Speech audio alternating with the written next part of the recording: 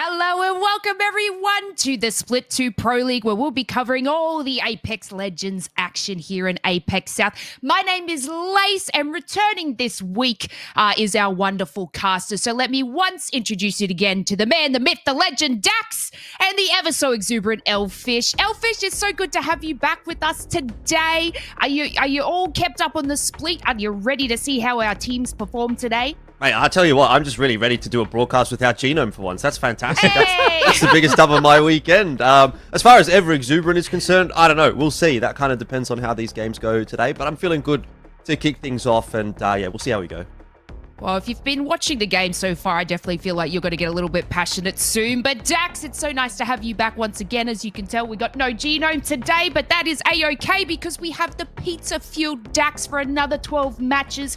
How are you feeling today, Dax? Look, Lace, I'm just gonna take your word for it. I know you said something else to me before we went into this broadcast, but yeah, the truth is, I'm really hyped up to go for another week of ALGS. The games have gotten even more exciting, and we got some big pickups for teams getting sponsors, so it really goes to show there's a lot more eyes here on the ALGS APAC South. Yeah, we've definitely seen some epic-defining moments, and I know everyone at home can't wait to see some more, so let's take you through how the Split 2 program will work. Let's jump straight into Split 2 of the Year 4 Pro League. Here's a quick reminder about our format. Each region is made up of 30 teams. 8 of those teams battled through the preseason qualifiers, and 22 earned it through established winning form, invites from EA, or by being the best of the rest. Those 30 teams will be split into 3 groups of 10 teams and play a triple round robin, with each group playing the others 3 times. At the end of the regular season, the top 20 teams in each region will play a match point regional final, where a number of the top teams of each region will then advance to the Split 2 playoffs. Looking forward to the second split, we're going to find out if the teams that topped their regions have what it takes to make another deep run. And as we just blink through the schedule today, we're on day 4. It's June 16th here. Nice and bright and early, nice and chilly, but we are over halfway of our split, Dax. I feel like this has gone super fast. We've been commenting on it and saying this is probably one of the fastest splits we've had. This is like, what, the 3rd week? Basically, we had a super weekend to start things off. We had last week with a doubleheader, and now we're gonna go for a little bit more. And interesting enough, you're right, because after this one, we're not gonna be seeing the A versus B matchup anymore next week. It's gonna finish off here, and then we'll take a little bit of break straight through to July, and then suddenly it's that finals for the region. Yeah, no, you're exactly right. First up, we'll have groups B and C for about 6 matches, and we move on to groups A versus B. So a lot of Apex South games for you guys today.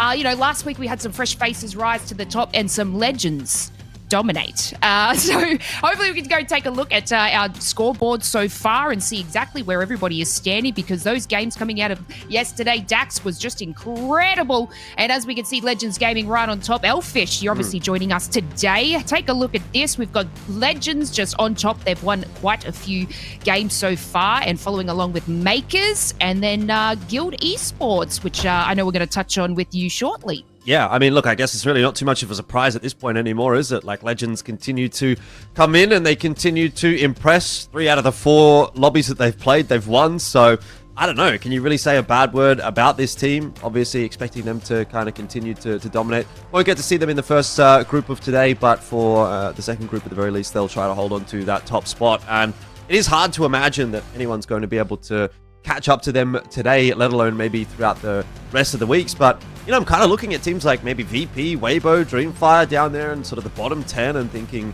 that's a little bit surprising to me. But I don't know, should I be surprised at this point? Dreamfire struggling a little bit. That's kind of becoming a little bit more of a trend than anything else. So I don't know, a few of the big names may be missing out, but definitely got some moving and shaking that can still be done over the second half of the season.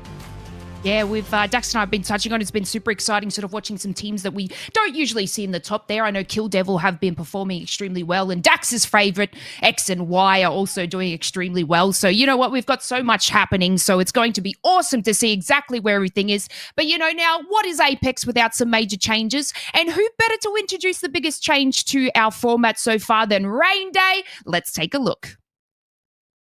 Hey Legends, today I'm here to explain the new ALGS POI draft system. This format change aims to even the playing field while challenging teams to adapt to different POIs and different playstyles. How, you might ask? Well, this is how it works.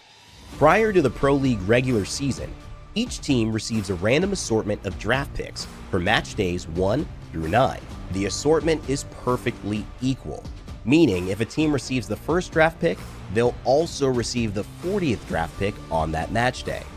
This draft style is called a snake draft, and the order of draft picks changes with each match day, which means that teams may not always get their preferred POI. On draft day, each team will make 2 draft picks, 1 Storm Point drop spot and 1 World's Edge drop spot. Strategizing is crucial, as drop spots on both maps are up for grabs at the same time. There will always be more drop spots than teams, which means that even if you're the last pick, you'll have multiple options to choose from. Once a POI is chosen, it's off limits to all other teams for that match series. On match day, each team is dropped from an individual dropship above their drop spot. It is a whole new ALGS. Well, I hope that explanation clears things up on how the POI draft system is going to work in the ALGS. If you want a more detailed breakdown, check out our latest blog post and follow Play Apex Esports on X to stay up to date with all things ALGS.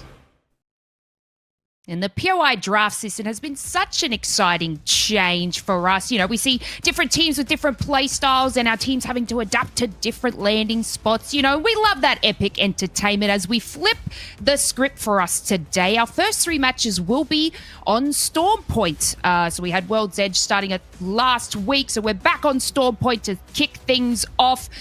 Then we'll head over to World's Edge after that. But, you know, we have obviously our draft system in play. So let's have a look at exactly where our teams will be landing. And Dax, we're going to go through this together because you know what? It's so exciting to see some of our juggernaut type teams taking POIs that you won't necessarily, you know, think to take, but we have seen a lot of teams prioritize Storm Point.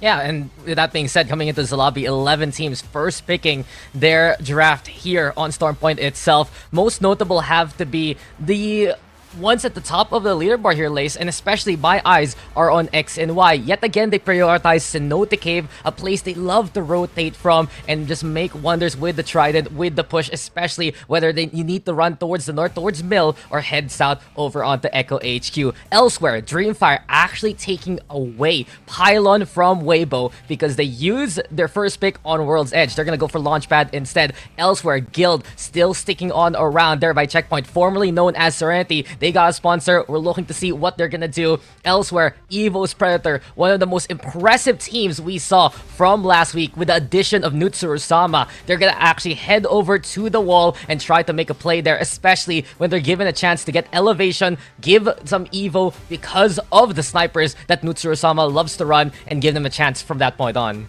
Yeah, also really awesome to see, I guess, True, one of our teams that, you know, still need to sort of make their way up the leaderboard. Getting second pick on the Mill, you know, that's a very sought-out spot, Elfish. So having that team to be able to go from there is absolutely exceptional for them. You know, we do see sort of everything pull over, you know, more to the right side of the map. And, you know, making those rotations, I guess, like Dax said, with the Trident through the ocean there is something that a lot of our teams have been doing, I guess, coming into these games. So we always see a little bit of a scuffle happening or outside of Barometer when they make these rotates, so it's always been quite exciting for us. But Elfish, how are you feeling about, I guess, these draft picks and going into these games? Yeah, I'm actually really glad that you mentioned True, because that was the team that kind of piqued my interest as well, taking a look at that drop map. I mean, again, this is one of those teams that you'd look at and say, well, they would literally never get to drop at the Mill. Like, in the previous format, you're just not allowed to do that as that team. You come in, you're like, you're someone that gets the last pick of whatever, and you're probably out on the outskirts of the map somewhere in some bad drop location, and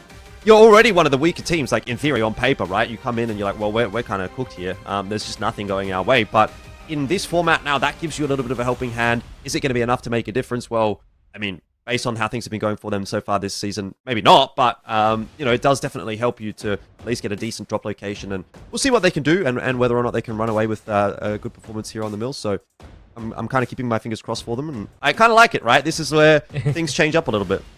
Yeah, that's what Dax and I have been sort of commenting on. A lot of teams that we haven't seen sort of, skyrocket to the top of the leaderboard are getting this chance and opportunity. And we're thinking, is that because of this new POI draft system? And it's just been super nice to, I guess, see these teams be able to adapt and rotate out of different zones. But there is a team that you would like to talk to us today, Elfish. And, we're so thrilled to have you back and get all your information here. So tell us one of the teams that you're keeping your eye on today. Well, I'm definitely keeping my eye on Guild. Obviously, they've got 2 lobbies to play today, so that's the first port of call that you're going to have to touch on. They're in third overall for the moment, so the fact that they're sitting in third and still they've got more games to play than most of the teams is obviously a fantastic sign for them. We've reiterated a couple of times that they've gone from Serenity into Guild Esports, and they've sort of been picked up pretty recently. So if you're wanting to have a good performance in your first outing in the new sort of organization, so that's definitely something to keep an eye on. And on top of that, right, the B and C lobby, that was the lobby that they were able to win earlier on in the season as well. So kind of all eyes pointing towards Serenity for today. I think they're a team that can probably not top the leaderboard at the end of this week. Obviously, it's going to be tough to get the better of a team like Legends, but maybe jump into second. I'd give them the benefit of the doubt there. So we'll keep our eyes on Guild most definitely. Yeah, no, it's interesting you say that, because we have Makers playing in the next lot of lobbies who are currently sitting second in the leaderboard. And yeah, I guess if Guild sort of get themselves some juicy wins today, they can definitely put themselves into second place. But, then Makers, I guess, come along and play again. So it's a matter of time there, Dax. But, I feel like today they might be able to do something like that today. They have been performing extremely well throughout this split.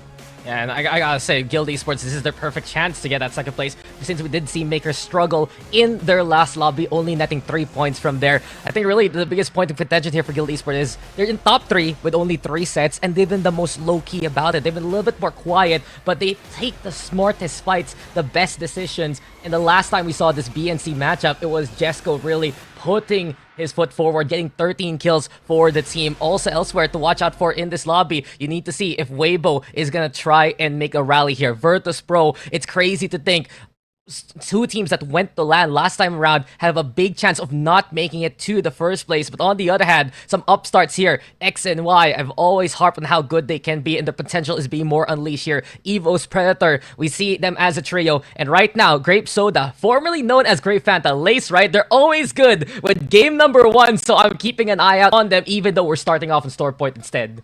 Yes, I'm not sure if I gave them a bit of the caster's crutch, I got a wonderful message from Nick Klaus actually saying, thank you so much for supporting us. And, I was just super excited to see that. But, the way that they, I guess, played in the first couple of weeks, Grape Soda, and then they came back and really took that knowledge and did so much better. It was just really exciting to see, a team really adapt and make changes throughout it. And it has, really pushed them up with the big contenders, which has been exceptional to see.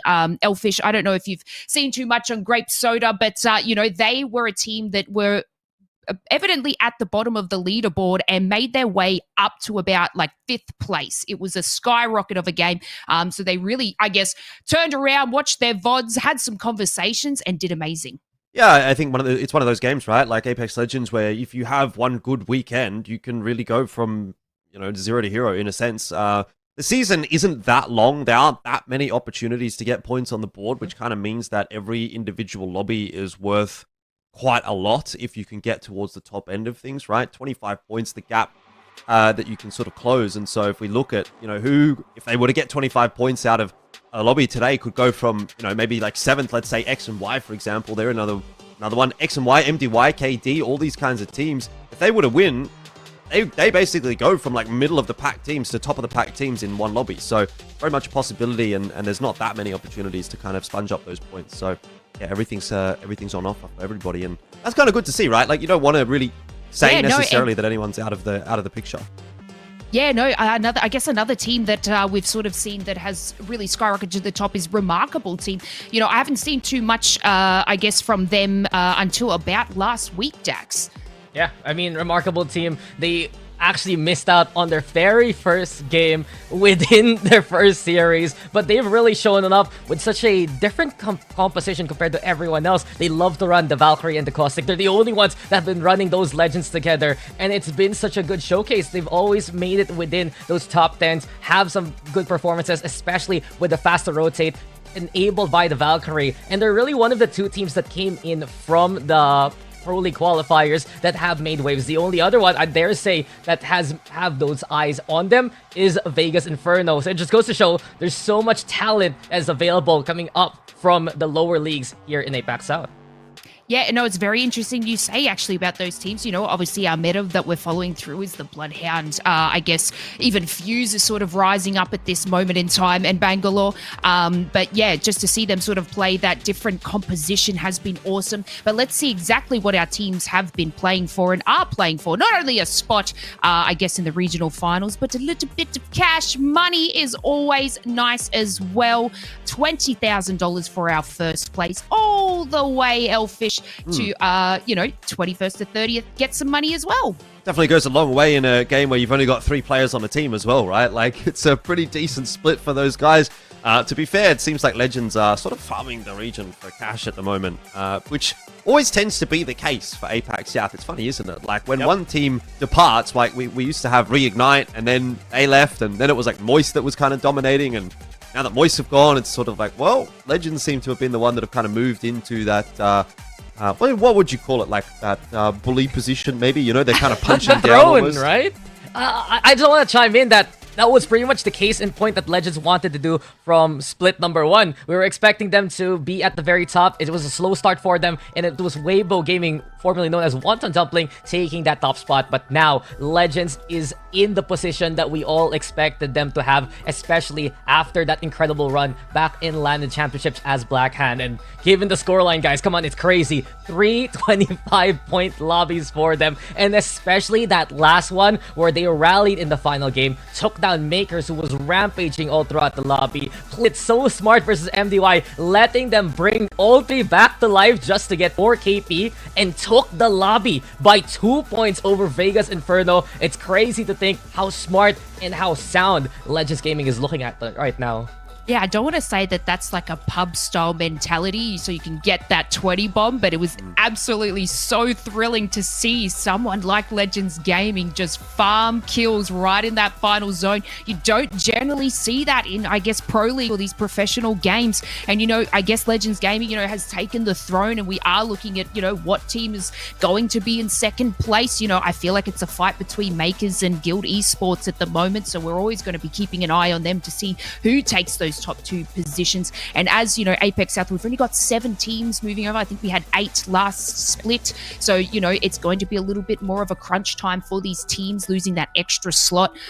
So you know they're going to be fighting tooth and nail, Elfish, just to try and get, you know, that ticket to LAN. Look, in saying that though, it is still a pretty good spot to be in. You know, go back in the day, it used to only be 5 teams, and then you had Reignite that was basically guaranteed. So really, if you were someone trying to make it through, there was kind of like 4 spots that you could be playing for. Here it feels like there's a little bit more of an opportunity. So, you know, like let's not complain too much. It's definitely better than it used to be. That's like a back in my day kind of speech. Back in my day, we had teammates like Chicken Sandwich and Team Burger, and we liked it. And dial up. No. Everyone play. Make sure mum's off the telephone to grandma, because we're playing on some dial up. But look, guys, we had a quick little lobby reset. We'll be getting to the games ever so shortly, so don't go anywhere. Just chill out and relax. But you know what? We're going to, I guess, have groups B versus C today. So there's going to be some amazing games coming forward for you guys. We're obviously going to be keeping a very close eye on Guild Esports, because we're going to see if they're going to be able to take over Makers today. So let's find out exactly how that plays out. We're going to head over to our first match on Storm Point. Let's take it away. Yeah, well, I tell you what, if you want to go back and do another little back in the day discussion, let me just fire this one back at you. Feel free. Back in my day, the teams, they just used to be called Great. They didn't used to be called Great Fanta or Great Soda. They just used to be called Great. So there's that. Yo, I was saying Chicken Sandwich, Team Burger. Come on, those names were absolutely top tier. But gotta say, Elfish, it's a good day for APAC South in the way, because you have teams like Guild Esports popping up. They have an org now. Boogie Borders has been picked up as well to really wanted to watch out for. Lightning Unicorn was picked up there by Evo's Predator. So Heroes was formerly known as Tom Yong-kung. It just goes to show there's so much more support right now coming into APAC South. But I'm so excited because BNC means there's no Legends Gaming and someone else can try to take a whole 25 right here, right now. Yeah, well, I'm kind of hoping it's going to be Guild just so that I look pretty smart. We'll wait and see. The thing is, obviously, you know, there's as you say, a lot of investment coming into APAC South, but I don't know if that's like, what's the word? You know, that's not unexpected, right? The performances of the APAC South teams when they go internationally, like someone's going to notice eventually. And look, we've been sort of harping on about it probably for the better part of a couple of years. That the APAC South region has always been a little bit unloved in the sense that we have some really good players, some of the best in the world. In fact, at times you could make the argument that they have been the best in the world, just not necessarily playing in the APAC South region. But it's always a case of an APAC South team moves over to North America, and then there's another APAC South team that's like, oh, these guys are pretty good. So yeah, I've been very positively impressed with the performances of the teams from this region over the last couple of years of ALGS, and finally now they're starting to get that recognition as well from the organizations, which are starting to pick them up and give them a bit of a helping hand. So yeah, take a look things here for the first zone shift over towards Stormcatcher. And as far as the Legends compositions are going to be concerned, very much in the same vein as previous weeks. Yeah, and not only that, given that ring pull right now, it might just be heading a little bit more south compared to the usual hillside that our teams expect. I do have to say though, it really has just been APAC South, a melting pot of good teams, of good talent. Then they move over to NA and make bigger waves. I will use our platform to just get these guys more money. They deserve it. But Virtus Pro, it's been struggles all throughout their set so far, and it continues now right outside of Launchpad. It's Weibo Gaming nearby, and Sharky's already gone from the fight. Yeah, this is definitely not the start that Virtus Pro would have been looking for. Looks like Wei and Pricey might be able to get out of there okay. They do have the Beacon as well, so they'll be able to get that revive. Heroes, another team that we mentioned at the start of the day, they're very quickly gone. Yeah. That is at the hands of Akuma. A lot of early fighting happening here. And actually, it's a question that I have for you. Have you found that with the new drop format, has that led to a bit more of an early game action just because teams are maybe not as comfortable with their rotates out of their drop locations? The safe answer is it depends. But truthfully, it really does depend on how it looks, right? In terms of the map draft itself, who is close to one another. We saw Weibo Gaming and Virtus Pro nearby. We expected them to run into each other, and exactly what's happening. Same could be said with Akuma a while ago over at Heroes contesting Barometer after their initial drop. As Scan comes on out, Wei's already down there by Peak God, and here we go again. Weibo Gaming, a start they've been looking for all throughout the split. 2 KP to begin the action with. They've got to be a little bit careful though, because Final Dreamer on the other side of this engagement, they were sort of coming up from Devastated Coast. You actually get that final elimination onto Pricey. No contest in the direction of Weibo, it looks like, from Final Dream. They're not going to try and get too aggressive out of it, but they'll be happy to let's take one of those points away. Weibo, yeah, as mentioned as well, Weibo, you know, they kind of in a similar position to Virtus Pro, where their first few weeks just haven't really been up to scratch, especially considering how well they performed in the previous split. So they yeah, definitely need a good start today, and they probably need more than just a good start. They're going to need probably those 25 points if they want to get back into any kind of a discussion. So got to start well, got to finish well, and got to find some of that pizzazz that they used to possess. Absolutely. They need to have those monstrous 30-point games that they did last split. And it's crazy to think you see a defending champion of the region struggle like this right now.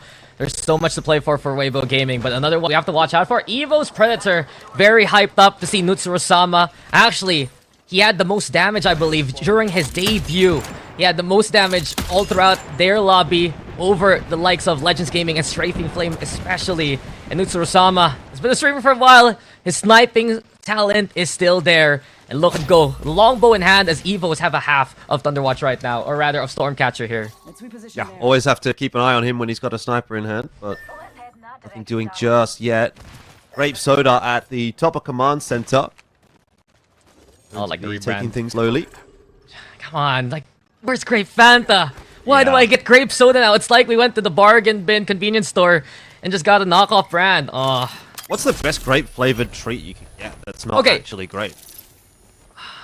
I mean, to be fair, here in the Philippines, we actually have a Grape Fanta, actually. Right. We have, it's called Royal True Grape. It's like a different rebrand. But bubblegum's a really good flavor. I've also had like watermelon soda that's pretty good too.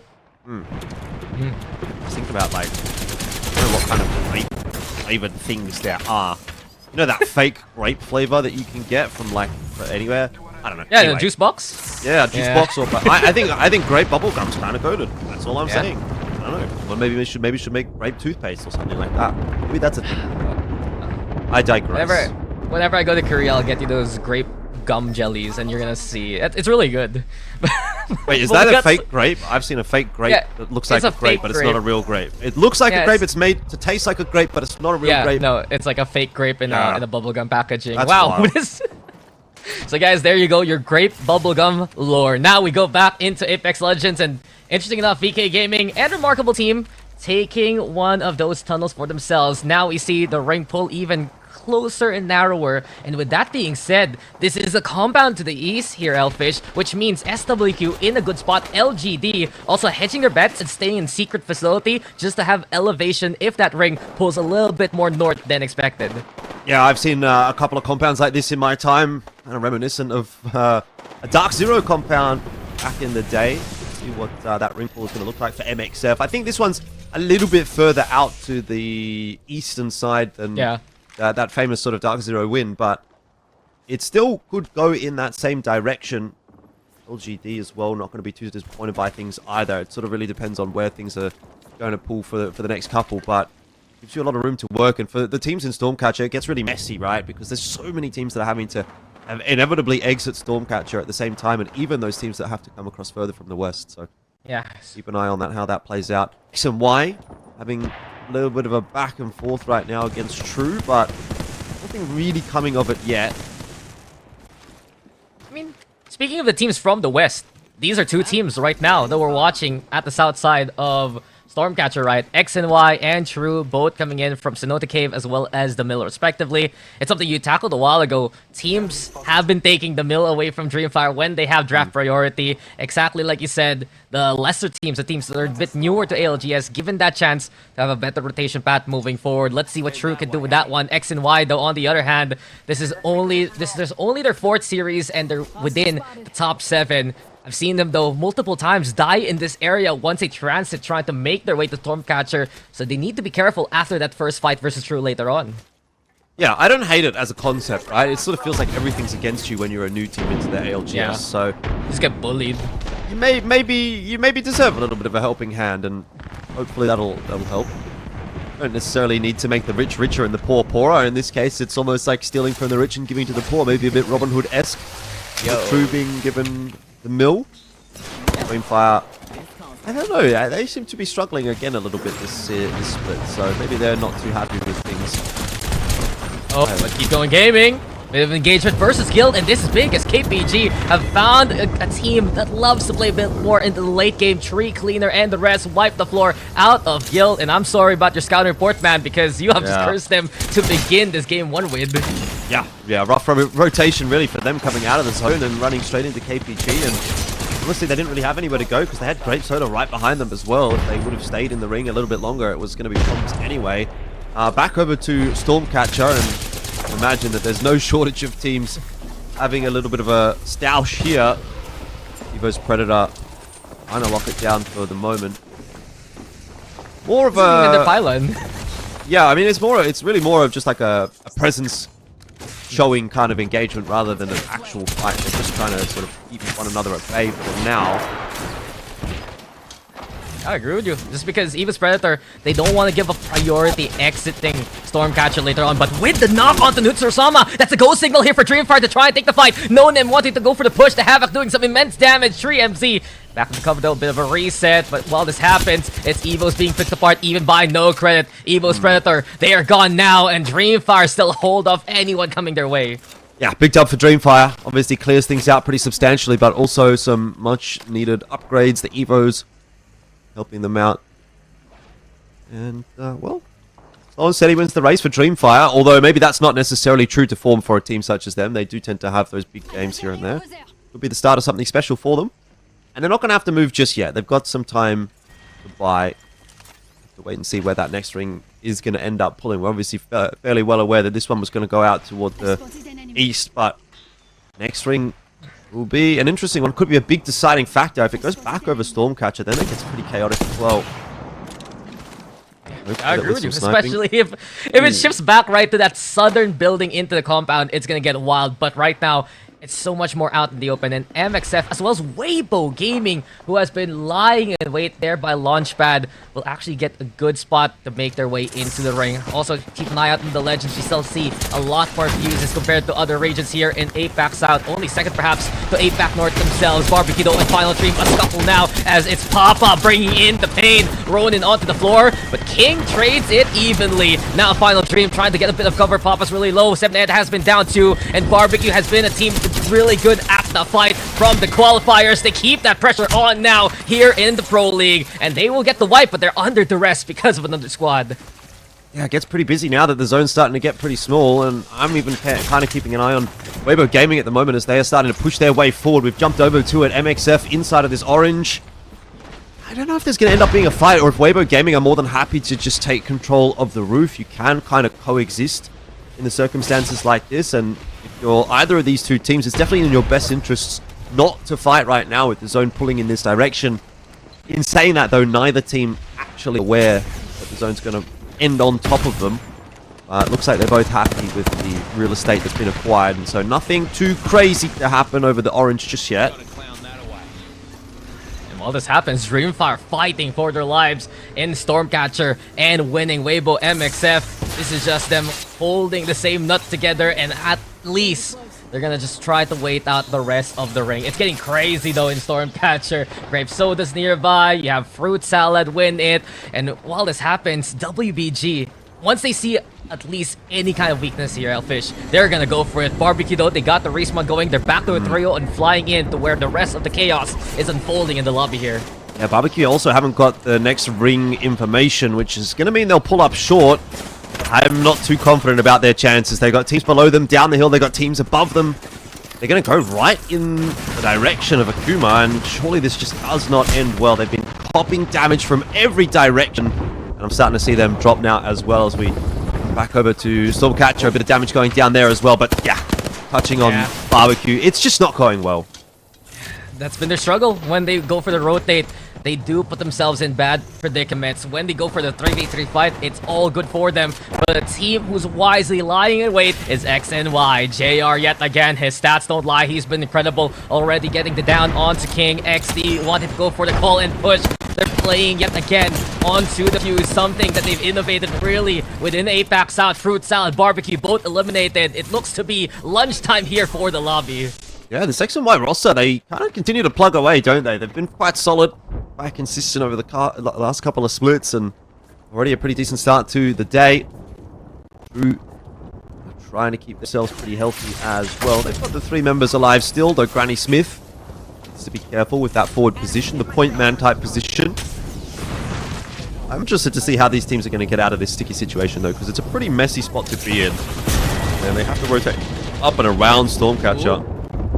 First goal was the Dark Veil, but we look at Dreamfire, who have been fighting for their lives. 8 points right now on the board. They're in the tentative lead, but with Pete the only one still standing right now, it's very difficult to try and get those banners and look to reset Dreamfire back into the action down below. X and Y have been waiting for this fight. They've been goading True. Come on, fight us. Let's go already. But an evac tower being set by Granny Smith. This might just be a bailout here from True instead. Yeah, it's exactly what they need, isn't it? Right, it was always going to be a bit of a tough run to make on the ground. Granny Smith, oh no. Oh, unfortunately not quite getting out of dodge in time. Still, it'll be enough for the remaining 2 members to cross into central position, though this doesn't really give you a whole lot of cover, and you want to keep your heads down.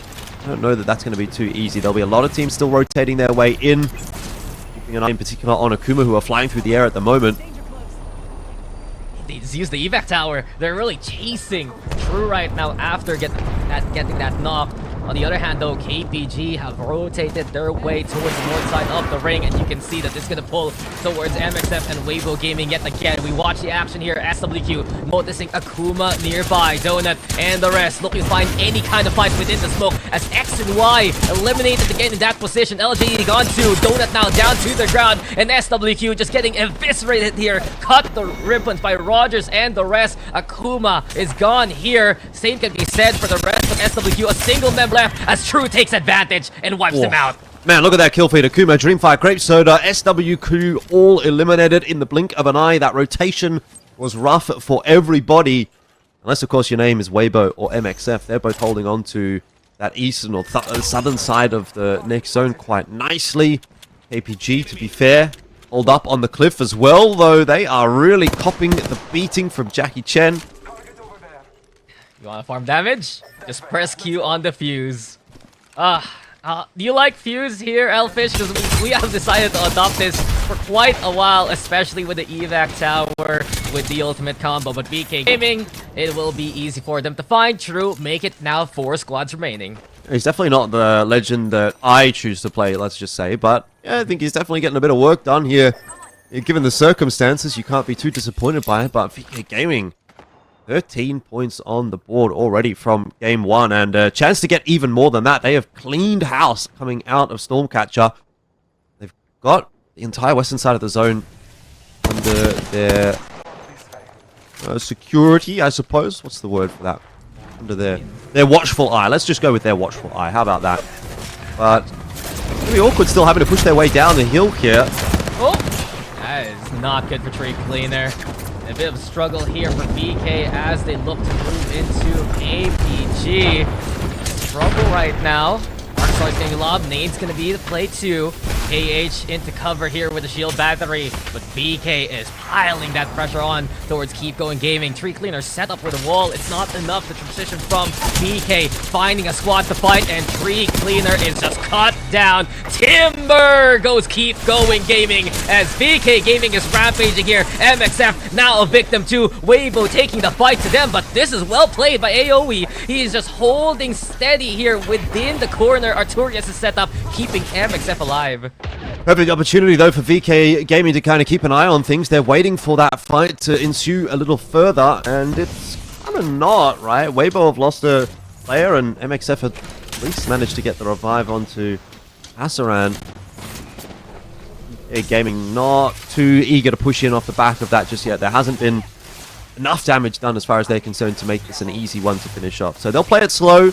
They're picking up a couple of death boxes. And they'll be ready to go once this actually kicks off. It will certainly be MXF and Weibo running into one another a little quicker than VK Gaming, who have a bit more room to play in the next zone. 11 kills on VK Gaming right now. They've already hit double digits. We're going to get a lot of points from this lobby. But MXF happy to stay inside their orange for the time being. Weibo, though, is right beside them. Like you said, effectively 2v3, and this is going to be a fight for second place. VK Gaming have all the setup that they would like here right now. Yep.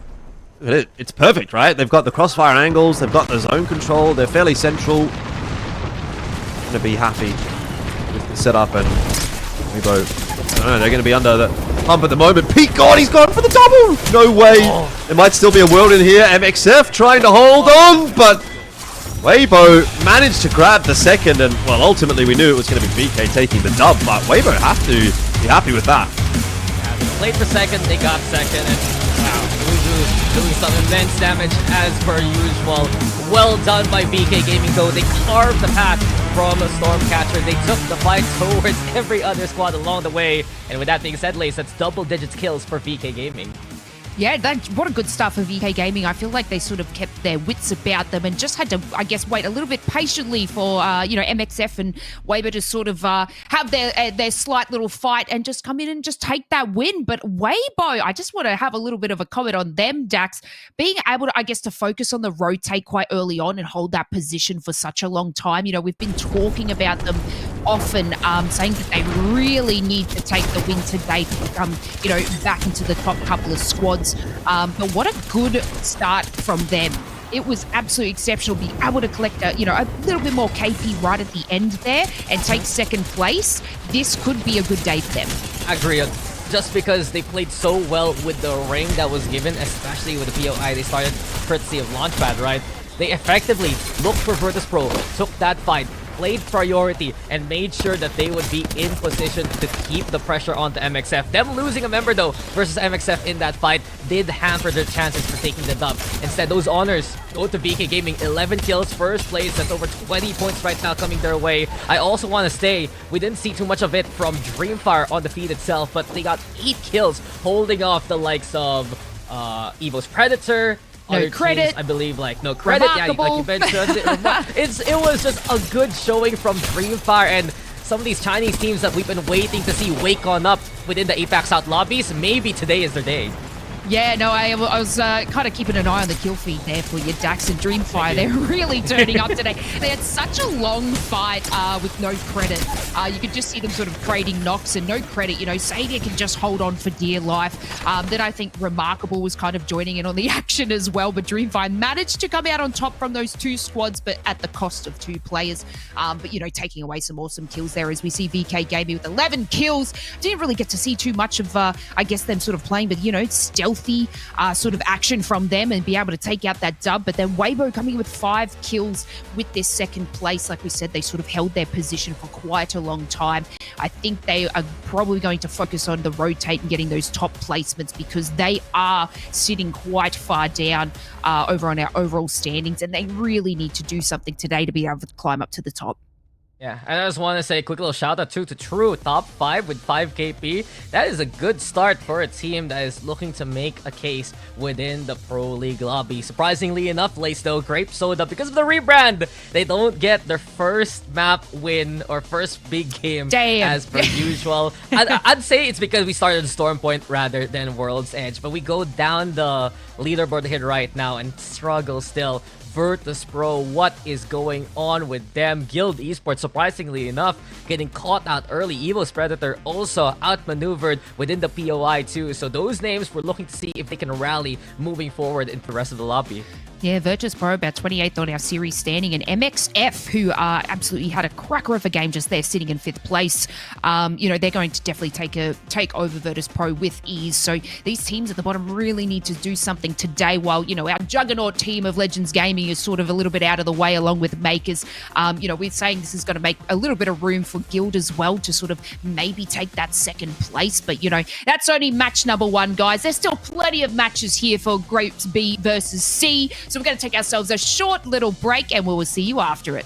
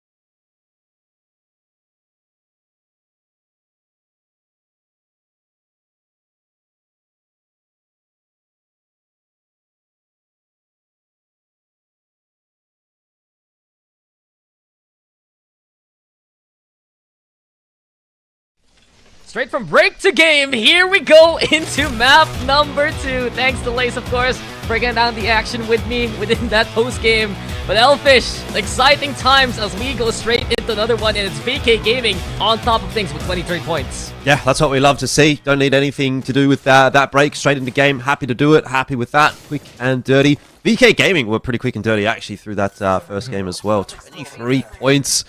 11 KP, pretty insane from them, but does also have to be said that Weibo are kind of coming back into their own a little bit. They did have a pretty decent game there as well. Took that second place by the skin of their teeth, and we saw, again, Gugu, you know, with a little bit more of that characteristic display from previous splits. So we'll keep our fingers crossed that that's going to continue throughout the day, because Weibo, they're in that position where it's like, well, unless they really have a stellar day, they're probably out of the conversation for the rest of the split, but... yeah. Who knows? We'll see what happens.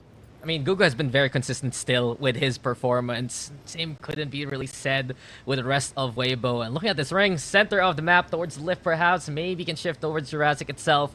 But I do want to point out with VK Gaming, it has just been many eyes actually on them, especially the fact that they have that new coaching structure with, I believe, Razy in it, having QQ from AGL. It's done wonders for VK Gaming within the Pro League and even before it. Yeah, definitely. One team that I'm kind of keeping an eye on, again, going into this game, obviously, is VP. Bit of a bad start for them on game 1. Should be a fairly straightforward adaptation for them to make and say, okay, well, we're not going to run into Weibo Gaming at Launchpad. Or if we do, you know, maybe we're going to approach it in a bit of a different way. But certainly can't afford to be dropping out quite as early as they did in that previous round. So see how they adapt to things. And also to take note, we saw a while ago by Barometer, Akuma, a new trio, Walsh, Crusader, and Snoop together, because we did see a movement actually within the rosters. Grape Soda has a new third. Love to see if we can actually focus on him being there. Fussy of Onyx Esports fame, being within Moist Esports, Boogie Borders. We all remember how much he has accomplished within his career. So interesting to see Akuma try and find a little bit of impact with a few more newer players coming into this one. No credit though hand. Watching their POV, seeing some teams fly on by. They came from Jurassic. POI that Savior loves to run whenever he can. And the rest of the teams already realizing a ring very familiar to many. This can just pull towards the compound where No Credit and Remarkable team are stationed to. Yeah, very central ring pool. It's pretty standard stuff here on Storm Point. You saw a couple of teams flying through the air. One of them was Guild. Highlighted them at the start of the day, and they also, similar to VP, didn't really have a very good start in game 1. So have to do a little better this time around. VK Gaming into an early stoush, and it seems that their run might be coming to an end a little earlier than they would have liked. 23 points in the frame, but the average might be brought down pretty substantially if they get knocked out here. Yeah, QQ in danger as LGD have 2 still standing. Ming Wei happy to play within the zone immediately. We've seen from LGD, they've had incredible second place runs within lobbies with almost no KP. Most of the points come from placements, but if you run into them early, they're very deadly. And as we can see, they're securing points early on.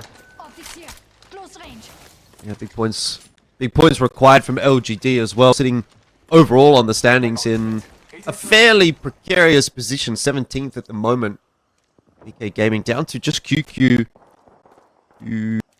We'll have a little bit of a look to see if maybe he can recover his teammates, though I'd say it's wishful thinking. I'm not imagining that LGD is going to be moving at all, so not really sure what the avenue of attack is going to be here for QQ, short of maybe just trying to rat it out as a solo. You've missed some of the most incredible rat games we've seen so far within APAC at Elfish, like minutes after minutes, especially with the new draft system. I've seen teams lose 2, come back for another respawn beacon, do it all over again, get chased in a trident. It gets pretty crazy sometimes when you're a solo early on here. Yeah, not going to be too fun, especially when you're in the center of the zone. Like, if you're a solo out on the edge, sure, there might be a bit more of an opportunity, right? To just go out inside the zone and do some work. He's so sneaky. QQ has taken a banner right under the noses of LGD. But he has been spotted, so he has to run away. LGD giving chase while we're watching Barbecue also transition. QQ, though, he was very, very sneaky there in 5s to keep the fight going for VK. Yeah, down to about half HP, but has gotten out. I don't know where you get the res, though. That's the thing. Like, okay, getting the pass, one thing. Oh, but he was spotted. Spotted by Dreamfire. Like you said, Middle of the ring is so difficult because teams are just gonna run into you. Yep. Yeah, they heard the shots. They must have been looking in that direction and just sort of picked him off. He was down to half HP, so it was an easy, clean couple of shots in there. But unfortunate, VK can't go back to back. They can't even remotely close to go back to back. So ends up being 23 points out of 2 games, which is just not as impressive as 23 out of 1 by any stretch of the imagination. Just bring the point average a little bit lower than you would expect if you can actually play longer here. But Barbecue, they've been trying to get this house away from KPG. They've done so. Many of our buildings now relatively occupied. Dreamfire, one of the teams that have realized, okay, there's no vacancy at all. But Evo's Predator, anytime you give them height, you know they're gonna take it. Nutsuru-sama and the rest, scopes ready, just pinging enemies and looking to see who they can farm Evo from. SWQ taking it slow in command center. Seems like they're pretty aware of Grape Soda's positioning. This crossfire setup that they've established. Both teams actually quite aware of one another by the looks of it. No one getting too eager to take the fight to one another. And to be fair, there's not really much of a need. But SWQ hold up inside of command center. Maybe don't have as many options as what Grape Soda do. They can exit from the south though. And perhaps that's what Grape Soda wants. They just want to confirm that they're going to be a team rotating the latest from the north. They start from Zeus Station, if I remember correctly. And with that being said, SWQ has to back on the way. And if it's interesting, if they decide to play outside that ring and wrap around Grape Soda, maybe they can surprise them. But it's looking unlikely. They'd probably run into MXF and Evos instead. On the other side of the map, though, True had a good showing a while ago. And they're just gatekeeping Final Dream and Fruit Salad across Jurassic here. That would be a pretty hectic rotate that SWQ would have to make, though. I am kind of watching them run into the ring. Oh. So they can I don't know. We'll keep an eye on it and see what happens. I'm not going to count my chickens before they hatch just yet. And to be fair, to their own right, Grape Soda aren't really moving just yet either. We'll turn away from that discussion for the moment, though, as X and Y, Biden in tow, are going to start to push their way in as well. Fair bit of distance to cover for them, but it's a fairly empty side of the zone, so nothing really happening over there. Weibo, though, yeah, they spotted. It's MXF. MXF, their victim yet again. And Weibo Gaming have a handle of the east side of the map. Given that they play Launchpad so well, they're just effectively making it bothersome from any team that's from Devastated Coast within the Eastern Trail towards their Lightning Rod Stormcatcher. And Weibo right now, smarter calls coming into today. They're just not... They're keeping away from the usual action and taking the standard 3v3 fight that they're a lot better at there, Elfish. Enemy spotted. Yeah, some good shots. Weibo happy with the points that they're getting. A decent day so far. Virtus Pro highlighted them a little bit earlier on in the piece. They might actually be aware of Artorias' position. Most certainly are now. Sharky wanting that information. A couple of shots do go off. Artorias is going to keep his head down as much as possible. But the good news is VP is still alive. Okay, so they're in the discussion, at least for the moment. Hasn't, it hasn't turned into a fantastic game for them. There's still 19 teams alive, but it is better than the first game. So you kind of got to take the small wins when they come. It's been a nightmare for Virtus Pro, really. After such a good showing back in LAN in LA, especially with Sharky's incredible return. I still remember the game that they took over Dark Zero, especially. It's making Sharky have a little bit of a smile there versus former team. It's just not happening as soon as they got back within the region. But on the other side, too, keep an eye out for Grape Soda. Again, I mentioned a while ago, Fussy, a veteran, being brought into the roster. There's a lot of talent, really, for Grape Soda. Loki, from coaching back to playing, looking to do even better again. In another run here, the Pro League, Arcstars being lobbed past the waterfall. As it stands, Grape Soda taking the fight now. A quick little grab lift. They're giving chase to Eva's Predator here. Yeah, take the elevator up the cliff. That's all good. You have to be a little bit careful because SWQ did end up making that rotate in around behind to the north. Not in a position really to pressure Grape Soda at the moment, but if this fight would take a little too long, or maybe Grape Soda would lose a player, you know that SWQ would be headed in that direction. And in fact, they are kind of hanging around having a bit of a look. It does have me somewhat worried. That'll be a conversation for later on as we now take a look at Fruit Salad. Yummy, yummy. Down toward the southern side of the map. Are you fans? So, Yeah, I mean, a couple of shots with this triple take, and tell you what, I'm always a fan of a food-related name. I think that's always a dub as far as I'm concerned. Dude, you've been here for years now. Which has been your favorite food to team, basically? Like, it doesn't matter who's on the team, but which food has been your favorite, favorite team, basically? I mean, it's hard to kind of go past Tom Yum Kung, I think. Oh, like, yeah, that's so good. That's just...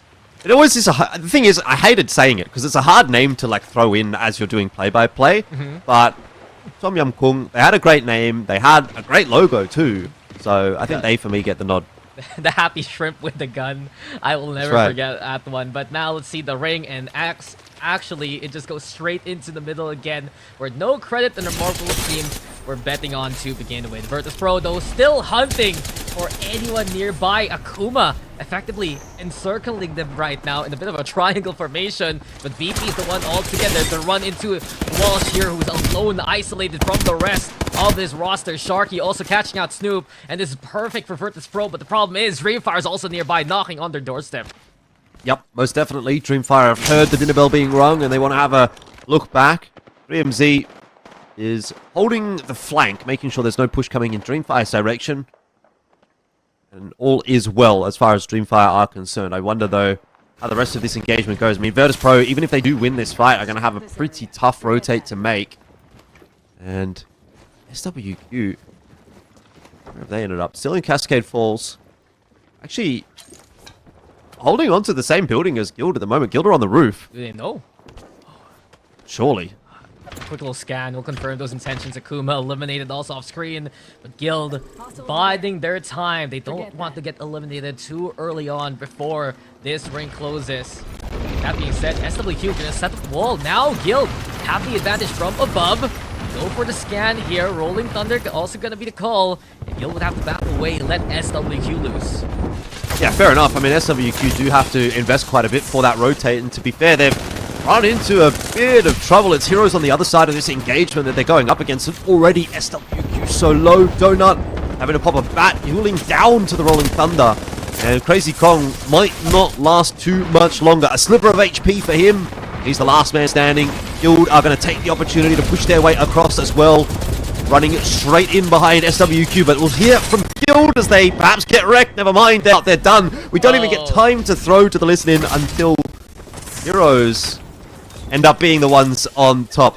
That is so unfortunate for Guild. They had such a good call to go for the third party. Darkbay also to isolate the fight, but they lose out versus Bastions and the rest, who've been trying to find their form within these games too. But here we go, Dreamfire, more notable today to the happiness of the DF faithful. 3MZ and the rest now pushing forward. Jackie Chan getting down here by LGD elsewhere. And LGD, we're seeing more of a fight from them today. It's a 2v3 right now as LD looks for the angle, but Gugu still making them work for it. Feiju also into trouble. Virtus Pro eliminated the off-screen. It's LGD still with the advantage, pressuring Weibo Gaming. Peak God, what can he do? No 1v2 for you, good sir, as LGD will take that one. Yeah, always going to be scary, though, when it's Weibo Gaming on the other side of that fight. Obviously, we saw what they could do up against MXF in that second versus third fight in the previous game. LGD not going to make the same mistake, and have done a very good job now of clearing the vast majority of that northeastern side out. So their rotation into the next zone would be relatively unhindered, which is not the same that can be said for X and Y. Dreamfire down there on the south as well. This will get pretty busy as they start to try to work their way in through that smoke. Yeah, and they're stalking Dreamfire here. I dare say, though, LGD and Dreamfire, they probably just got a swift kick in the head coming into today, effectively. They know they need to make some big games if they still want to make a chance towards land. Dreamfire also using a respawn beacon to try and bring themselves back to full. While this happens, Grape Soda, they've spotted out Heroes. They're ready to go for the push. Let's listen and see how they hound the opposition. He's on me somewhere. Save scan, save scan. I don't want to get clipped by him. He's hitting hitting me. me. Quick. Ready, scan, scan, scan. Scan as soon as you finish, and then we go. Knocked him 165, 165 on that kill. Yeah, we walk up, walk up, walk up, walk up. We're in here, we're in. Nice, nice, nice. I'm looking for that fucking kill, he's one. Just care left, care left. He's right in front of me. One shot. Yeah, same. Dead. Nice. I got fucked by that. I'm chilling. I have no bats again. It's like safe enough on me. I have 2 bats, I can drop you 1. Claps, you have bats? They're fighting, I think they might be fighting on the right. Right, yeah, we third right. Any ult excel? No, they're not. No. I have to go I'm back. chilling again. I got a bat. No big meds. I have 1 bat left. One bat. There's a box there. Giant's Running miles. up here. 3 kills. Gimme. Yeah. Farming on them. Right's fighting now. Flash. No, they're trying to fight us. No. We're good. We're good. On Team cannon. left.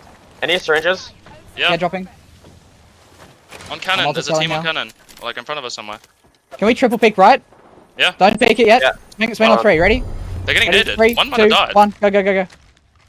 This corner. Crack blood. Massive We wiped blood, that. massive Do you have ulti? No. I'm nading. I'm on. I need the armor swap from the box.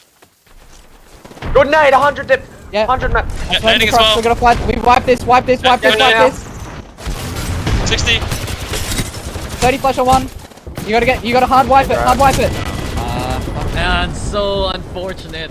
Grape Soda falls there, fizzling out, even though we hear them a lot more vocal within the comms with their new addition. But we see KPG just hiding, lying in wait. LGD just above them right now. Arcstar's being thrown. It's danger here for Bible and the rest, and he needs to get the cover, but it's CK who finds him from afar. X and Y also finding Green Fire, eliminated off stream. KPG next to be gone. We're down to the top 5 here as LGD, they're hurting, and Remarkable Team are trying to find the advantage. Feiju has to get back into cover. It's delicate. It's such a decisive fight from Barbecue 2, finding X and Y action from both north to south as we are left to 4 squads here.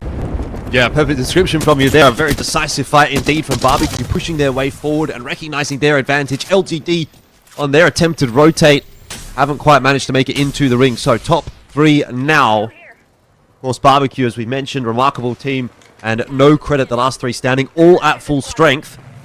There is only Remarkable Team outside the ring at the moment, though. They'll be able to push their way in on the northern side relatively easily. Good damage down. Very cheeky indeed with that Havoc. Starting to run out of energy ammo, though.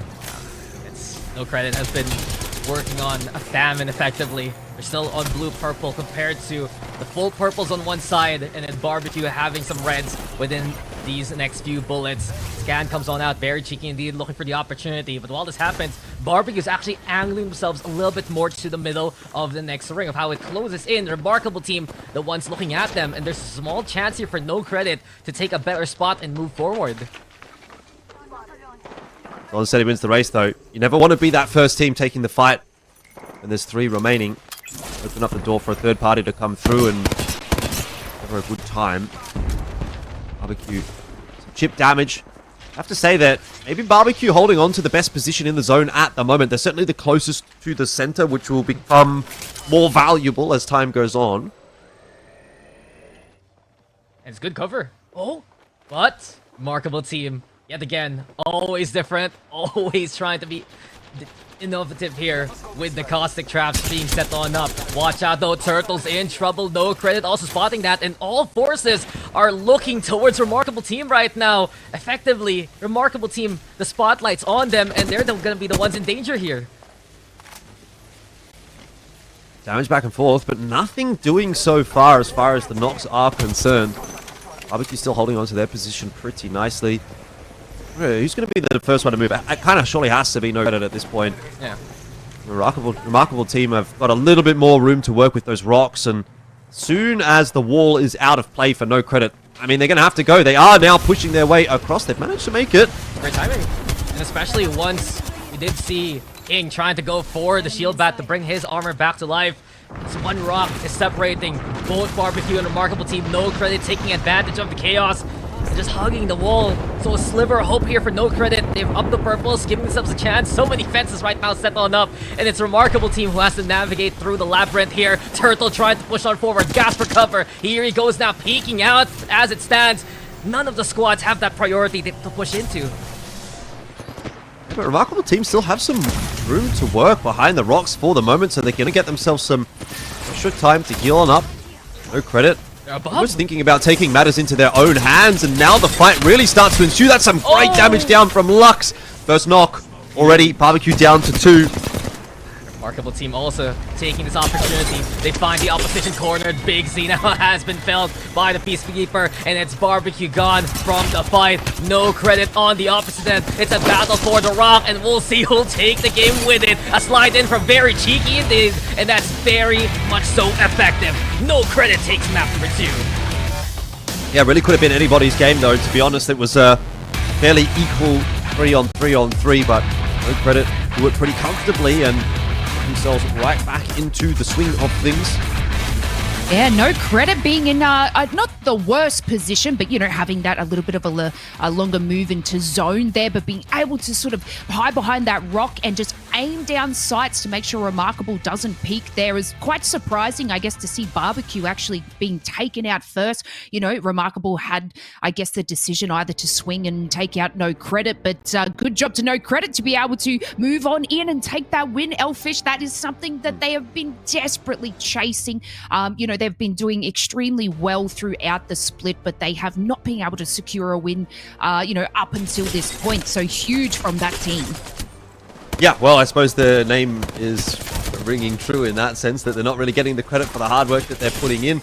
Still, I think there's more that's going to be required today from No Credit. If we take a look back at their previous couple of lobbies, you know, they haven't really, like, stood head and shoulders above anybody just yet. So they'll be looking for a high placement, and one win over the course of a day is not quite going to give you that, although it does go a long way across the 6 games.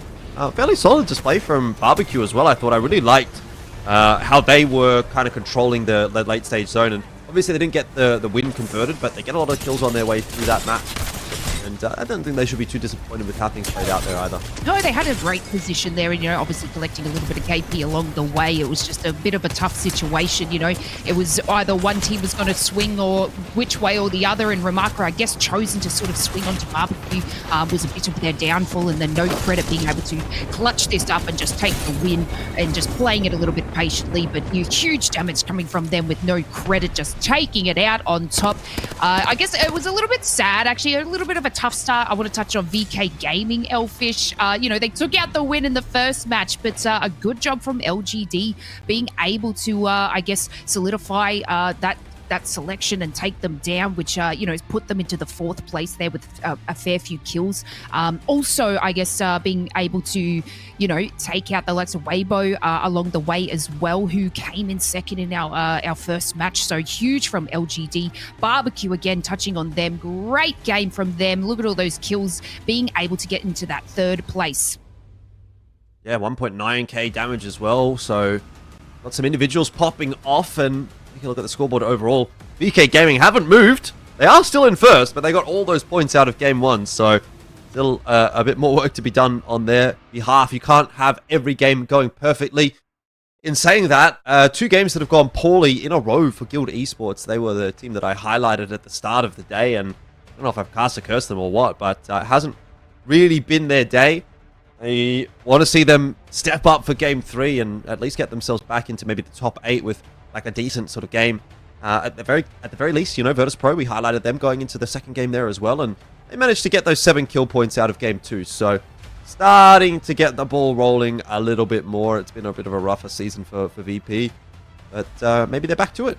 Yeah, they moved up about 6 places there. So, you know, getting a few kills along the way, but it was a bit of a tough rotate for them to sort of move into that zone. But, you know, that is a little bit better than what we've seen, Elfish. So maybe you're giving them some, I guess, some good magic today. But, you know, No Credit, just moving up about 10 places. This is huge from them. You know, they have been struggling at the start, but, you know, they are such an exceptional team. And, you know, they've definitely taken something back to the drawing board. So an excellent job from them. We're going to take ourselves a short little break. That was only game number 2. So don't stress. We'll have another match for you after the break, so we'll see you then.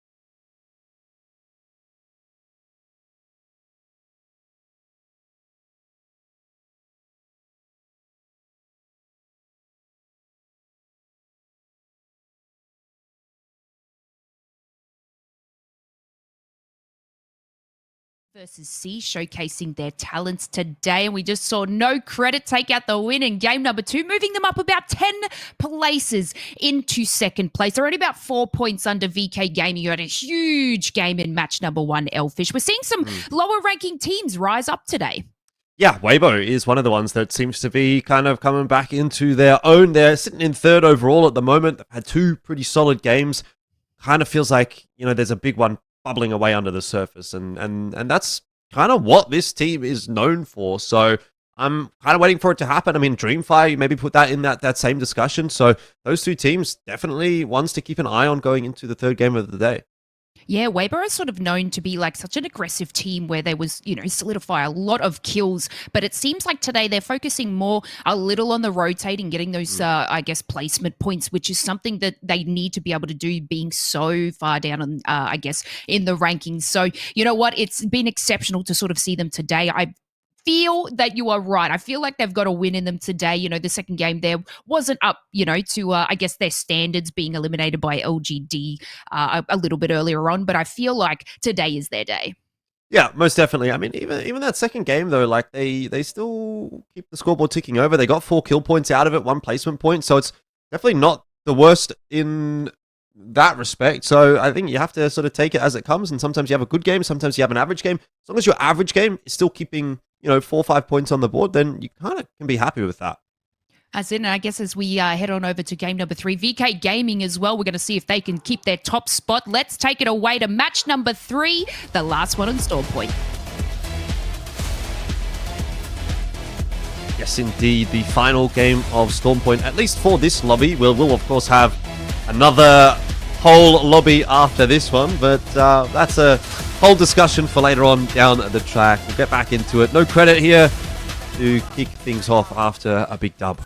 Hey, that's a nice intro. That music's good. Even a prod liked it. But you said it. No Credit. Just so smart. I really want to look back at the last ring, right? We thought that they would have disadvantage. They had the lesser armor, but the timing on the push, them getting the elevation going, and really is always some smart decisions from Savior and the rest. Say what you will about Savior, especially when he loves to play that Watson, right? He has been a mainstay within APAC South Pro League for such a good reason, and consistently within those kind of spots, I've made sure that No Credit's still around. I would love to see if they can make a rally for LAN, but look at this ring. We're gonna be seeing Dreamfire, Fruit Salad, Coastal Camp, maybe likely Barometer, also consideration moving forward within these Southern Pools. Yeah, bit of a change up once again. We've had a fairly good spread. I mean, to be fair, like Stormcatcher and then fairly central zone pool, but now we go a little further south and I'll keep my attention turned on to True. They were a team that we highlighted at the start of the show going in that pre-match about the fact that they were able to take a pretty strong drop location, and have they been able to convert off the back of that? Well, taking a look at the scoreboard as it sort of scrolls through the top there, still waiting to see them pop up, so it doesn't really seem like it's really coming together for them. 11 with 10 points. I mean, it's not awful, but still leaving a bit to be desired. It's better than some of their performances so far. We've highlighted True to be a very strong team on macro coming out from the qualifiers, but in terms of the fights themselves, it's been a bit of the struggles. Rogers and the rest, I love the calls, especially with Granny Smith moving around different legends from Caustic before to Catalyst now, if I remember correctly. But let's watch this squad fly on by. Dreamfire. Man, Elfish, you just came back in a team, a legacy team like Dreamfire. They're also coming back into the lobby. Top 5, one of their best performances so far, and they're looking for more here. Yeah, the old boys got to stick together, you know? We get to sort of roll in here and be like, yeah, back in my day. Back in my day, I was the best. Dreamfire. That's right, exactly. And Dreamfire, you know, back in my day, Dreamfire were one of the best, and hopefully that'll continue today as well. I mean, top 5, you're right, and they haven't even had like one of those big sort of outstanding games just yet that we know that they can pull out when the circumstances line up for them. So kind of still keeping that one away, bubbling away under the surface, same as sort of Weibo Gaming as Lace and I were talking about on the desk there. It's gonna get sighting real quick here at Coastal Camp. Heroes using Trident. Rotate towards the south side. They're under pressure though from Dreamfire, who is taking the position above them. This will mean Lahim and the rest maybe just go around the rock, find the eastern side towards Echo HQ instead. Problematic though, Final Dream is there. Virtus Pro has also made their way in, and Heroes is the one who has to crawl their way towards the Harvester, especially Final Dream might see them coming here. Don't know just yet if they've got the information. It doesn't seem like Final Dream are aware. They certainly don't have a sightline. I don't think they've actually seen them. He's picking the Harvester though. He wants to go for it, and now they notice it's 7ed who actually sees it coming. Yeah, that could have been awkward though. The timing definitely could have got the better of him. Luckily, Spots Heroes out, and surely if you're Final Dream here, you just back away, especially considering VP's coming in from the other side as well. They are hunting for some points. VP desperate to do better than they have been over the first 3 weeks of competition, or first 3 rounds of competition. Has been neither here nor there today, really, it has to be said for VP so far, but better game 2 than game 1 if they continue to put those improvements together. Maybe there's still something to be said. Yeah, from 0 points to 8 points real quick, at least Virtus Pro on the board. But exactly as you said, Final Dream wisely backing away from this fight. Echo HU getting pretty crowded, but Virtus Pro coming into this one, I do believe they have ring console information. Yes, they do. So they know they're gatekeeping both Final Dream and Heroes right now, here in this position by the cannon. Patience of virtue. It's actually quite a tough rotate in for Heroes and for Final Dream. And look, to be fair, they could choose to go south, wrap back around, and come in from the more southern side, but then they're going to run into Dreamfire anyway, and at least in the case of Heroes, they're aware of that possibility too. So it's sort of damned if you do, damned if you don't. You're going to have to push through a team one way or the other. If you notice, actually, I wanted to point out real quick, the Sentinel, for so many players right now, coming into APAC South, it was popularized, I dare say, by really player K coming into week number 1, and then you bring Nutsuro-sama in, all of these other squads willing to play snipers a lot, and it's very interesting because it's always been a rifle meta, if you notice here, Elfish, with the Havoc, with the Hemlock especially, but that extra bit of burst damage, very good at poking and finding a way to actually push into a squad with perhaps a man advantage moving forward. Yeah, it definitely has its place. I think you can really afford to have at least one player on a sniper. You probably wouldn't want much more than that. LGD, in the meanwhile, gonna see where they end up. They're already inside of the ring, so they wouldn't have necessarily had to have rotated like this, but they prefer to end themselves up in Barometer. Mingyue quite low. Looks to have gotten down to the ground okay, so it's all good. Decent rotation from LGD, all things considered, and they'll be hoping for the pull to come back in that direction toward Barometer. Gotta agree with you. A little bit awkward to land at the bridge, but with KPG nearby, it's the best that they can do. It's such a safe game from LGD as much as they can. If you notice how they played that evac tower, they even smoked it, just realizing SWQ was within the orange right in front of them. Very much so fight adverse until they get into the right position that they want to call their home. Yeah, the bridge is a playable position, but you often see it be a little difficult to kind of lock down until the zone shifts in a couple more steps, and it's not even going to come into play here. As we can see, it's gone hard south instead. So Dreamfire, we've been talking about them a little bit today, more so than usual. Maybe they got something cooking up in the lab here for game 3 of the day. Zone's certainly favoring them.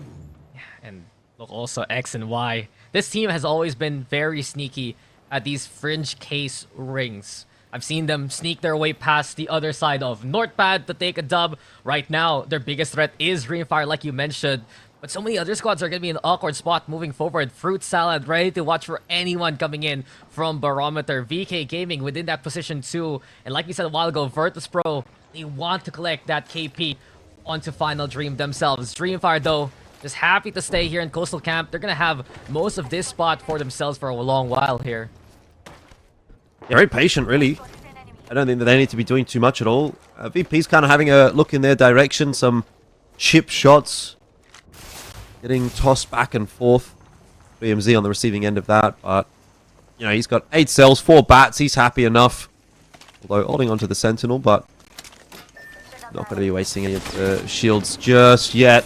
You have MXF pushing their way in the direction of Dreamfire, and Barbecue's here now as well. Okay, all of a sudden it kind of pops off. They've taken a lot of damage on their rotate, by the way, from X and Y, so this could get very awkward indeed for Barbecue, who at the moment hiding inside of that smoke, but once that dissipates, then they're at the mercy of Dreamfire. Yeah. JR2, X and Y finding the first knock.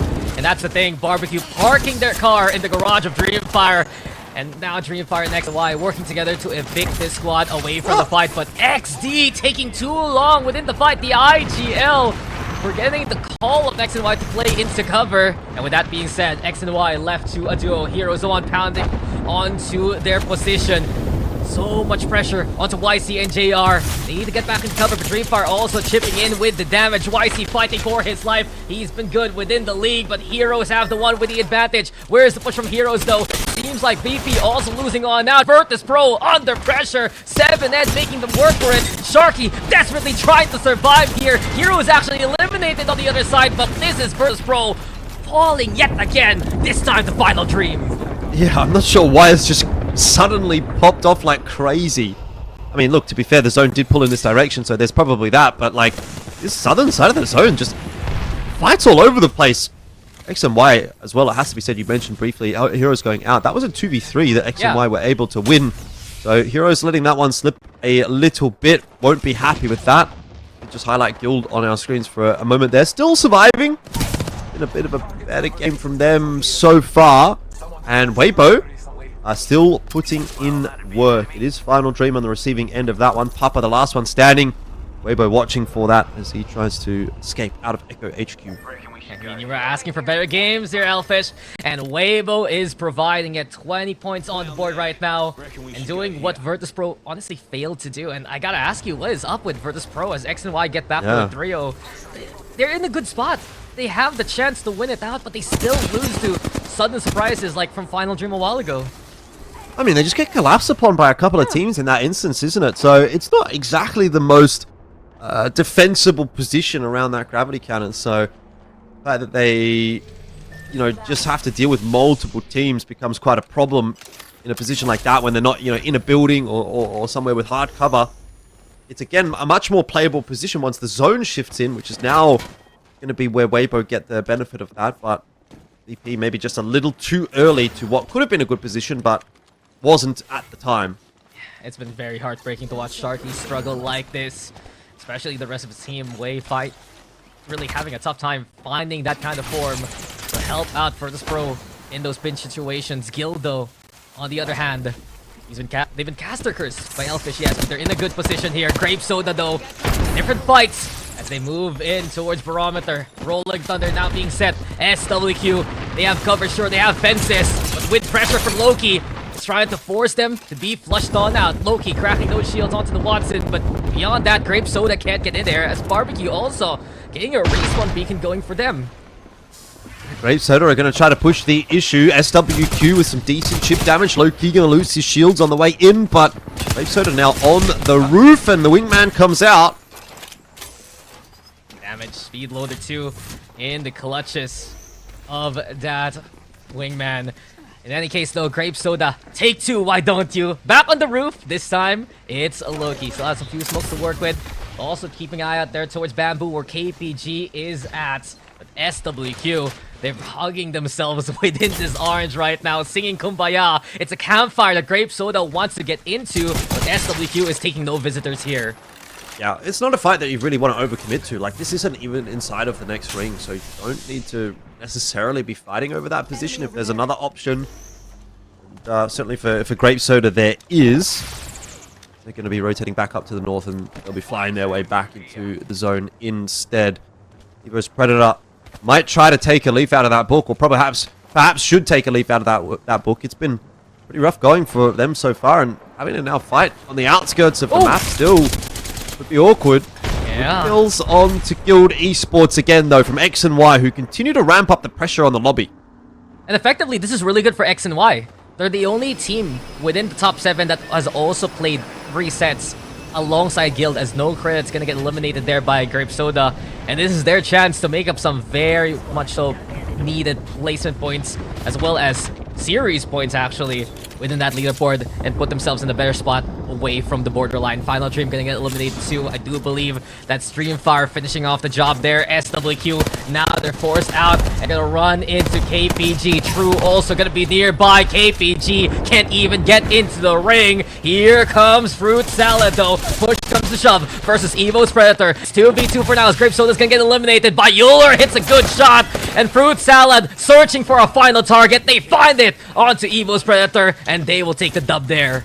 That'll be given plenty of time for the revive there as well. LGD coming in from the north. A little bit too late to really cause much of a problem over there. And honestly, they've got bigger issues with SWQ at their back as well. Everyone on this northern side will have a pretty rough run in of things. Although Weibo Gaming, not in a bad spot to play with. They're fairly healthy. They would argue hold the strongest of the positions on the northern side. I need it. And they're just waiting for teams to push into their loving arms, their wonderful embrace. 24 points today for Weibo. They are keeping that scoreboard ticking along nicely, and obviously with this Kraber in hand as well, there's an opportunity for quite a bit more damage to come through. I don't know if that's screen shake or just someone messing with his mouse pad. Do you see that from Pete God? Oh wait, yeah, I mean, Gugu is a controller player, but in any case, Weibo, you said it there, Elfish. They're effectively in such a good spot here to stay away from the mess that is Coastal Camp right now. They have all the space in the world to push towards the north. They're free here to try and hit some nasty shots with the Kraber. Peacock here, just pestering the Bloodhound on the opposite end. I do believe they're shooting at PK Gaming there. LGD gonna get eliminated by SWQ. And right now, it's really SWQ who can be the ones to circumvent the Weibo position. Keep an eye out on that northern fight. Well, let's see Fruit Salad and PK Gaming just try and disengage from one another here. And they're both kind of copping shots from Weibo Gaming, who, as you highlighted, are going to have some more issues now, actually. It's SWQ that are pushing in the direction of Weibo.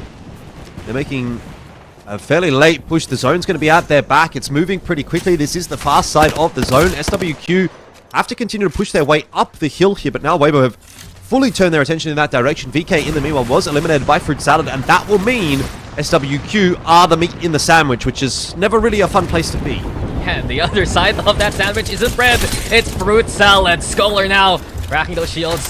A chance to actually go for the push, but you said a while ago, Weibo now focusing their attention towards the western front. And exactly what's happening. Fruit Salad, they can't overcommit onto SWQ because Weibo will be there to punish them. Here we go now. Jackie Chan, the Motherlord, gonna get used on up. Pika though finding Bayuler, and Weibo will now take the fight to all these other squads. Here we go with Pika again, eviscerating, eradicating SWQ, but we're not done with the Weibo experience. Next on the list will be Fruit Salad. 2 squads to their hand. Weibo too good there.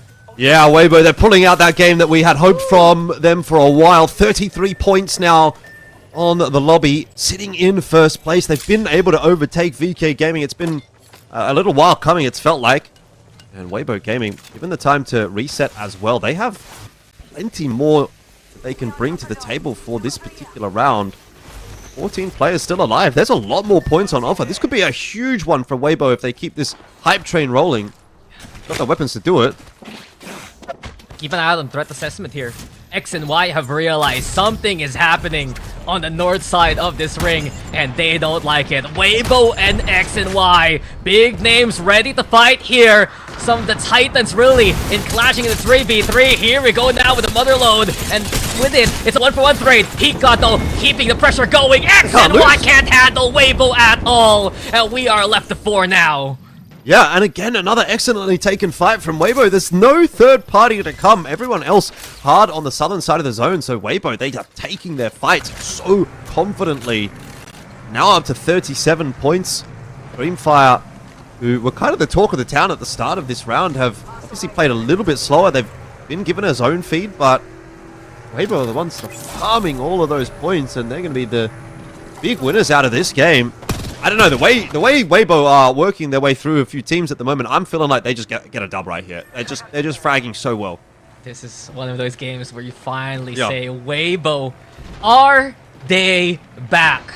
And especially the fact that effectively they're gonna see such a big scuffle here in Coastal. You said a while ago, Dreamfire playing a slower game, really good position within the top 3 now in terms of the standings, but Weibo Gaming, this is what we saw last split. This is how they started running away with these kind of games. Yeah, MXF as well have been keeping their heads down this game. Slowly but surely getting those placement points on offer. Barbecue doing much the same thing. For mine, it's Dreamfire versus Weibo. Try to close this one out. Zone still yet to shift. 30 seconds before that really starts to get on the move. And that'll be where Dreamfire really have to try to flex their muscles a little bit, right? They're going to be pushed off of this high ground. They're going to have to be made to work. It's been a pretty cool, calm, and collected game from them so far. But inevitably, you're going to have to make something happen. And unfortunately for Dreamfire, they are on the more busy side of the zone where Weibo at least have been given a little bit more room to breathe. I mean, they're actually quite central even. Weibo have all the space in the world to work with. Interesting enough, in the roster of Dreamfire, I Hate the World or No Name used to be part of that Wonton Dumpling squad. So really, a bit of the past here for Dreamfire, a bit of the present, of course, with Weibo Gaming. But we still got other contenders, and Barbecue are the first ones to get cooked. ET finds RERUN and Dare. That means Barbecue's left to one less. And from this point on, Dreamfire still the tower taken for the elevation, and they're just watching, waiting to see what Weibo's movement will be. Barbecue going to go down. They were stuck between a rock and a hard place, had to move out into the zone to get back in. And obviously that's a freebie for Dreamfire, but that is perhaps the easiest of hurdles that they're going to have to get over in this final stage. Now down to the last three. And MXF and Weibo once again find themselves inside the top three. Those two teams have been putting together some pretty consistent games thus far.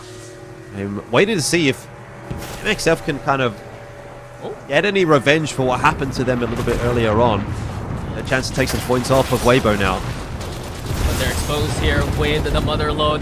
It's spreading so much, so immensely. Big information here for Weibo Gaming, and MXF struggling to get on out. They use the Rolling Thunder to try and provide a bit of cover, but they're just completely exposed in those intentions. Dreamfire as well as Weibo, nothing will stop these two squads from facing off against one another. And here we go now with Gugu and the rest. Pika tried to find that angle, MXF eliminated, but Weibo Gaming is unstoppable here, and they will take the third map of the set.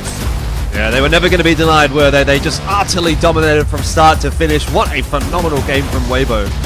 What's a game for Weibo Gaming? And Lace, come on! This is what we saw from last split. That's a defending champion performance, if I dare say so.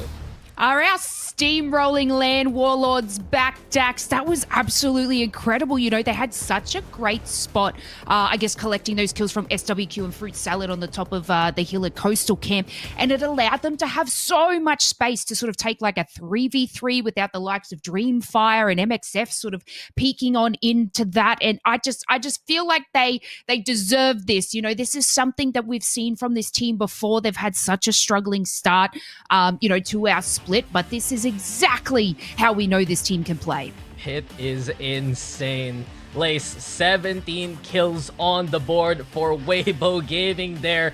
12 placement points. That's almost 30 to boost themselves up all the way to the top spot. Dreamfire also very notable right now, having a really good performance. I said it in the first map there, Lace. Are we gonna see the resurgence of the Chinese teams today, especially the big highlights there? Dreamfire, Weibo, looks like they're doing it right here. Yeah, Dreamfire, you know, they had nice little quick rotate from Pylon to Coastal Camp. And, you know, they were kind of the king of the castles for quite a long time. A little bit surprised they didn't manage to get as many kills as, you know, a lot of teams were sort of rotating in. They had Heroes sort of waiting on the outskirts there. Heroes, unfortunately, you know, made a bit of a incorrect choice moving over to Echo HQ, and the, you know, the zone obviously pulled Coastal Camp, and they had to go into the likes of X and Y. But yeah, surprised Dreamfire didn't get as many kills from that position, but still, you know, taking out, you know, Barbecue and stuff along the way is something huge from them as well. As Elfish pointed out a while ago, it was because Dreamfire really slowed things down on their front, and you can understand why. Taking that tower spot is effectively gut spot for how long within the ring. The only weakness would be the complete northern side that has been unattended except by Weibo Gaming. And Weibo Gaming, they fought tooth and nail for that one. 17 kills, but look at Gugu go. It is just insane to think a player of his caliber is just keeping the performance going, and right now boosting Weibo up to the highest of heavens. 9 kills, 2.4k damage with 17 in total for Weibo. Who had the hands of the Devo? That thing is absolutely insane. Taking down 2 players in one clip, you know, that's something that you definitely want to have in your backpack. But that is such a huge game from them. You know, they were sort of neck and neck a little bit with Dreamfire, but this has just pushed them so far ahead of them now. You know, if they can keep up this, you know, we know that this is a team, once they get going, they can sometimes never be stopped. So, you know, is this the day where they actually win? It's going to be so exciting to see it unfold, Dax. This is the day that they are looking to make it happen. 48 on the board as we move into World's Edge. Dreamfire, though, great showing through with 36. VK still within the top 3, and look at them go. 3 teams from effectively China, right? Within the top spots. Barbecue also, X and Y. There's a big resurgence right now here in APAC South. Yeah, and like it's so good to see, I guess, you know, even No Credit sort of move up on in, even LGD Gaming showing us what they're made of today as well. You know, still not a great, I guess, performance from Virtus Pro. Unsure, you know, what really sort of got them down in that game. I know that they had to have a little bit of a tango with No Credit, so that's something that's a little bit difficult for them. But Guild Esports not showing us exactly what they're known for in that match. Yeah, there's just so much chaos right now for a team formerly known as Serenity, and it has been such a interesting predicament for Guild Esports. We see how they play their usual game plan of going for these kind of rotates, playing a little bit longer on the outskirts and finding opportunities and picking them well. But what has happened so far here, Lace, they've been found, they've been run into, and they're ill-prepared compared to usual, just because that these squads are more of those edge teams that are juggernauts that are running into better shields, better armor, and better equipment that Guild can't handle. Yeah, like these sort of teams are sort of finding their positions early and just absolutely obliterating these teams that, you know, if like taking a clean 3v3 could win, but there's just too much chaos going into those final zones. You know, there's still high hopes for Guild Esports. Maybe just one game didn't go their way, but I definitely know that moving over to World's Edge, we could definitely see a little bit more from them. And as we do that, we're going to take ourselves a short little break for now, and we will see you back moment.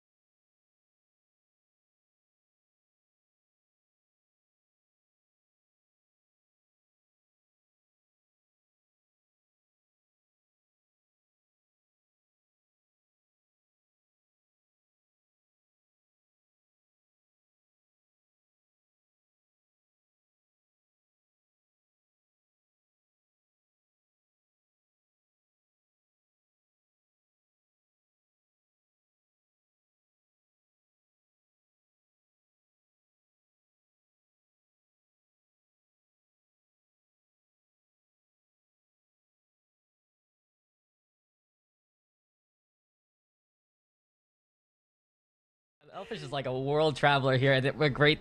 It's really great to see him back. But you just mentioned it. Weibo 29 points puts them in the top spot. But coming into World's Edge, it has been switched up with how we actually do the maps. And most interesting enough, the first pick still goes to Skyhook West, and it's Fruit Salad, prioritizing that over any other POI as of usual.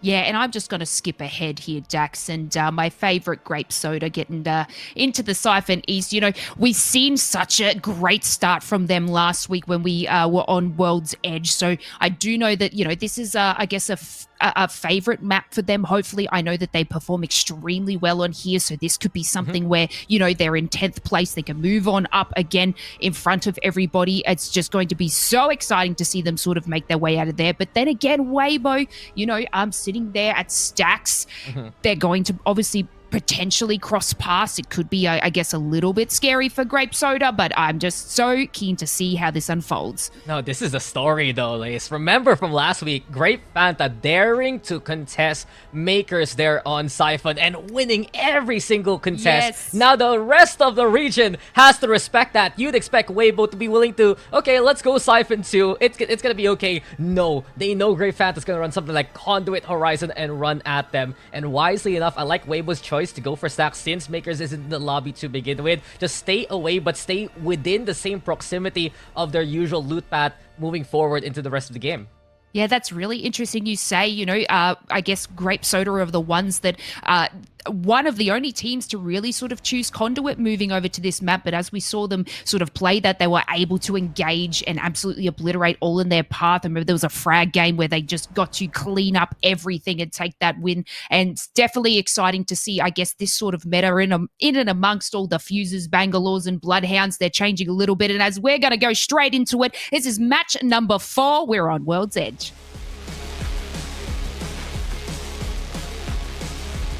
Second half of this set, we're into World's Edge, and Lace is expecting some big things from Grape Soda moving forward. If you guys are tuning on in, it is Weibo Gaming at the very top with 48 points, absolutely commanding here, Elfish.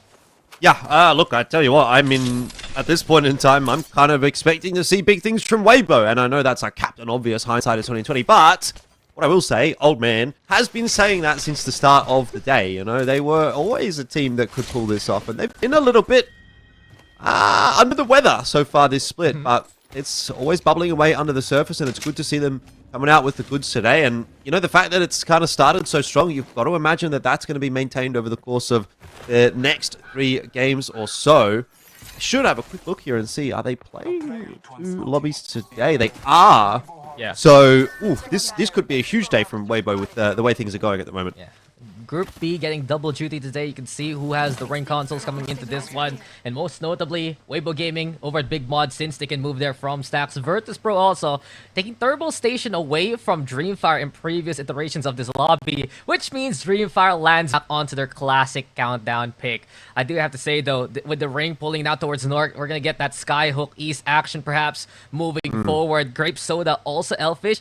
We were expecting a Conduit, but since no one is contesting them this time around, they can just run the standard Bloodhound with the Bangalore, but still with the Horizon in tow.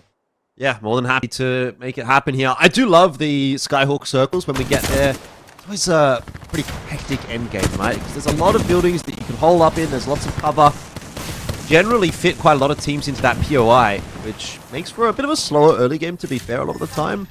Apart from, you know, maybe some chip damage here and there, but certainly when we get to those late game zones, it's a little bit messy, and that's always quite fun. Yep. Dreamfire, you know, you've been looking at them with 36 points and thinking, damn, they're having a pretty good day, but sort of pales in comparison to 48 that Weibo have put up. But do be like that sometimes. I mean, what can we say about last split, right? Weibo outshined Dreamfire and the rest. Then, and right now, Dreamfire is just trying to get back in a place that they can try and reestablish their pedigree, I dare say. Okay, Fussy, you don't need to do KH like that. KPG will lose one early. And Grape Soda, very much so willing to bully anyone on the south side. If no one will contest them there on Siphon, they're gonna push into something like 3 to try and find a pick. Guild, though, really awful here so far in terms of their performance. It's heartbreaking to see Pukey and the rest struggle like this, but the struggles continue with VK finding one on them.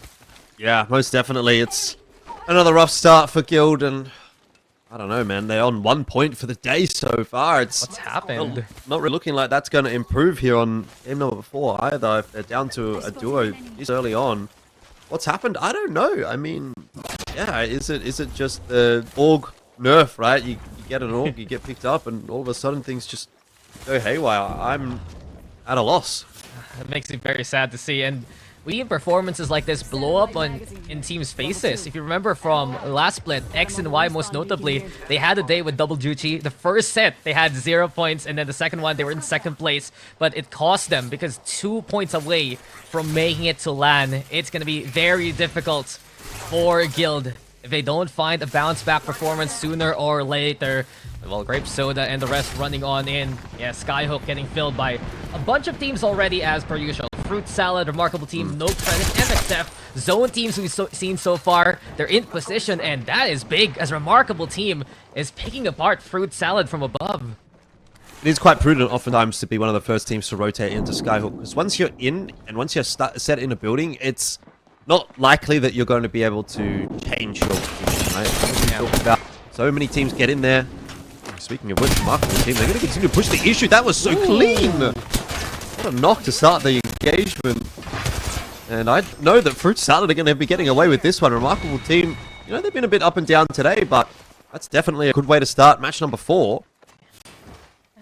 And they always do better on World's Edge from what we've seen so far. Some of their highest games, highest highs as a team have been on this map, especially that first victory in their first game within their set. Also, most notably, that Caustic is so pesky still from remarkable team. Very different from everyone else. Barbecue, on the other hand, control towards the northern training tunnels. Evo's Predator is knocking on their doorstep here. Barbecue taking it slow. Can say in the meanwhile, Guild did get a respawn beacon, but Bugi's been knocked straight away after coming back into the game. So it goes from bad to worse really for Guild at this point in time. X and Y, the team that are trying to chase him down.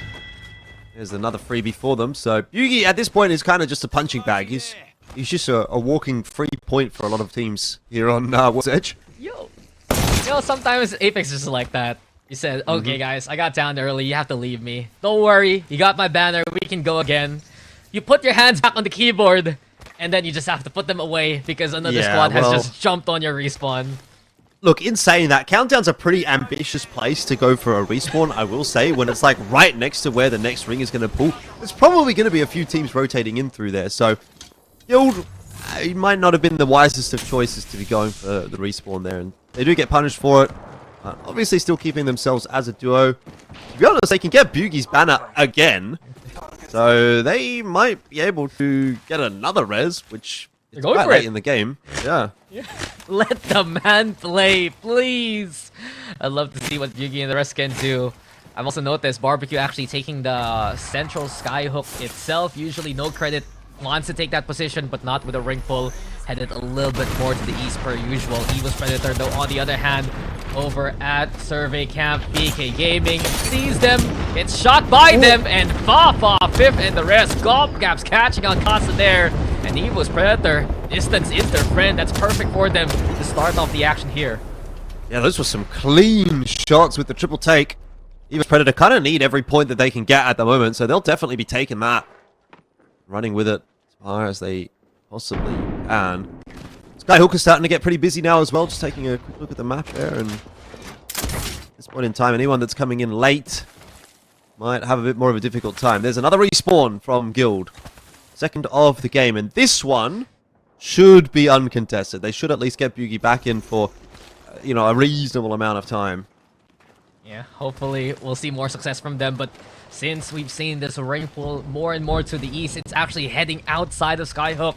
Not too surprising, honestly, with the amount of zone is still within the trade traps themselves. X and Y, though, they don't have the memo, they don't have the info, and they're running into Skyhook. It's going to be very messy sooner or later here, Elfish. I'm counting 1, 2, 3, 4, 5, 8 squads who will come out of Skyhook bare minimum to meet each other in one single funnel later on. Yeah, and there's a little bit more room for another couple. Like, there's a couple of unclaimed buildings. Wow, the damage onto the respawn there. I think it might have been no credit that were the one that pulled that respawn. Either way, there's a couple pop off around the map. We just saw VK Gaming looking for one as well. So a few teams under the weather. there's a lot of space to work with for a lot of these revives coming on through. There's still quite a few teams outside of the zone that are going to have to move their way in, but plenty of time to do that. Still early days here on World's Edge. VP didn't manage to improve upon their position in that last game, still sitting on 8 points. Need a big game here to really get themselves back up to having any kind of a discussion for this lobby. It's just, again, kind of been same old from VP. Oh. They run into Dreamfire there. Virtus.pro have ring console information, and when now Dreamfire seeing a team rotate this way, they might be wondering, okay, is our position God spot effectively? I think they have what they call Grandma's house. They have a good spot though, even with the blues, without that console info. And they're hounding Virtus.pro for now, trying to see what's going on. KPG taking a lot of damage along the way. And Eva's Predator, that is just a beauty from Nutrosama. What a snipe, what a shot. KPG gets eliminated. But check things out up top there, Elfish. It's Weibo at the very top with the kill leaders there. Well, no surprises at all. They put, what was it, like 17 in one game. So that's probably more than most teams have gotten over their 13. first 3. 13. Crazy. There you go. So, Peacock, Gugu doing himself, you know, a bunch of favors. And to be fair, Dreamfire are kind of plugging away there as well. They were, what, 3, 4, and 6? So, yeah, they're also kind of having a bit of a day.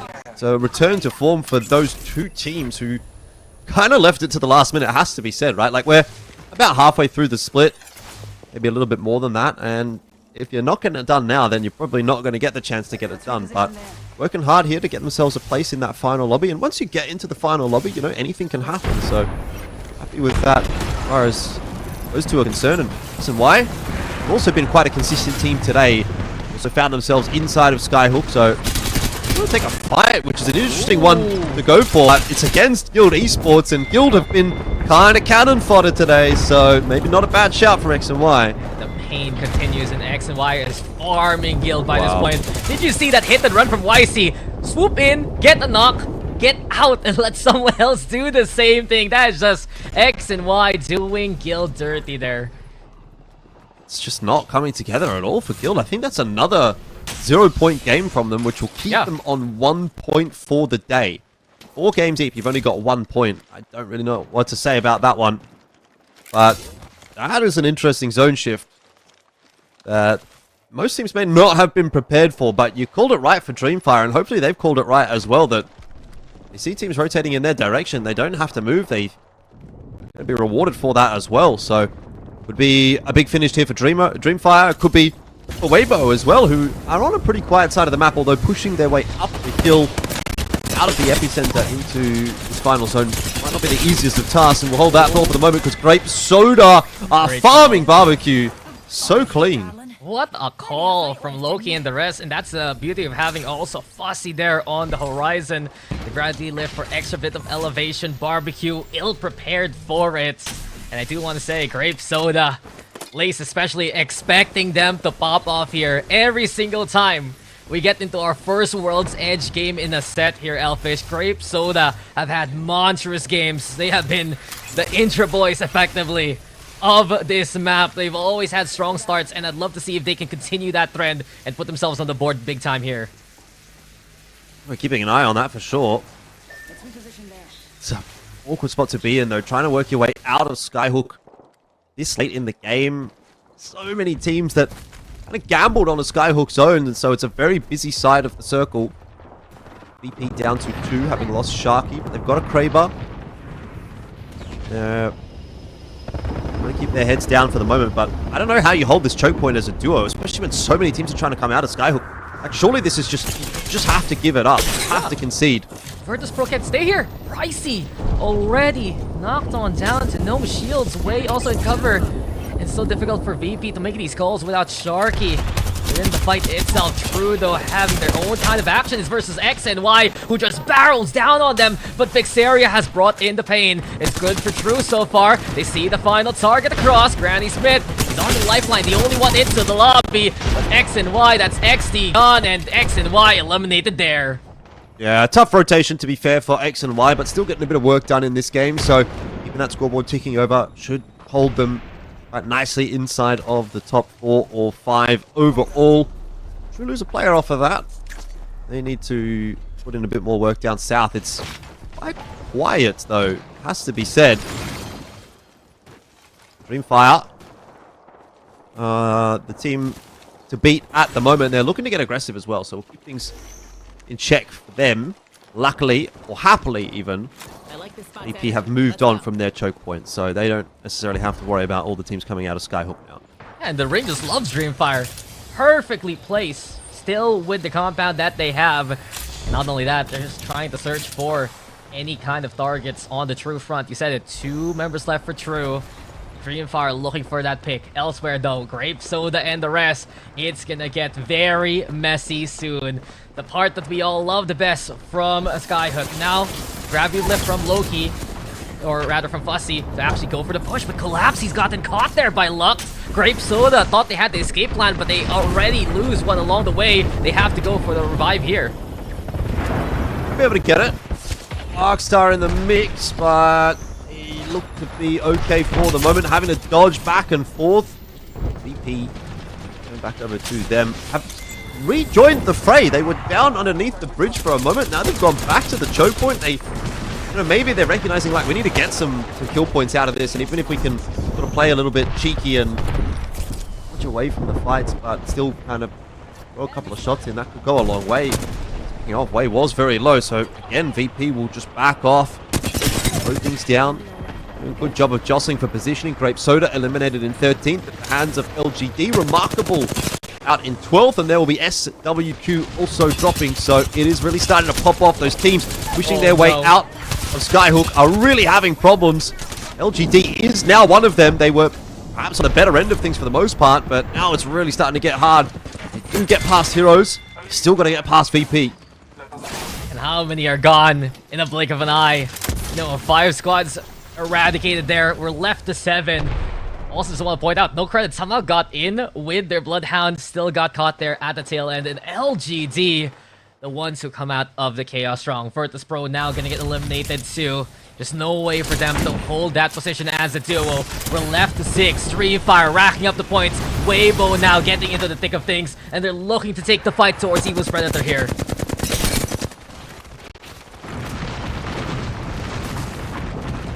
Back and forth, but Weibo, they've been quiet so far this map, and I'm really waiting to see if they can accelerate once again in the late stages. It's not going to be quite as big of a game as the previous one, but win's a win. It will elevate them kind of out of reach, I'd say, of most teams if they can get a back-to-back dub, which they do stand a chance of getting. To be fair though, the feed keeps going in on top of Dreamfire. Very sort of reminiscent of that last game where Weibo are playing Edge, Dreamfire are playing Zone, and Weibo, they're not shying away from the fights at all. Just have a look at that. Speak the name and he shall appear. Peak God, that was a pretty crazy peak, just sliding down the hill and farming.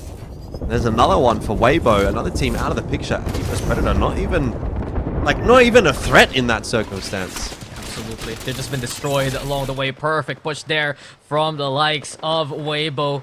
Want to keep their top spot, but Dreamfire are making a good case too. 7 kills already for No Name. And Dreamfire wants to put this under their belt if they can. Hika though, still going on. That's No Name knock on down. LGD also catching out BK, and now it's all about converging onto that one building. Dreamfire, they're under pressure on the inside. LGD seeing this one coming. QQ's there along the way trying to cosplay as a Dreamfire member, but while this happens, it's Weibo Gaming with advantage again. Chaos into the house full one more time. Phage and the rest go for the push. LGD knocking down Dreamfire here. 3MC gonna be gone. BK eliminated, sure, but LGD, watch your backs because Weibo's there. Yeah, Pete's still hanging around as well, so you kind of got to keep him in check too. Weibo not going to overcommit to the fight. They'll take things nice and slow. They're aware that there's still going to be 2 teams somewhere around that building, so they don't want to overstep, give up a knock. More than happy, set up, take zone control. Weibo, it's been so smart really for Weibo Gaming as we've seen so far. Great decisions to play these edge kind of fights. Pick the battles that isolate the other squad. And with this, LGD, they do get the reset. Ita here. Solo left. At least he has the pylon for company. But effectively, Weibo, they have the middle of the ring, and LGD will be the ones who have to run into them moving forward. Yeah, Mingyue, a little bit of a look around. If you can find an angle, or maybe even just get some information, right? Because at this point, it's kind of hard for LGD to get info as to even where Weibo are set up. Triple reds for LGD. It gives them a lot of room to work, gives them a bit of leeway. Chip damage is good though from Weibo. Every time someone from LGD pops their head up, taking a lot of damage.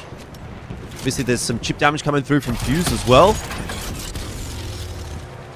Here we have it.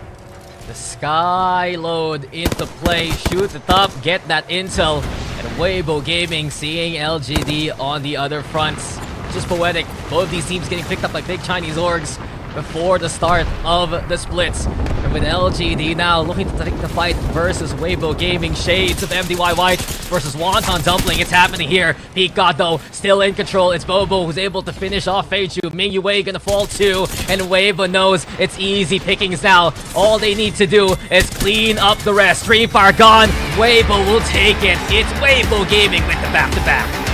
Yeah, back-to-back, easy as you like from Weibo Gaming, but you have to give a shout-out to Pete for, once again, being able to get those extra points on the board for Dreamfire. They take the second. And honestly, LGD, a good effort in the end, but Weibo seems like they just cannot be stopped at the moment. Having a little bit of deja vu from our Storm Point match. Weibo are just being able to take so much space while, you know, teams are sort of just making their way and sitting there pretty in the building and just being able to just watch everything unfold and clean up so much KP along the way. There's just no stopping them at this point. We've seen this, you know, in the previous split. Once they get things amped up and running, they are just incredibly hard to sort of take down. You know, they were sitting at 48th. In first place coming out of game number 3 and now match number 4. They're definitely going to be far in front. Yeah, I mean, it wasn't, look, to be fair, it wasn't quite as impressive there from Weibo as match number 3 was, but look, it's kind of going to be hard to beat a 29-point game. They ended up with 9 kills in that first place, so it would be 21 points on the board on top of that one from Weibo, and they had a pretty good game 1. They really have only gone missing over today in game number 2, which even there they were getting some sort of points on the board, just some sort of picking over 5 points. I love that peak there, by the way. It was just so clean, sliding down the hill. The tracking was so good, and LGD, they do end up getting as much out of that one as they possibly could, but it was always going to be wishful thinking when you're going up against Weibo in the 3v3. Pete kind of becoming a bit of a non-factor in the end. And Weibo, and back to back. I wonder if they can find the hat trick. They're certainly playing well enough at the moment to be able to do it. Yeah, and, you know, LGD had such a great game as well. You know, Grape Soda was making like a wild push to barbecue from height, and then, you know, them then having to move into no credit and LGD, but LGD came out on top, sort of making their way from building into zone. So that was, you know, a huge game from them as well. As you can see, they got 13 kills, and most of that was from coming out of, you know, Skyhawk. So that is a great feat for them to be able to even make that rotate out of that chaos. So I guess, again, Weibo taking first place, and this is huge for them. As we see, yeah, wasn't 17 kills, Elfish, from their Storm Point game, but still an exceptional feat from them. Yeah, but man, what is going on with Guild? Another 0-point game from them, and just missing out time and time again. Yeah, they lost Boogie pretty early on that game, but got him revived twice and still weren't able to get anything from that game. So they sit down there on the single 1 point. Only other team that hasn't managed to make it to double digits is Akuma. 69 for Weibo. They are ramping up for a pretty massive day. This could honestly end up being a 100-plus point day for, or not even day, let's just say lobby, because they still have another lobby yet to play today as well, Weibo. So it's every opportunity to maybe even go triple digits in the first lobby and then take that momentum into the second lobby. Yeah, you're so right. We still have another 2 games for them to be able to get that sort of points. Again, hoping Grape Soda can sort of move their way on up. This is definitely their map to play with. They did get a little bit caught out, as I said, trying to make that rotate in. But, you know, this is something where they can shine and moving on up the leaderboard as well. So it could be a couple of huge games from them. But honestly, I don't think there's much to catch Weibo. Dreamfire are doing exceptionally well. You know, they weren't getting those first, second spots, but just seeing them to be able to come together, you know, during this week has been awesome to see from them as well, sitting at 51 points currently. It's just awesome to have, you know, such an exceptional team like Dreamfire come back. But we're going to take ourselves another little short break, Elfish. So we will see you back shortly for game number 5.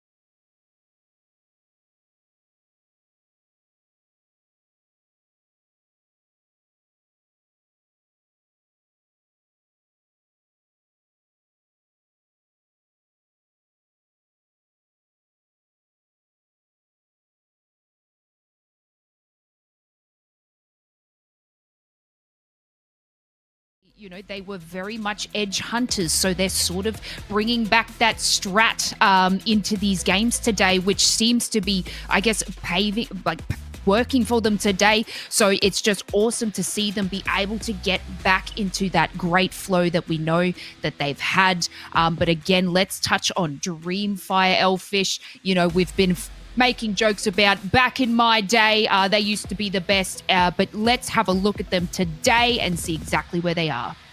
Yeah, they've been on the rise a little. 8th, 7th, not too bad, not too shabby, but it was the 2nd and the 3rd that they put together on maps 3 and 4. It's been sort of in line with the rise of Weibo throughout this lobby as well, although Weibo have been, I guess, the bride, and Dreamfire have been, unfortunately, the bridesmaid in this sense. They have not quite managed to get it over the line, but if they keep themselves in those kinds of positions that they've been finding, they have been getting some good feeds. Inevitably, it's going to come together, and it's just a matter of time. So, positive signs for Dreamfire as well. Yeah, no, they've been putting out immense damage as well. I'm just having a quick look at their stats. You know, they're doing huge things. We've even got like over 7,000 for IHTW, and that's just absolutely insane from them. They are really, really coming together as a team. You know, still a fair few points away from Weibo, but if Dreamfire can get themselves a win, they're going to be a little bit toe-to-toe with Weibo, but again, they are just out in front. Let's take it away to game number 5 and see exactly how our teams perform. Yeah, two games to go. The penultimate, obviously, going to be World's Edge, and then we'll finish there as well. And if we continue that discussion for Dreamfire, obviously, they also have 2 lobbies to play today. Same can be said, obviously, about Weibo. So, big opportunity for them to kind of have a back-to-back huge lobby and get really back into the middle of the pack, maybe even top middle of the pack over in the overall leaderboard, which is exactly where you'd sort of expect these 2 teams to be. Yeah, gotta agree with you. This is a perfect chance for Group B as a whole to really rally right now, and especially Dreamfire, who's really showing up today. Great to see them finding that performance. Weibo also. It's just Elfish. These games are a lot quicker than usual when Weibo is as good as this. But here we go. Ring pulling on in now. Looking to touch towards the tree, but there's a chance this can pull Harvester, yes, but I want to see if this will actually give some love towards VP and that thermal station area instead. Yeah, maybe. I guess VP kind of needs it at this point in time. Like, thermal station, definitely a solid drop location, so sort of coming together for VP in this game so far, but they've got to, they've got to do better, right? They do. Yeah. They're such a talented squad, right? And the names there, you'd expect to see a bit of a better result than what we're being given today, but hasn't really happened. And look, in saying that, a couple of good games to finish. Definitely change our tune. Got to prove us wrong. And same could probably be said for Guild. I definitely be keeping an eye on them. Again, they dropped in Harvester. So they're inside of the zone. They've actually got the information on where that next ring pool is going to be as well. So they're another team, like, actually perfect opportunity really for both Guild and for VP to turn their day around. I wouldn't be surprised to see Guild actually having the right call with the ring here.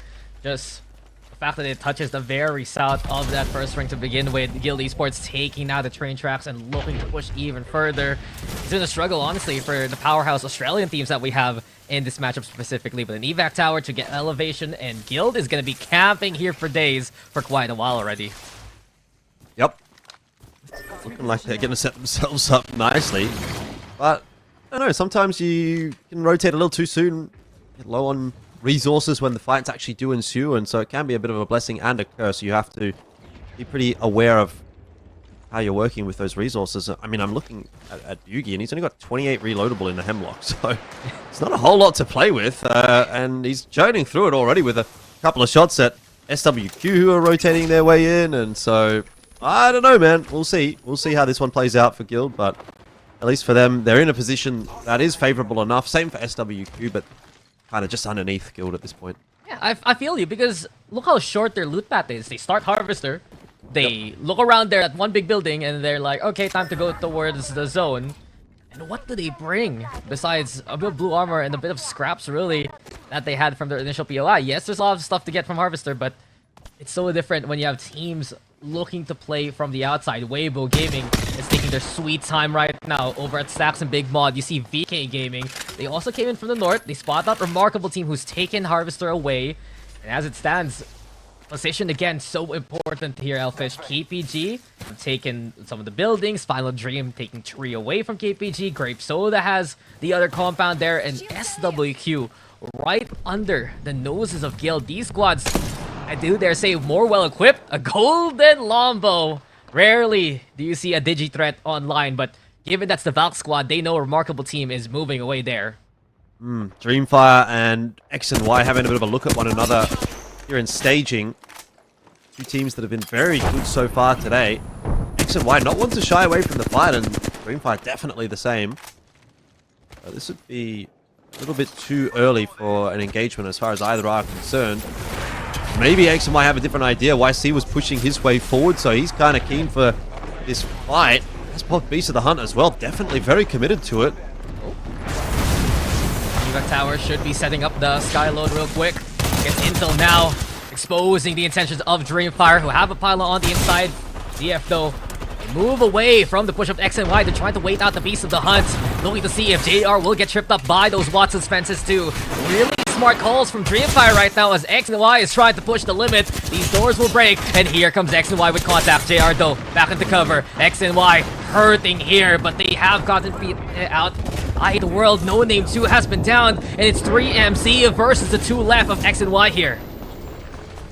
X and Y still suffering though, having to pop some bats. It's 3MZ.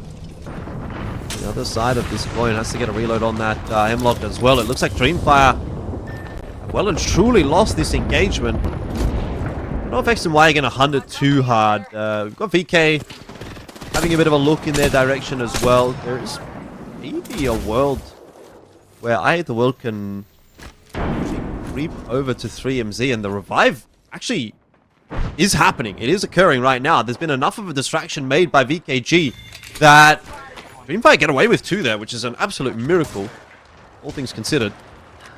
You said a while ago, X and Y just doesn't shy from the fight. I dare say both teams playing that really smartly, especially Dreamfire just looking to make those ultimates go to waste, but X and Y, they're the ones who got caught there by VK. And in the end, it's X and Y who's hurting, left to a duo like Dreamfire. So both squads taking a single casualty, while VK Gaming left there to pick up the spoils over at staging. Yeah, true, getting some points on the board there, and Weibo are suffering. Maybe their chances of getting the hat-trick are severely in jeopardy. Down to 2, and one of them has just been revived through the team that were hanging around. There's so much action outside the ring. Akuma now looking to play into True, and as soon as the survey beacon is scanned, they're gonna realize that, oh, there's a squad so close by. You said a while ago, Weibo Gaming, they've gotten the respawn, but it's only to a single player. They're still left as a duo. Weibo will struggle for the rest of the game, but still, True, Sentinel, quick little shot, doesn't find anyone here. They do realize Akuma lying in wait towards the north.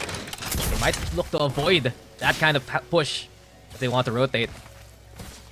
Yeah, doesn't look like too much is going to happen between True and Akuma. They've both gone in their separate directions. The issue will potentially come back for Weibo, but that's a discussion for another day, as Remarkable Team are making their way into Thermal Station. It has been left open. VP were one of the first rotators out. Not interested in holding on to their drop location, and so you can backfill if you're a team like Remarkable who's come in late. Not going to be a winning position, but it's definitely a staging ground. Come on, it's like, if you have the Valkyrie, it reminds me of when you go to an amusement park and you have a fast pass, basically. You'll effectively have more evac towers to utilize. You have that skyward dive when you want to rotate quicker, and no matter what, Remarkable Team, this squad can always just pick up the pieces of what anyone else has left behind. Speaking of that, X and Y got their third back, and they're looking to re-loot staging there, but Fruit Salad now, the ones stalking them from above, and Scholar and the rest hasn't been the best performance so far. Usually they love to play into the zone. Rarely do you see them play edge here, as Barbecue also get a respawn. So a lot of teams right now getting their trios backfilled, as you mentioned. Shot Lahim, come on, hit it! There you go. Cracks the armor, but that's all he'll get there. Yeah, a couple going astray. been something special. Can't really say I've ever had the luxury of having the fast pass at the amusement park, so... It's expensive, man. Can't relate. Yeah, it is. A lot of money. Anyways, Heroes kind of need a bit of a fast pass at the moment because they've only got the 12 points on the board today, and they are obviously running out of chances to get any more done. It is the dying stages of this initial B and C lobby. We've only got 2 more games, including this one, to go. And that doesn't give you much time to bounce back up. Same can be said for VP. I had high hopes for them. I definitely had higher hopes for Guild and what they've been able to do today. And what does that do to the mental as well, knowing that they've got another lobby to play? If they only get like 1 point out of the very first lobby, that is something serious to come back from on the mental side. I mean, yeah, sure, but you can just shake it off and say, okay, guys, complete reset, go into the next with a different mentality moving forward. I do have to say to you, Elfish, the secret technique in an amusement park is 2 words. Single rider. That's the lane you always want to line up for. It worked at Disneyland really well.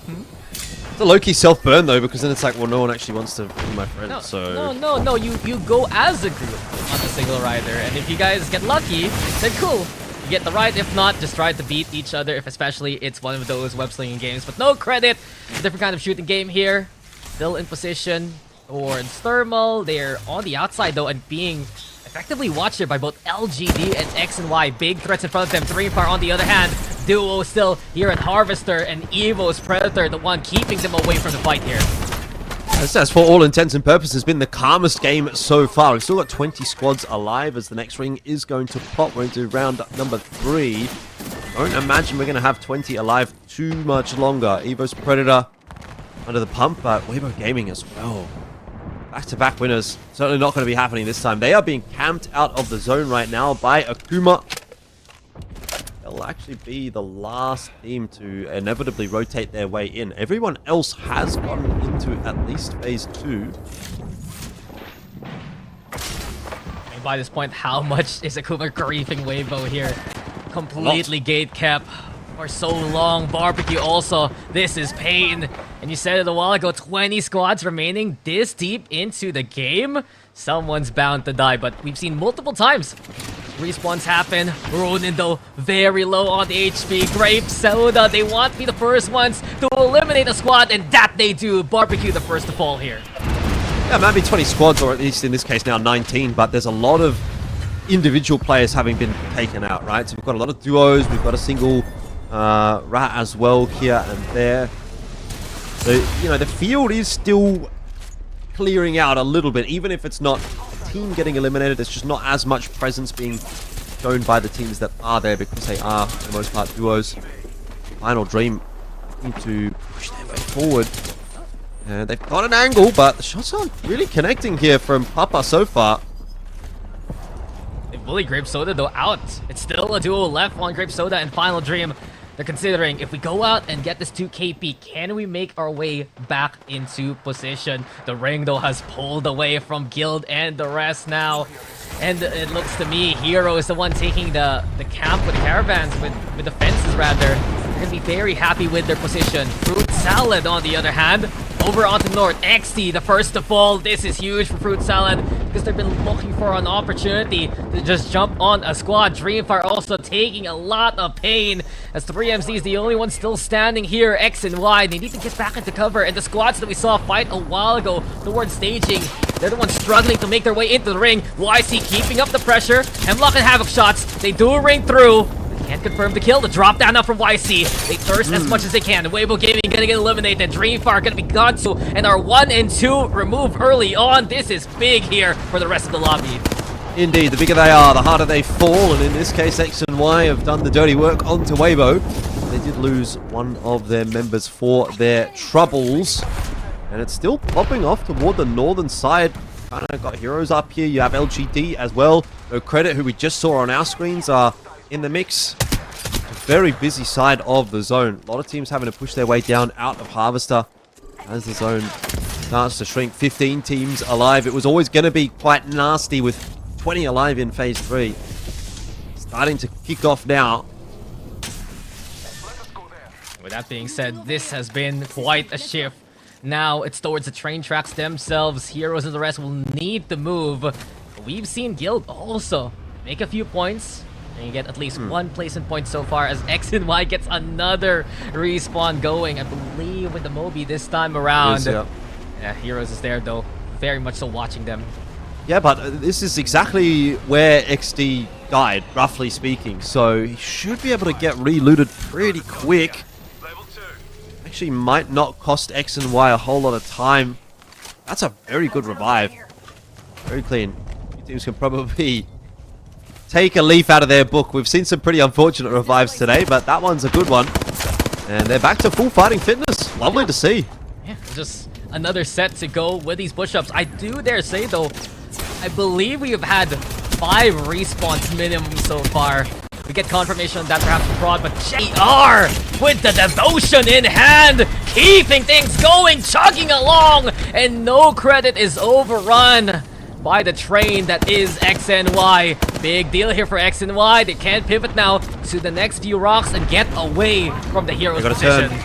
They do have to turn around though. LGD have just flown through the air, landed right behind them, so this starts to now get a bit awkward for X and Y. They're going to push their way a little further east to try to provide a bit of space, and oh, maybe they're going to go back in the other direction. The knocks onto Feiju and LQ, it's already starting to be a bit of a problem for LGD. They just didn't find their timing on that entry. X and Y, another chance to get some more points on the board as LGD taken down. Final Dream following them. And X and Y are just fighting their way through a massive gauntlet, but they are winning every single fight. Absolutely fearless here from X and Y. They continue on and on with these kind of fights. And a fighting squad everyone has been watching out for. I do wonder though, let's listen into X and Y and see what the plan is now moving forward. 妈的，逼的！你还打脸吗？不要了，不要了。几秒？几秒收枪？给我看。真的吗？没有附中女神啊？怎么？有谁飞伞没啊？有飞伞没？给我来飞伞。我没飞，我没飞。啊，就给我飞，就给我飞。我没拿，我马上有。要给我飞烟，你就要烟就是打生打。不要脸！我打哪边？我想去脚下蹲，你能过来给个扫吗？我先给个扫。喂，这看脚下，看我不要脸。能贴到这儿，然后给前面个扫吗？右边有人，都在这样，都在这样。下面有人，但是这个。哎，他没收到啊！边上，来过来，过！来，没事，我来打。在这待。我看到，快点！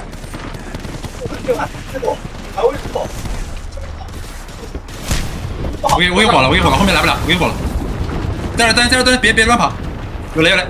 后面来了！你举盾吗？我这儿，来我这儿。来了。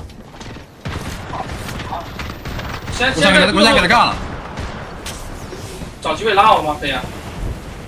先打后面。去踩头！拿手，肉！还有一个跳了。后面来，清下面。慢点，可以拉的。拉！我给你看。小心屁股，看屁股。你敢丢下？来，丢，穿。要清下面吗？不用，死完了，往前走。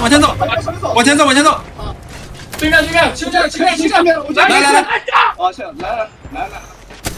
没事，位置很好，别着急，想踩头。我这儿，来我这儿，都来我这儿。再走。看这边有分，看一下左边。这边还有。好，看这，看这，靠这。再等会儿，别着急，等会儿。小哥别走。快走点啊！帮你看。我再看。快了点，哪里？什么？看。哇，好爽，兄弟，左边很爽，感觉可以。别打，我要不飘，不要飘了。我想上，我上不去，有点慢。上不去。炸死那个，别紧。好了吗？能来吗？打2个，全是他。拉。来个假的。我这波很油，我只能说。啥下来？没来。脚下有一个，你这别急，你。我想清，我脚给扫，这样清。脚上好像有一只独狼，有2跳直接清。2只独狼，对吗？跳。不，赶紧，我跳右边。好，到。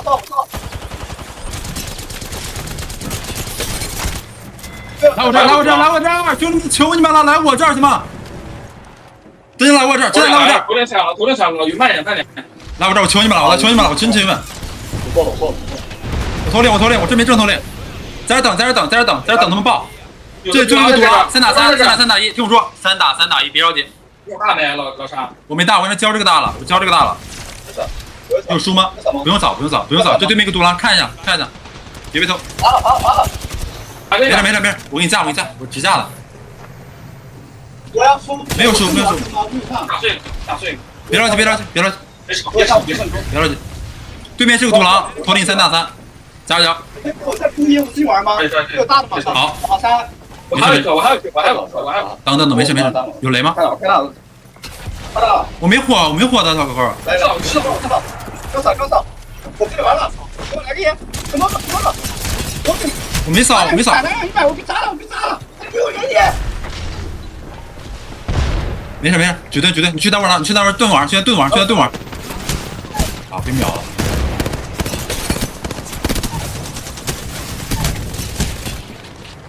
Oh, you can hear the passion from X and Y, but the silence is deafening as they have been eliminated. SWQ though standing as a solo. And it's a struggle now for SWQ. MXF keeping things going here from up above. Yuling trying to win this fight here. Finds his target above the rocks. MXF, it's been just a rat adventure, but right now it's SWQ who will take it.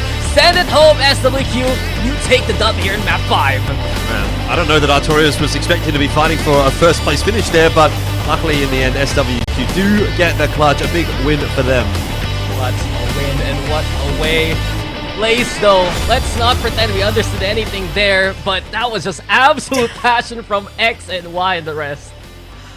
I don't even know where to start. X and Y were quite literally fighting through the trenches. I think they took down no credit than all the teams to sort of follow that. Then I guess they had, was it Grape Soda in their sights, took them down, and then it was Akuma, and then I thought that SWQ was going to go down and did get, 2 knocks on them. That was absolutely incredible from X and Y. Dax, I am speechless. That was insane. It was kind of like a pub match for them in some retrospect. Yo, if you are speechless, X and Y was full of heart. You could tell, especially when they were fighting, right? There was just so much more screaming, more intensity to their actions. And with it, they're rewarded with 15 kill points. The rampage of X and Y. It's reminiscent to what Weibo has been doing so far. But X and Y have proven that they are up to the stuff there too. But if you look back at some of these highlights, for so long that Elfish actually noticed it. 20 squads alive after so many respawns throughout the lobby, but eventually, once we got towards the train tracks, it was teams like X and Y taking command. Yeah, and I've got to commend them because, it wasn't like a 17-kill game like Weibo, but the fact that they got all those kills in such a short amount of time, it was just non-stop, and that is absolutely huge from them. Having just to take this position with a team trying to, I guess, flank in a sense, and then being able to take, another team there on bridge to have that position was just incredible. This team is definitely turning up today, Dax. I know that you're excited, and now X and Y are definitely on my sights as well. It's a big game for X and Y, but we also have put big credits to SWQ too. They effectively tie up the points that X and Y was able to do there. I was saying a while ago, so many times you see XD getting away with the Bloodhound there, or rather YC getting away from the fight, but that time SWQ got the catch, got the push, and with it they took the win. Incredible effort from both SWQ and X and Y, also commendable. MXF just so silent, so quiet, still making it to that top 2. Yeah, and as I guess we take a look at this, it was just an incredible feat from all of our teams. I guess we'll take a quick look there. Guild, having a couple of struggling, I guess, games today, being able to get a little bit further within that match. It was match number 5, so it's going to be still a very terrible time for them, maybe in our match number 6, to get themselves a little bit further up the leaderboard. But I'm still a little bit in shock, Dax. Let's go through. SWQ putting out huge numbers as well. Yeah, and you also have to take note of a few teams here within the top 7. Akuma was just a thorn on the side of Weibo for so very long, and they were rewarded 5 KP and 5th place to Heroes doing a good job taking defenses early on. Guild Esports finally getting some points on the scoreboard that we're going to be showing here. And from what, 20th place, they're still unfortunately in 20th place. I expected at least a jump in a single spot there, Lace, but right up on top, this is the big one. Since Weibo and Dreamfire were eliminated a lot earlier on there, X and Y is bridging the gap and have made it 3rd place here. Yeah, closely, quickly catching, and it can just take these sort of steamrolling games and taking that energy into the next match. So we could see, I guess, a shift for X and Y to go even further up above Dreamfire. But there's probably no catching Weibo at this point. They are on an absolute roll as a team. It's so exciting to see their cohesion come back into play because when we watch them sort of, I guess, take a team fight, they are all in on the action. They are all swinging at the same time. And it's just been so awesome to see them sort of get that great play style back. Yeah, and what has been great so far throughout the day here, Lace? It's still Weibo Gaming. Look at map 3 and map number 4. 29 points from the last bout in Storm Point. 21 there in the first bout of World's Edge. It's a big bulk of the scoreline that they have here, and we've always been talking how good is Weibo now. Seems like Gugu is just completely back in the driver's seat. They have been in command of most of the lobby, but within that last game, they were effectively gate-kept there by Akuma for so very long, and that was one of the times where, since they couldn't get the rotation early enough, they struggled from the get-go, playing as a duo from Geyser of all things after being forced off Big Mod and Stacks early on there. Yeah, we were praying for a back-to-back-to-back, but you know what? That's, I guess, the end of that little trail there. But they still have, I guess, one more chance to be able to take out a win and maybe be one of our first teams to earn that bonus series points. I was saying before, they have had a very, very tough start to the split, and they really need these extra points, to be able to come and contend with the likes of, not the likes of Legends Gaming, let's say that they're so far out in front, but, to go toe-to-toe, I guess, with the Makers who are sitting in 2nd place at the moment. So this is definitely a big day for them, and I'm so excited to see match number 6 come forth and see if they can be take that win again. But yeah, I am excited for match number 6. I'm excited for the X and Y. I don't know how much energy ammo that these teammates had, but yeah, it was awesome. Yeah, I mean, he had like 400 bullets in the chamber for so very long. I do feel, though, that what we're seeing right now, Weibo is so far ahead. I don't think they're going to get knocked out of the top 3 mathematically, within the top 5 for sure. It has just been a good day for Weibo, for Dreamfire, and for X and Y. Yes, and we're going to take ourselves a short little break, guys. But don't worry, the action will be back soon. We'll see you shortly.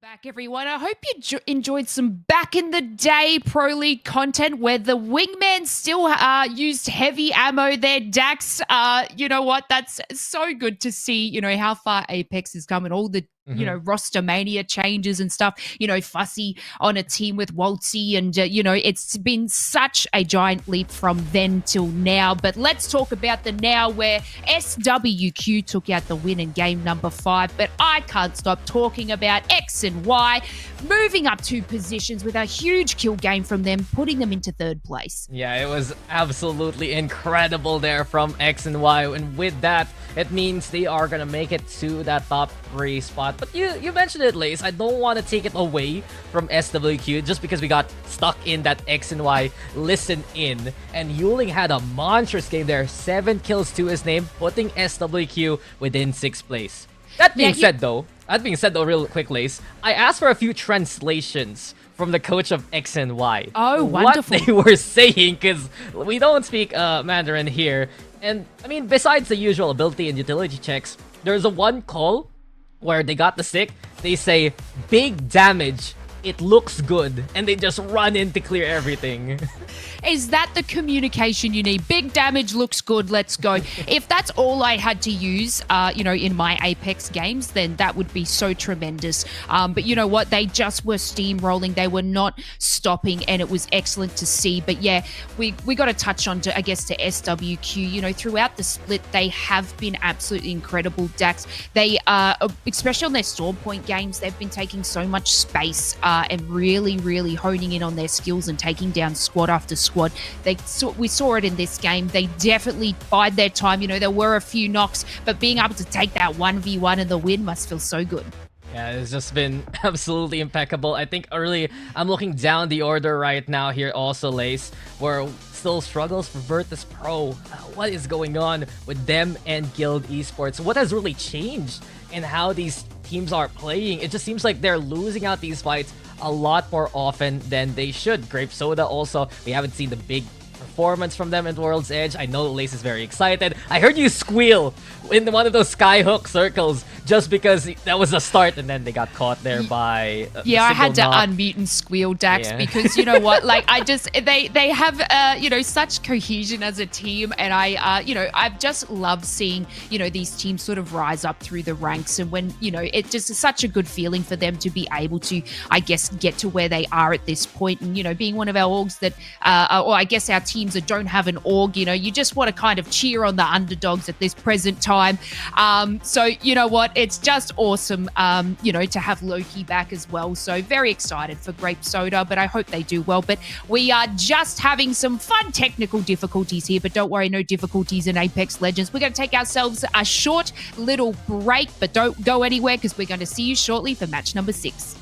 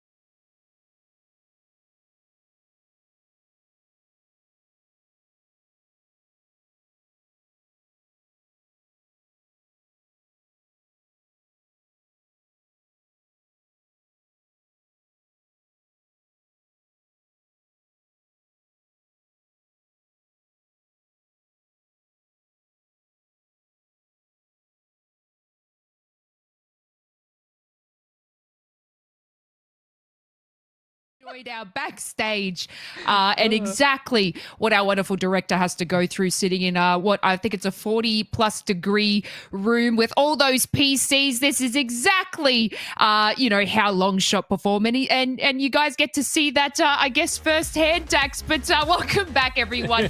Thank you for taking that little break with us as we get things back into action. I hope you've got some snacks and quality H2O because I know we're very excited to see our final match for B versus C unfold. Dax, what an exceptional game number 5 we just witnessed. Yeah, it was a long wait to get here, but we're going to be getting into our final game. If you guys just tune on in, though, big run from X and Y in SWQ with XWQ taking the dub there. It means X and Y top 3, SWQ making it to top 6 all the way from 18th place a while ago, and it's a big leap to get those series points. But I do just want to say, Lace, as we see the scoreboard here, it's incredible. We got a sneak peek of the PC and that one laptop keeping the stream alive. There you go, guys. The long shot experience, truly.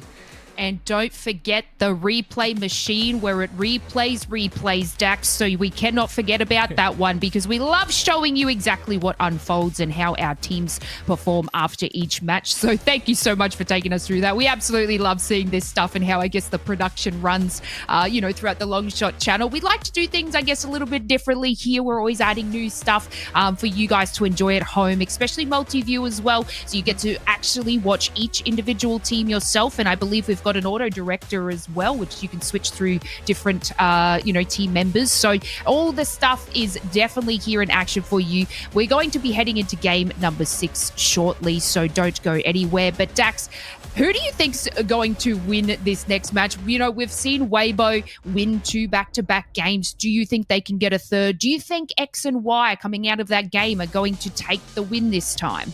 I gotta agree with you for both of those cases, right? Weibo and X and Y have been the absolute forces of the lobbies here today, especially when X and Y has a big game like that. It's just a hurdle that they always need to leap over, Lace. Like, I always see X and Y. They have good comms, good plans, but then they get caught mid-rotation. Multiple times it happened in Storm Point, and right now, if they have the right path here in World's Edge, then X and Y can really take the fight to Weibo. Yeah, no, exactly right. And let's take a look at exactly how our teams are performing today with a couple of damage stats. Now, I commented on IHTW before. They were sitting at about 7,000 damage, but now look at them, Dax. Absolutely incredible coming, from, not doing so well in the starter split Dreamfire, but being able to put out these huge numbers. Yeah, and it's crazy to think that I Hate the World or No Name, he used to be teammates with Gugu right behind him with 6k damage. It's a big marker though for Dreamfire. We always talk about how No Name would include himself within his Dreamfire roster and bring more aggression, more tenacity, more ferocity towards Dreamfire. And with 16 kills to his name, 20 knockdowns also, it has been an absolute buffer for Dreamfire to work with. You compare it to Gugu, he has 18 kills, 20 knockdowns, but less damage. Either way, both these Bangalores have made wonders happen. On the other hand, XZZ there in third. Not too surprised that he's able to bring in that kind of damage. We've seen on the X and Y perspective, right? One knuckle cluster and just tick, tick, tick, tick, tick, get those evos going for you instead. Yeah, I want to touch on JR from X and Y, coming out of that game, emitting about 5,000 damage. I believe JR had the devotion just going absolutely ham, and, that gun just can put out extreme damage for them. So, you know what? They're just doing exceptionally well, but it's always good to see, I guess, who amongst of the teams get to, really, I guess, lead the aggression for their squad. But let's have a look at our legend picks. We've had a few changes recently where Watson is overtaking our Catalyst picks. They used to be, I guess, a little bit toe-to-toe, but now Watson is coming to the forefront. But then look at Fuse as well. Even more picks from last week. Yeah, exactly. It's no longer really Catalyst looking to define the meta here. It's Fuse being picked up by both APAC South as well as APAC North. Interesting enough, though, we saw a few outliers here. Heroes, they did run the Pathfinder early on in Storm Point. Didn't really work too well. True. Running the Lifeline too, and as per usual with Caustic and Valkyrie, remarkable team. Horizon here for Grape Soda. But I guess really the big one is Bloodhound. 100%, 100 picks, 100%. Bangalore right behind with 95, but it's always going to be that duo +1 for most of these teams here. Yeah, and I do want to touch on, I guess, the Horizon pick. Grape Soda being able to use Horizon quite to their advantage.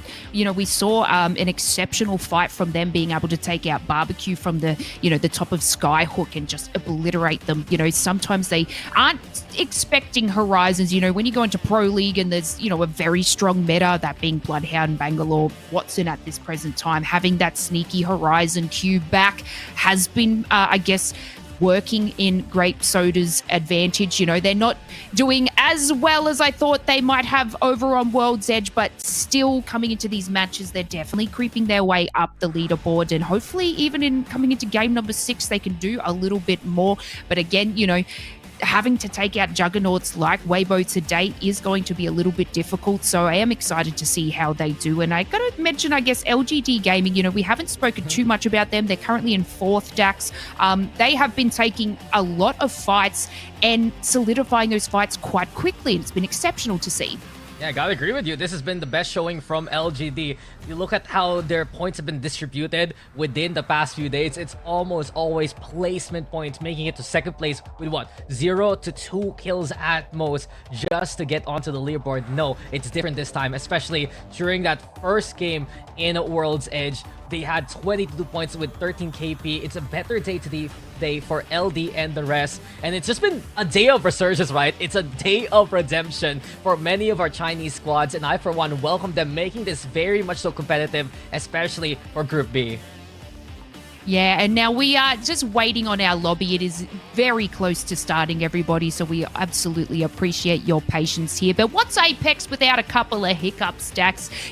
We have some technical issues. You saw the PCs, guys. You saw how many cables and whatnot there are. You saw that firsthand. So not everything's going to go right, guys, but don't worry. We will be getting into game number 6 very soon and being able to see, who's going to win that last match. And obviously this is Groups B versus C, so we're going to be having another 6 matches after this, Dax. I know we're excited to see, I guess, some of our huge teams come back into play, but it's been really nice to see, the likes of Legends Gaming and Makers out of the way for a moment so we can see these other teams perform. Exactly, Lace. Think about it. With Weibo Dreamfire performing like this, and then you're gonna make them face off against Legends and Makers later on, it looks to me that the level of play can be even more exciting coming into that 2nd set. And I, for one, would love to see how this will finish off. Who will take it? Will it be Weibo? Will it be Dreamfire? Will it be X and Y? Or someone else? It's gonna get pretty close at the top. Yeah, no, exactly right. And you know what? We're itching and rearing to go, guys. So let's get it started. Finally, game number 6, guys, for Groups B versus C. Let's go, Dax. Take it away. Took us long enough, but we are dropping into the action. And Elfish, welcome back. That took a while. Man, I just feel like I died and come back alive. Like, this is the second coming of Elfish guy. I had my little nap. I had a hibernation. I pushed a rock away from a cave, something like that, and now I'm back alive and ready to cast some Apex Legends. I have to say, guys, I do have to apologize. It wasn't our fault, just saying. It was nothing to do with the broadcast. Just want to put it out there for everyone watching along at home. Many apologies, of course, but we are at the mercy of the game, and so have to just wait for it to be ready to go. So luckily, we are in for game number 6 of the day, and it is the final game of this B and C lobby. I don't know if this affects any of the momentum of any of these teams or anything like that, because that was a pretty long break. Yeah, no one expects it. Even the players didn't expect it, so it's a little unfortunate, but in any case, we're going to get into our final bout. Man, Elfish, I'm sorry, you closed your eyes, you started dreaming about Sutoraiku again, and one of the best listen-ins in the history of history. Now we're back to casting what is the president of APAC South. And just a quick little rundown of the Legend compositions. Pretty much same old for every single one of these teams. There's the Lifeline team there for True. I think really notable here, Virtus Pro. They've been trying to figure out what can work here on World's Edge. They started with Catalyst in the first game, they went for Fuse in the second game, and now they're back on the Cat. All right, let's lock in and get ready to go. VK Gaming, they had one big game, right? 36 points, and 23 of those, I think, came from game 1. So if they could replicate that again for the final game, then perhaps jump their way up into a second for this lobby. I don't know that they'll be able to overtake Weibo at this point, but aside from that, look, everyone's going to take a little bit more of a relaxed approach maybe to start off game 6. I mean, with the ring console information, you can see VK Gaming and the rest expecting something around the area of Landslide. Dreamfire also, within that same vein, you've seen them take good positions so far, but look at MXF. No matter the situation, they've wormed themselves into a good placement spot there, Elfish, and especially in that last game, top 2 with a single wrap.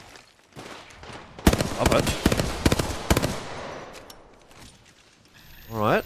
Couple of shots in the direction of Fruit Salad.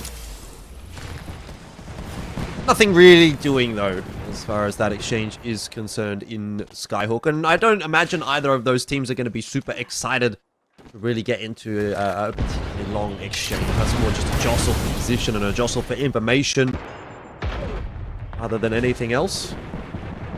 There's a lot of pressure. Fruit Salad might be in trouble here, but you're just hiding right now. There's no credit. Use that evac tower. Get them top of the roof. They go for the scan. And Bayuller is just completely exposed. This is just a solo right now, Fruit Salad. The rest are towards trials elsewhere. And no credit hunting this one member of Fruit Salad. Bayuller falls. Savior takes it. And no credit picking up KP here. Alternator pylon does go down. Lowen said he wins the race as far as no credit are concerned. They don't want to over-aggress into this one, even though they have got that opening pick. The high ground advantage for Fruit Salad is still something to speak to, and we'll go back over to Grape Salad. Grape Salad? Grape Soda. I mean, Grape Salad? Grape Salad sounds alright. Yeah, would you eat one? Maybe. We'll see. Real quick though, True under duress. Grape Soda in a position where Moist actually won before in previous seasons, and True gonna get eliminated there. First one to fall, first one sent packing. Yeah. Yeah. Look, I don't know. I mean, early knock, maybe not the worst of things. They're going into the break, have some dinner. I am kind of hungry. Maybe that's why I'm thinking about Grape Salad and no credit. They don't want to be hanging around here too long. There's actually a rotation coming in from Akuma on the northern side of Skyhook that they'll need to be a little bit aware of. Yeah. For console 2? I do want to ask you, what constitutes a grape salad? Is it the different types of grapes all together, or grapes with veggies? What's the call there? What's the call there, chef? I actually think it's just a fruit salad that's predominantly made up of grapes, right? Because I feel like you could put grapes in with like apple maybe, and that'd be pretty good, you know? But you'd have more grapes than apple, obviously, if it's a grape salad. But I like the shout of multiple different kinds of grapes. If we're really going to go into it, you know, Okay. you got your green grapes or your white grapes or your red grapes. Let's put them all in. Yo, it sounds like you have like a winery or something, the way you're talking about your grapes, man. Fine. What's the best fruits to put in a fruit salad? The best kind of fruits to put in a fruit salad. Yes. I think you definitely have apple. You definitely have orange. I'm a big fan of mango. Strawberry's a good shout from the prod team. I don't know if all these go together, if that makes sense. Like, you can't have all of them. Like, I don't think... Do you put orange and mango in the same fruit salad? Maybe not, but, like... Yeah. They're all good fruits. Just put in cream. Just put true. in cream, put in the ref, and call it a day. So, there you go, guys.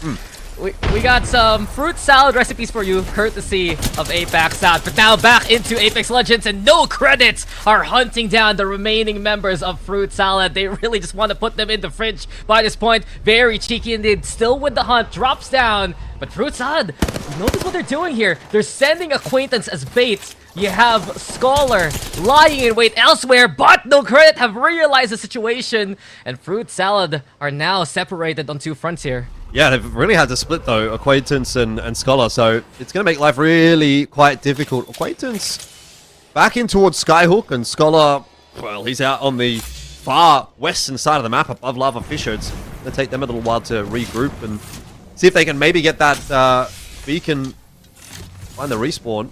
Definitely possible, though. Their side of the zone is quite busy up to the north here. Like, Countdown is pretty well occupied. They've even still got Akuma behind them in Skyhook, so I dare say finding that respawn is actually going to be a little more difficult than they would like it to be. Where do they go from here? X and Y holding Fisher, running into No Credit, who has been just trying to chase after Fruit Salad. While this happens, there's a little bit of subterfuge from Fruit Salad, sneaky-like through trials. Also elsewhere, you mentioned that the respawn's available, they have the beacon, and I wouldn't be surprised to see Scholar go all the way towards the north of Skyhook just to get the res going. Here though, X and Y, they pop the mother load, they beat No Credit back, and for once they're gonna have to hold off no credit on the opposite side of where they landed. Ooh. Oh, very cheeky indeed. You need to be careful there, my man. It is not looking very good at all. The push forward from X and Y. They know they got such good damage down and they punished for it. Quick reset though. White following up for the finishing blow. Relative surprise. Very cheeky to push that deep anyway, but Y still keeping the pressure on. Weibo's gone! Weibo's gone from this barbecue too. Same can be said. First place isn't up for grabs for Dreamfire and X and Y. We'll see later on into the game. X and Y, they've noticed that on the kill feed. They're gonna hunt for KP along the way. Nemesis shots trying to ring XD, looking for that target. And X and Y now, there is more proactivity from them. The hustle is here from X and Y. They see the target trying to go into the house. Doesn't get the knock though. They're breaking shields, they're bringing the damage. JR invading the home of Lux there. And X and Y find and kill, no credit.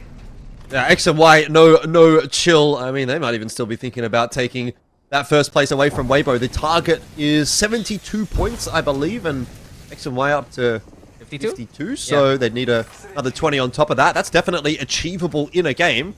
It would have to be a big game, no doubt about it, but it is definitely something that can be pulled together. And you also mentioned Dreamfire. Well, they're actually not in a bad spot either to potentially have a bit of a crack at that one. So Weibo, have they missed a bit of a trick by getting knocked out pretty early in games 5 and 6? We'll wait and see if they do get punished for it. Still quite a chase for the teams in 2nd and 3rd.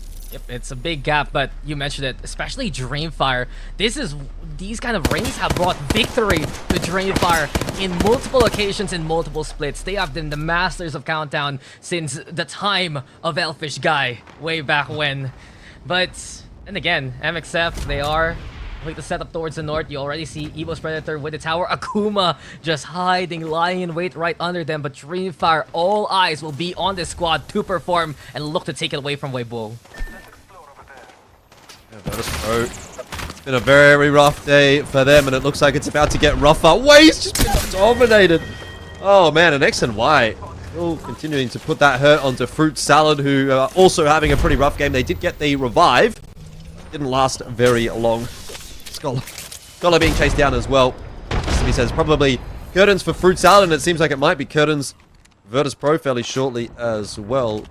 Sharky and Pricey have to get the job done as a duo. Yeah, Virtus Pro just honestly underperforming to what many others expected here. X and Y just looking to hunt down that final member of Fruit Salad. With the ring closing on in, it's interesting to see how X and Y is gonna tackle this next zone. Do they push into the Remarkable team, try and take Countdown away, take a command center there, or do they go towards Guild Heroes though on the other front, spotting out Evo's Predator, a little bit of danger here for Bastion, smoke for cover, look to regroup with the rest of his team. Oh, take a look at the next ring pull, SWQ right in the center of it. And VP, I mean, low-key, maybe in with a chance here. We'll have to kind of keep our eyes on that. I don't know that they're going to be able to get a respawn, a landslide. That would be ambitious, but might as well give it a crack. At respawn beacon, I do feel that that's going to be pivotal for a team later on once the ring is even smaller. Like last 5 squads, one of those squads are going to look to just suddenly bring a dropship out of nowhere. We said a while ago, landslide is our expectation for the ring, and SWQ has called it right. Final Dream though, MXF on the outskirts, Dreamfire, Remarkable team. Those teams, they also need to move in now because of the zone pull here. Piece of the hunt, 15 seconds left to go. Getting info off of it. That nade, the thermite, going to be ticking away. Onto Flesh as well, MXF aware of that, but not using that opportunity to push their way forward just yet. Again, AIO continuing to put that chip damage down.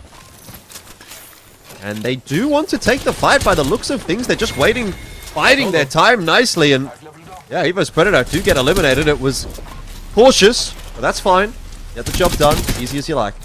Yeah, very much a sandwich between two teams. Final Dream though on the other hand, a push now towards LGD Guild on the opposite end, and Final Dream Also looking to make a mark into the lobby. It's been a little bit more quiet compared to the past few times we've seen Final Dream with Papa going for the clutch. But X and Y is unrelenting, and they're marching on to get more kills here. Who's next on the list? They go for the scan with Final Dream and Guild just nearby, staying away.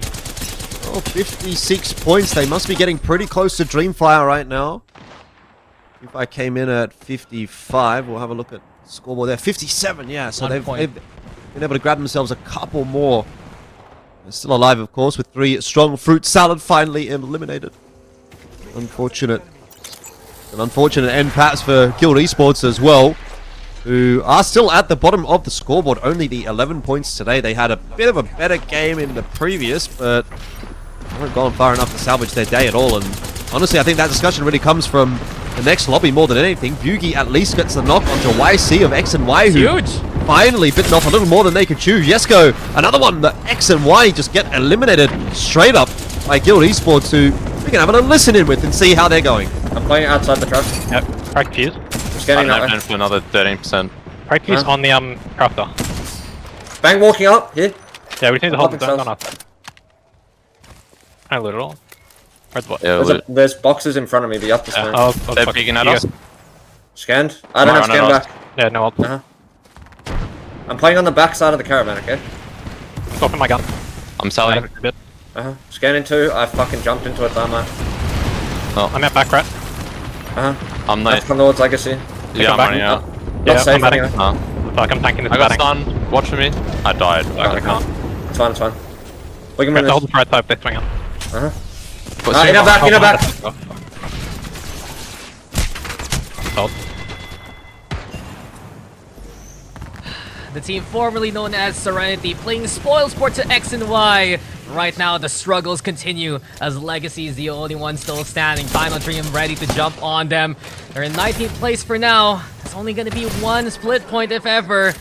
And the struggles of Guild, it is quite surprising to say the least. Remarkable team also watching from afar, but Elfish would expect that Guild would struggle like this today. Certainly not me. I had them picked as one to watch, and I mean, they have been one to watch. I guess that's fair to say, but for all the wrong reasons. Look, out in 10th for this one. To be fair, they can still salvage their day with a good lobby for our next 6 games. They are playing twice, but it's going to be hard to come back from that. And well, that for now, because we've got more pressing things to touch on. It's a remarkable team that are suffering on the hands of multiple teams. Longby trying to hide away in this caravan. Zone's going to be pushing its way in as well. I'm not sure he's getting the res, and neither is he. So, on his bike. Just did get the wipe onto Final Dream and through the caravan window. A little bit of survival for the Valkyrie. CK, well, alive and kicking for the rest of the game, but now the onus is on Dreamfire. They're the only ones who can take the win away from Weibo now. Heroes, though, on the other hand, with also their rally, they've overrun MXF. They're taking the north side to them. And this is a very much so quiet approach from Dreamfire. They don't want to challenge Heroes. The problem is, Heroes might have seen them. SWQ also marking some of these targets. They still have the caravan well set up for the rest of the game here. Yeah, Kraber. Can it do some damage? Oh, waiting safely for the shot there. Donut, nice connection. 140. And SWQ will want to play this one pretty slow. They definitely don't want to be crashed on by a couple of teams. There's another connection.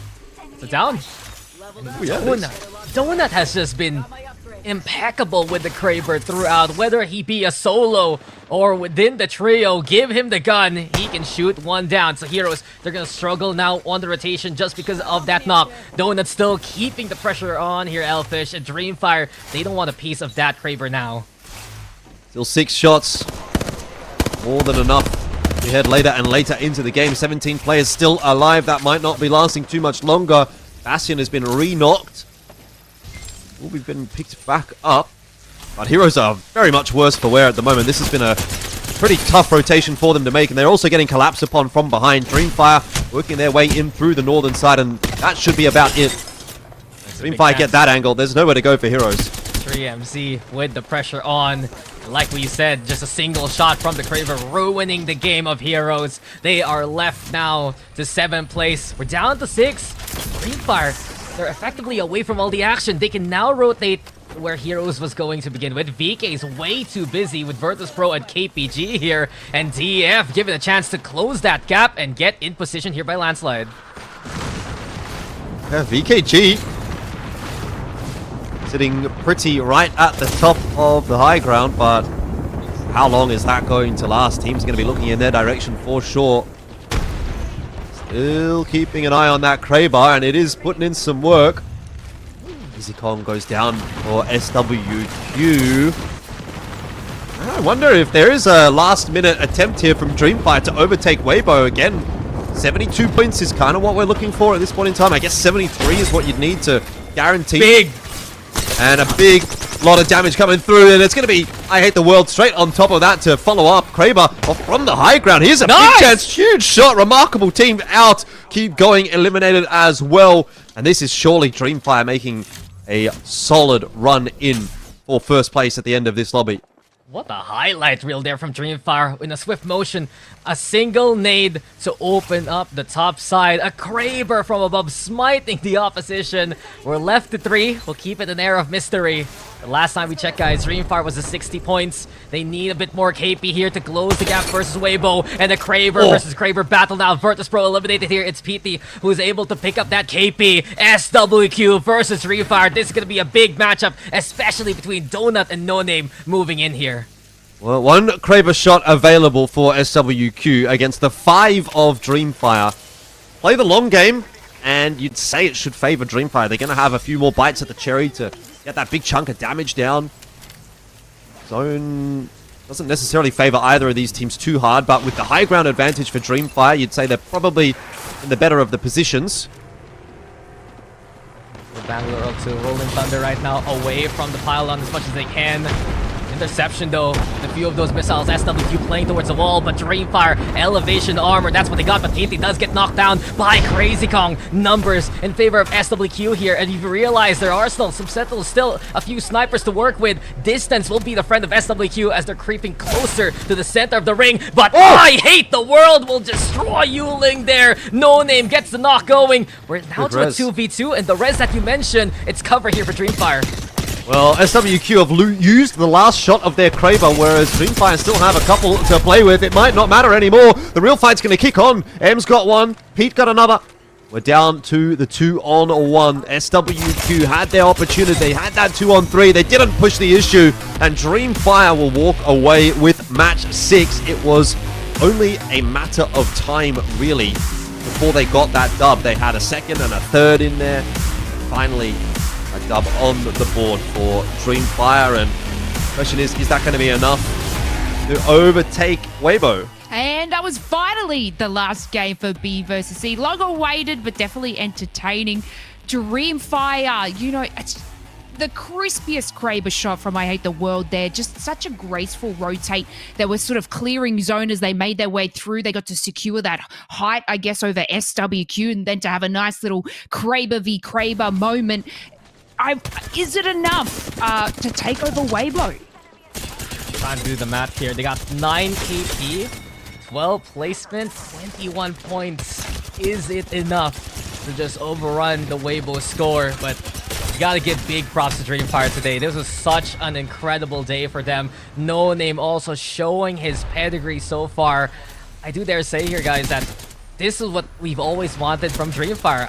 I'll give props to Elfish. His return perhaps bringing the old Dreamfire back to in terms of performance, right? And it's just a lot more surety on the calls. We've always talked about in the past few weeks how Dreamfire have hesitated so many times on what to do. But here it was clear what the plan was, what they wanted to do in every single situation, and they come up ahead because of it. Yeah, I think it might be enough. I definitely think it'll be enough. But for Dreamfire, their job is not done for today either. They've got to continue to push their way forward, and they've got a whole nother lobby to play. So if they can bring that kind of intensity again and that kind of consistency, great shots as well with this Kraber. So many connections. I did think for a moment when Pete went down that this was going to be SWQ to walk away with the win, but the trade frag comes through, so to speak, and open the door up enough for Dreamfire to recover, and there you go. In the end, Dreamfire, they do, in my opinion, just enough to get it over the line. We'll have to wait and see, but either way, you know, second or first for the lobby, it gets them right back where they need to be going into the latter weeks of this split.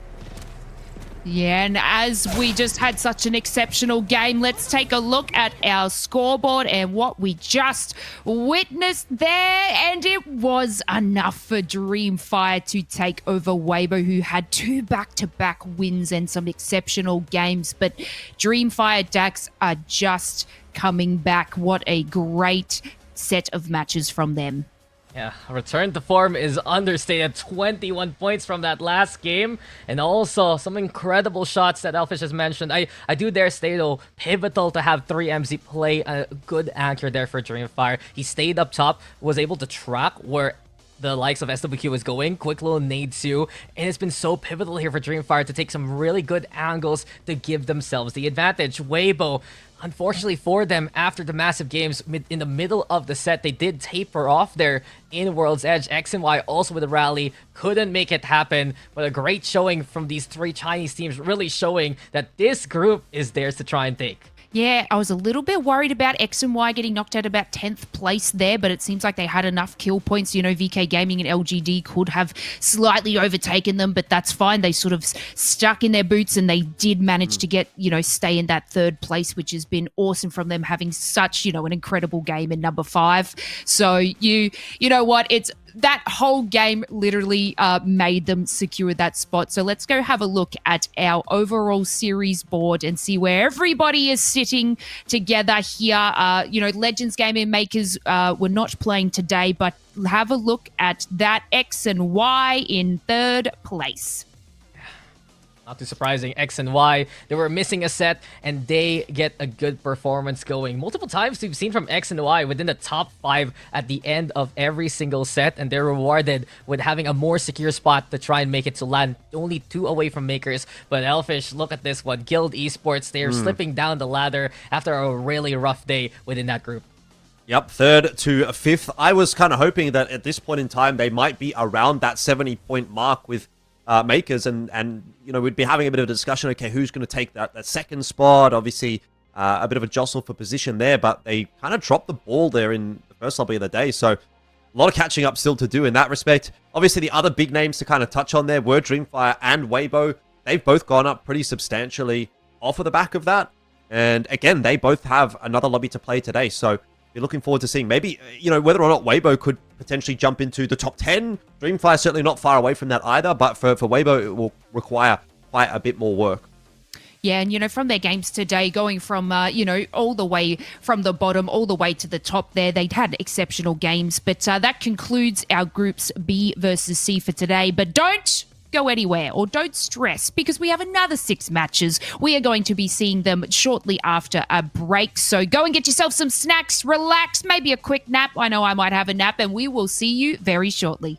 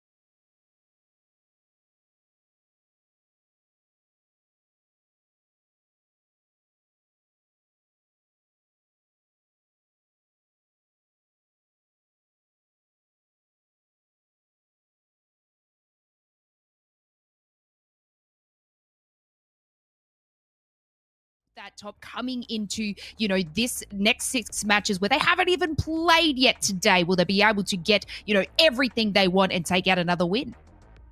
Yeah, honestly, no reason to expect a whole lot's going to change, to be quite honest. Like, they've been consistent for a very long while now, haven't they? Not even just talking about this season, but going back over the last couple of seasons. Then, yeah, I imagine that Legends are going to have a fairly solid time today. I think it's quite interesting. Obviously, the Dax there, you mentioned Weibo and Dreamfire coming into this. They're looking hot off of that last lobby, and that's definitely true.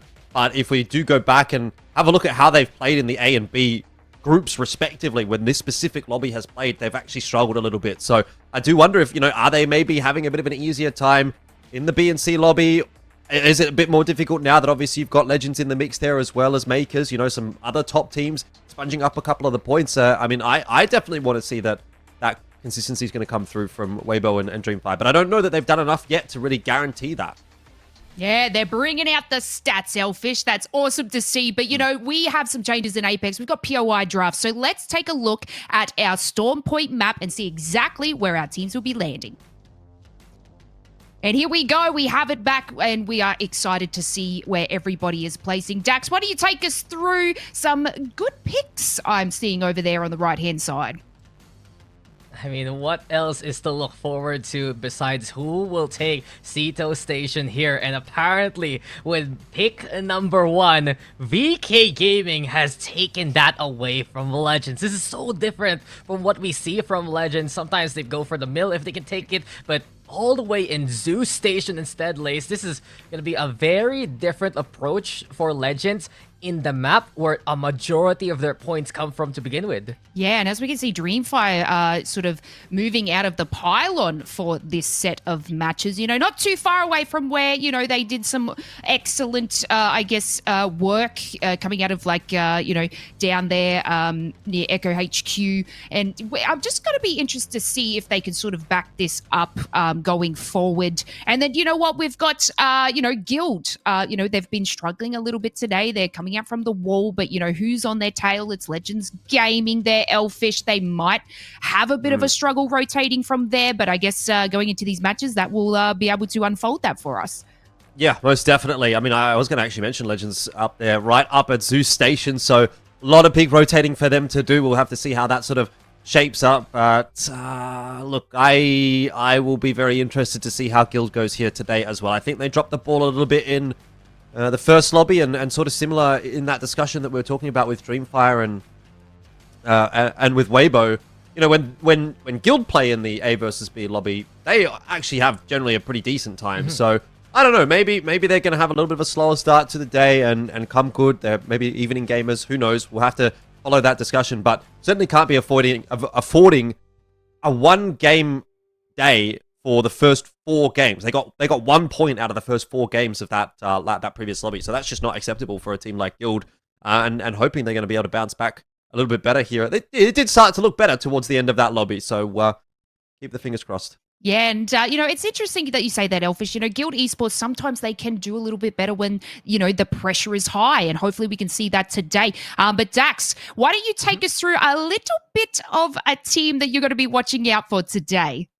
I mean, many have been wondering, how did this team get signed, right? Vegas Inferno, formerly known as Numnim from the qualifiers, they have been absolutely impeccable in their performance. One of the closest series that we had against Legends Gaming especially. They were down to the wire. It was just some smart play from Legends to get that extra KP, but plays like this have always been impressive. They take the fight to any kind of squad. They have utter confidence back in the qualifiers, back in the challenger circuits. They were one of the teams to fear for whenever they would land on you, and Vegas Inferno so strong in the 3v3. Sato, Aflo, and YR, from what I've seen from them so far, it's really just a group dynamic. They love to play a 2-1 split when you have put the Bangalore all the way in front, and then with the 2 anchors, they can snipe, set up a crossfire, and make the push happen. And truthfully, you look at their stats, they're almost dead even with one another. Over 20 to 30 knocks and kills for each one of these members. Over 5k damage effectively, as much as they can. And what I realize here for Vegas Inferno is, how are they matching some of the top teams right now with consistent performances as a team? Sure, there have been days that they've struggled so far, but from what we've seen from Vegas Inferno, just a little bit more, guys, and I feel like they can be within the top leagues of contention here in APAC South.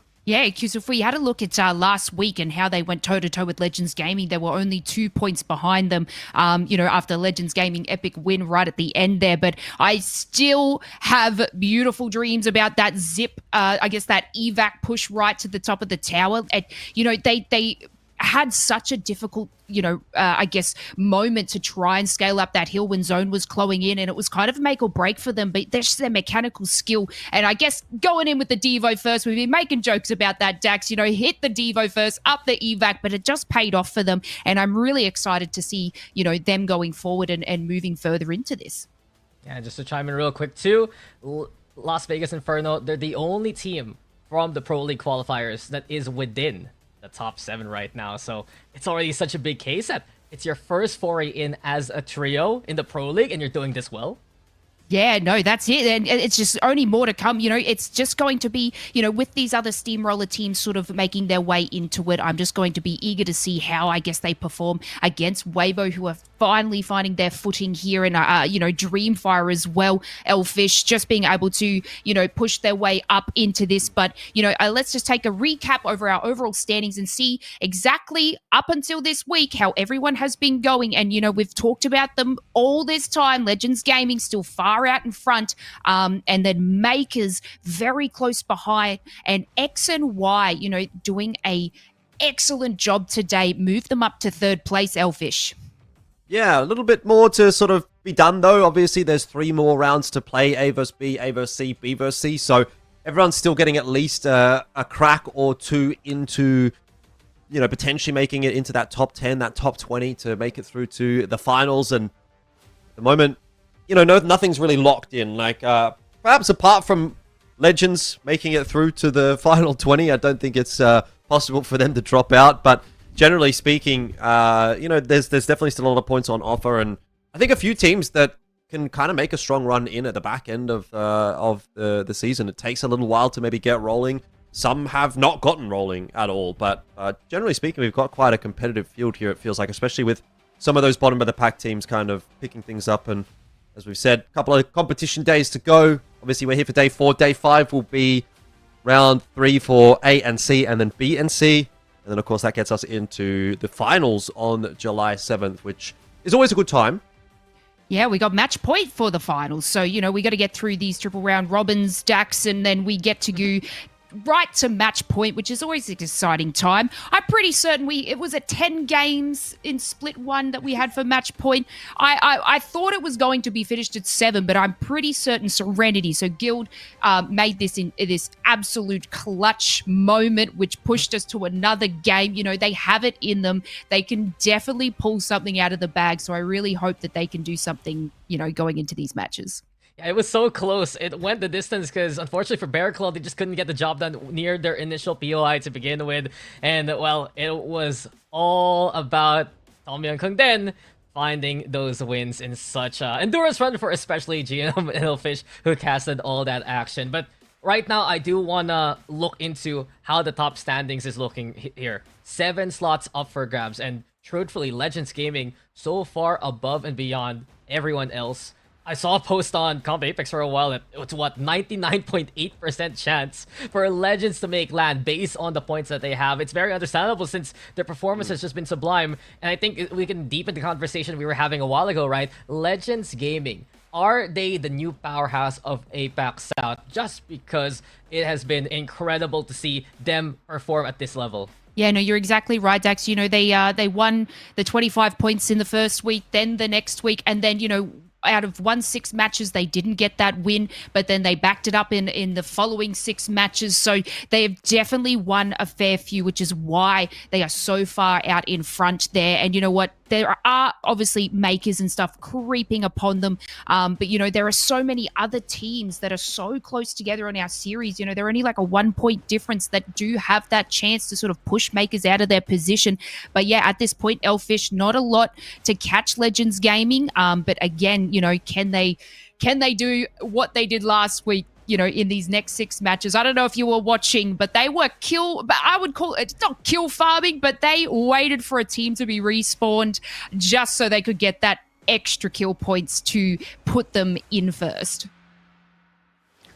Yeah, I mean, I've got to be honest. I kind of echo your thoughts now, Dax, that Legends, I think, are probably the team to beat in the region. Has it been as dominant as it was for Moist, and was it as dominant as it was for Reignite? Honestly, it's kind of getting to that point. But then again, there's obviously always the discussion around when you do get into that final lobby, anything can happen. So, yeah, there's dominance throughout the regular split, but we sort of saw... Again, in Split 1 this year, they didn't actually manage to finish with the dub overall there, so Wonton Dumpling getting it done that time, and, you know, it doesn't necessarily mean that it's going to happen again, although it is kind of like, if you were a betting man right now, you'd be saying Legends Gaming win this split as well. Yeah, well, we'll be able to get another Strafing Flame interview from today's 6 matches. Well, let's start off with our first match, guys. We're going to move back over to Storm Point. Let's take it away.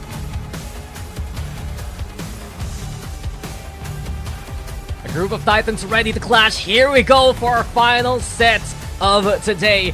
A and B, which means some fan favorites are going to be here. Dreamfire Weibo still around. Well done, taking first and second from the previous set. But you got Makers here, you got Legends Gaming. And I was telling you a while ago, Elfish, if Legends takes this again, we should just put Strafing Flame as an official talent for Longshot at that rate. Yeah, I mean, he'd be spending enough time on the broadcast at that point to kind of make it justifiable, but...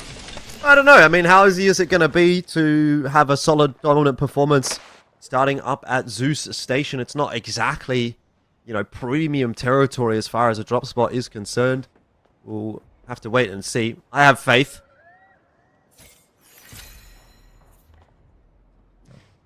Well, Legends Gaming. I do wonder how they're going to be playing an angle like this. From the north, it's... difficult for them to safely rotate the way that they would like. Lightning Rod occupied here by Makers. You have also nearby Guild Esports going to be there. Vegas in further from them, Command Center. And given as we are going to be seeing how the ring's going to be pulling, Weibo Gaming, who have moved into Checkpoint in this group, they're the ones in the middle of things. Nice and slow and steady maybe for Weibo. Would probably prefer that over the shenanigans that they ran into early on in the last couple of games of World's Edge. I mean, to be fair to Weibo, out of that first lobby, they did kind of get work done on both Stormpoint and on World's Edge, but yeah, the last couple of games just didn't come together for them, so if they can keep themselves healthy into the mid and the late game, that seems to be where they really do a lot of their damage. BK Gaming started strong for today. Didn't really manage to impress too much beyond that first game. But that first game really carried them through the lobby. Like, they did definitely get enough work done to kind of say, well, we're pretty happy with that. And now, gonna have the second bite of the cherry. One big game has brought a bunch of teams really to success here for the past few weeks. Grape Soda has been the most usual contender to that. VK Gaming, we see it here as they move into the trenches. And Bear Claw, this is a squad that people have been watching out for too. Fenfu having some great stats. They have done incredible World's Edge performances. And I do wonder now, with Bear Claw starting off on Stormpoint with the rest of the lobby, can they bring that success to this map here? Doing a bit of scouting at the moment. Haven't really seen too much in those trenches. Las Vegas Inferno, the team that you wanted to highlight, they're working their way in behind Guild at the moment. Some shots actually going in that direction. And some received in response as well. It's not going to be a position that Las Vegas Inferno want to be spending too much time in. There'll be teams rotating in through the choke points just behind them. I still feel like it's wild to say and see their name. Las Vegas Inferno. Yeah. Thailand. That doesn't make sense. Like, I mean, actually, why is that? I just don't know. But I mean, anyway. it's a Vegas org, and they signed this Thai squad. They deserve it, honestly. This has the core of the previous iteration of Outside from Split number 1. They went through the Challenger circuit yet again with the new third, and they performed so very well that they're still doing so right now within the top 7. But it's like what we're saying all these international orgs from different regions put some money into APAC South and give the support to the players that they need. Especially, we had the example, Guild Esports will have the Broken Armory, Kill Devil will be flying by them there. Yep. Straight over the top. Still plenty of territory that can be picked up in and around these trenches, so Kill Devil not too late find themselves a small position of solace, though. Yeah, the pickings are becoming a little slim. The cheeky chip damage in there from GK Esports. Formerly known as Boogie Borders, so another rebrand, another team has gotten that support. More orgs here for APAC South, but we've seen from Boogie Borders, slow starts have made most of their sets always a recovery kind of game. It also isn't massive for Boogie Borders. Kilopause has been usually good for 2 within a fight, but still some struggles very apparent for the team formerly known as Boogie Borders. Would love to see them back to the form to contend with the likes of Legends and Makers that we expect that they can do there. Yeah, I mean, maybe one of those teams that's struggling a little bit with the drop format. I mean, to sort of figure that out a little more so. Maybe they were a bit more comfortable than other teams with their standard rotations, and now that's kind of been thrown out of whack. Need to consider. Yeah. Weibo kind of keeping a bit of an eye on no credit at the moment, though it doesn't really seem like a whole lot's going to come from that engagement at the moment. Weibo more than happy to stay up on the high ground, and no credit not contesting them for it. It's a fairly favorable enough choice, right? Like, the zone has every possibility of shifting in here onto checkpoints, so not get too greedy and take too many fights. Like, obviously, it doesn't often go into checkpoint, but it's not impossible. And you can always rotate. And Legends Gaming, an early knock onto Easy Flash. This is going to throw a wrench in their plans as they are rotating into the trenches themselves. Easy Flash now going to get mowed on down. Player K taking some big damage too, and Strafing Flame, our code talent within the field now. They do have a pilot into play. There's also going to be a medkit there for Player K to bring himself alive. Strafing Flame has been topping the damage starts for so very long so far, bringing in more. The Dreamfire on the other hand, this guy, I Hate the World, 10k from the last set. A knock already to start things off here versus A and B. Yeah, looking to continue to dominate, but does get traded back down 1 for 1. It's not really the start that Dreamfire is going to be looking for. Decent damage out of the 30-30 repeater there for 3MZ. I don't know how easy it is going to be to get the revive, though. This might end up just being a duo for Dreamfire, especially considering it is I Hate the World that's gone down, and so now you don't even have Bang Smokes to try and find that revive, but having got that extra knock, it will open the door up. There's some extra shots coming through from the side, though. That was almost a Firebird. Azu causing some problems as well. And so in the end, Dreamfire will have to go along with only a couple, though they do quickly get the respawn out. Everything good there, towards down Beast. Also to take note, no credit, the one knocking down MXF as they pushed away from checkpoint, and MXF eliminated by Luxus G7 Scout from afar. Nicely placed shots. Gildo here towards the north still, and I would love to see Guild find that recovery period here. It was just so tough to see them only get 1 single point really from that last outing. You said it a while ago though, Dreamfire up to a trio, and here they come, looking now to give thanks to no credit by shooting back at them.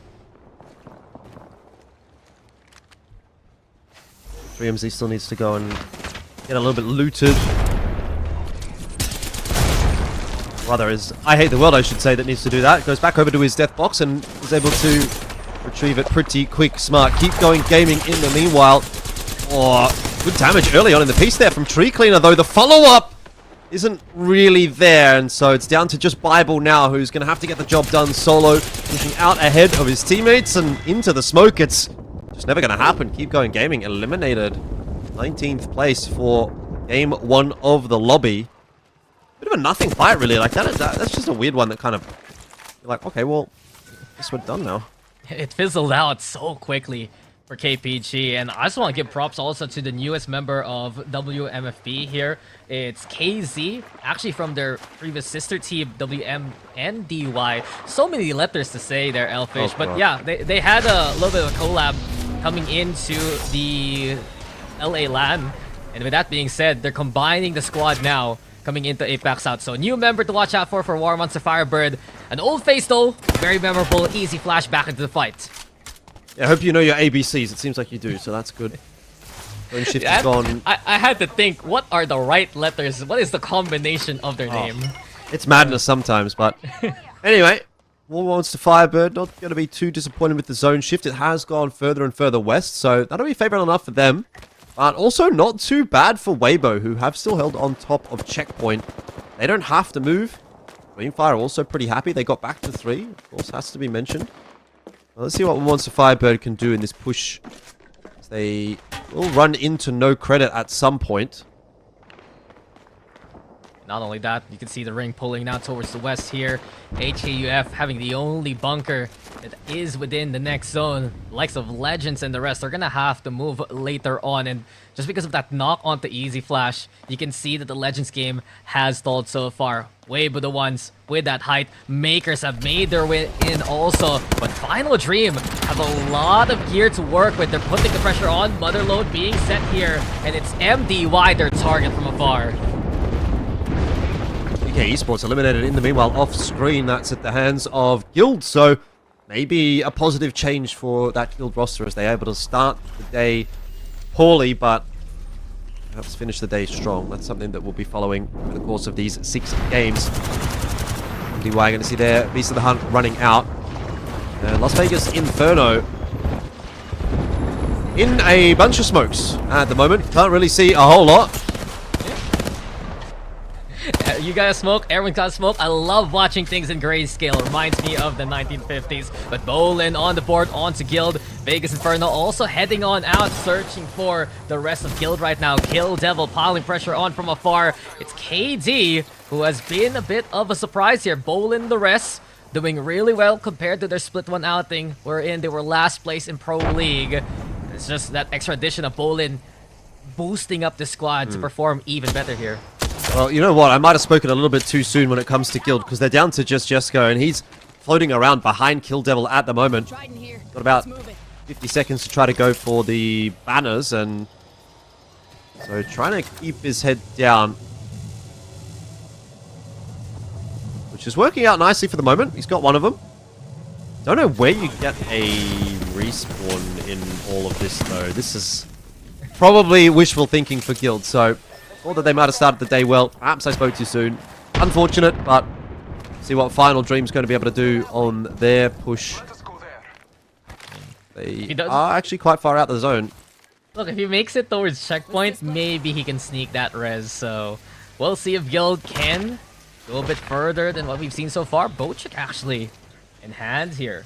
For no credit. Also Lux, after all the damage that he's done so far, ready for red armor. That'd be a good starting point here for no credit. Now they have a good front line to work with. I've also noticed they've really returned to the Watson coming into Storm Point. They experimented a few times over the past few weeks, Elfish, playing the cat on Savior. But comfort is king, and that's what no credit is doing right now. Bear Claw, though, trouble is afoot, and Heck is going to get down here. Yeah, through the fire and flames, it might not be going very well for them. Makers gonna make short work of them, potentially. Guild Esports out in the meanwhile. Jesco was eventually found out.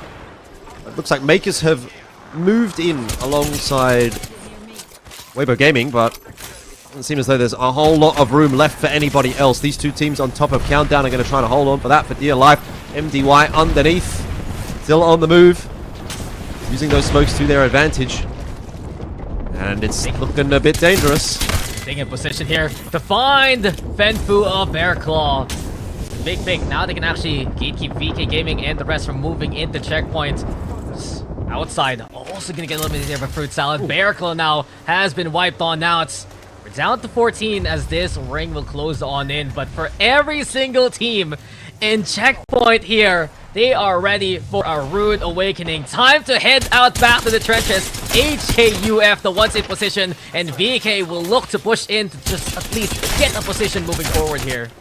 Yeah, this is going to be very awkward indeed. Legends just being eliminated on the kill feed there. You can see VK Gaming, you know, they want to push forward, but I think at the moment, actually what they really have to be a little bit more prepared for is the push coming from behind, because as those teams start to filter out of checkpoint, they're going to be the team to try to push through.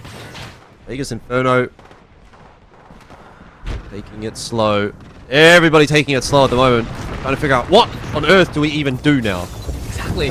8 squads are within the vicinity of checkpoints. There are 2 ways out. One towards Dreamfire, the other towards VK. But a lot of infighting within the next few seconds. It's going to be happening here. No credit also. Pressure now applied. You do have Final Dream and War Monster Firebird Looking to see an opportunity. LGD backing away from this one, but eventually Weibo, MDY, those teams will have to move out soon. Patience a virtue at the moment. LGD might be the team that is going to be worst off of anyone, really, because they're on the complete opposite side of the zone to where the circle has shifted. Weibo's still up on the high ground. They won't be feeling too bad about things at the moment.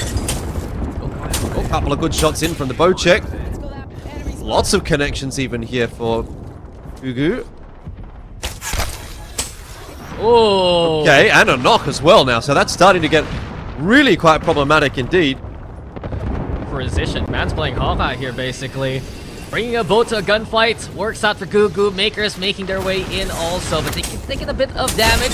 Now the Rolling Thunder going to be played, but we're watching still the bow check do beautiful things! What marksmanship we just witnessed here from Gugu, taking the kill leaders at 2. He has 4 on the board. Well, he's kind of farming, isn't he?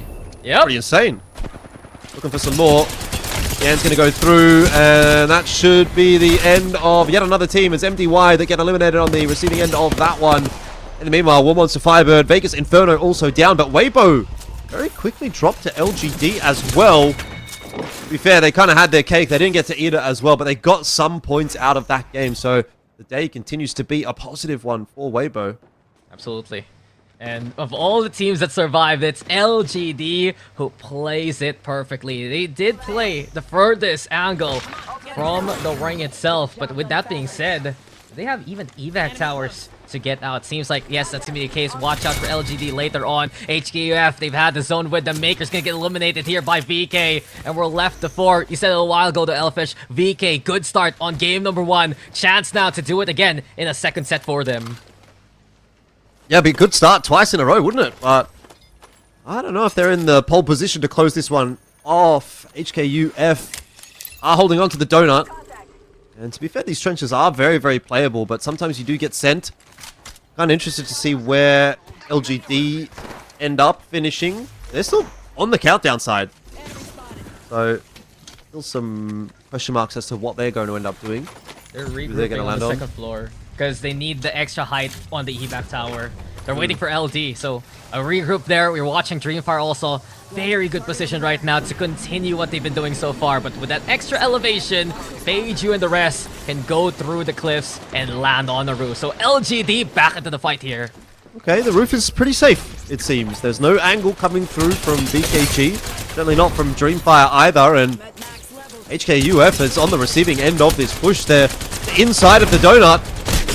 And apparently it's pretty yummy. LGD are really trying to take control of this position. They're going to do it pretty solidly as well. It's 2-for-1 trade, pretty quick, smart, and HKUF go down very quickly indeed. The problem is for LGD, that's the dinner bell being rung for Dreamfire, and now it's Dreamfire versus VK Gaming.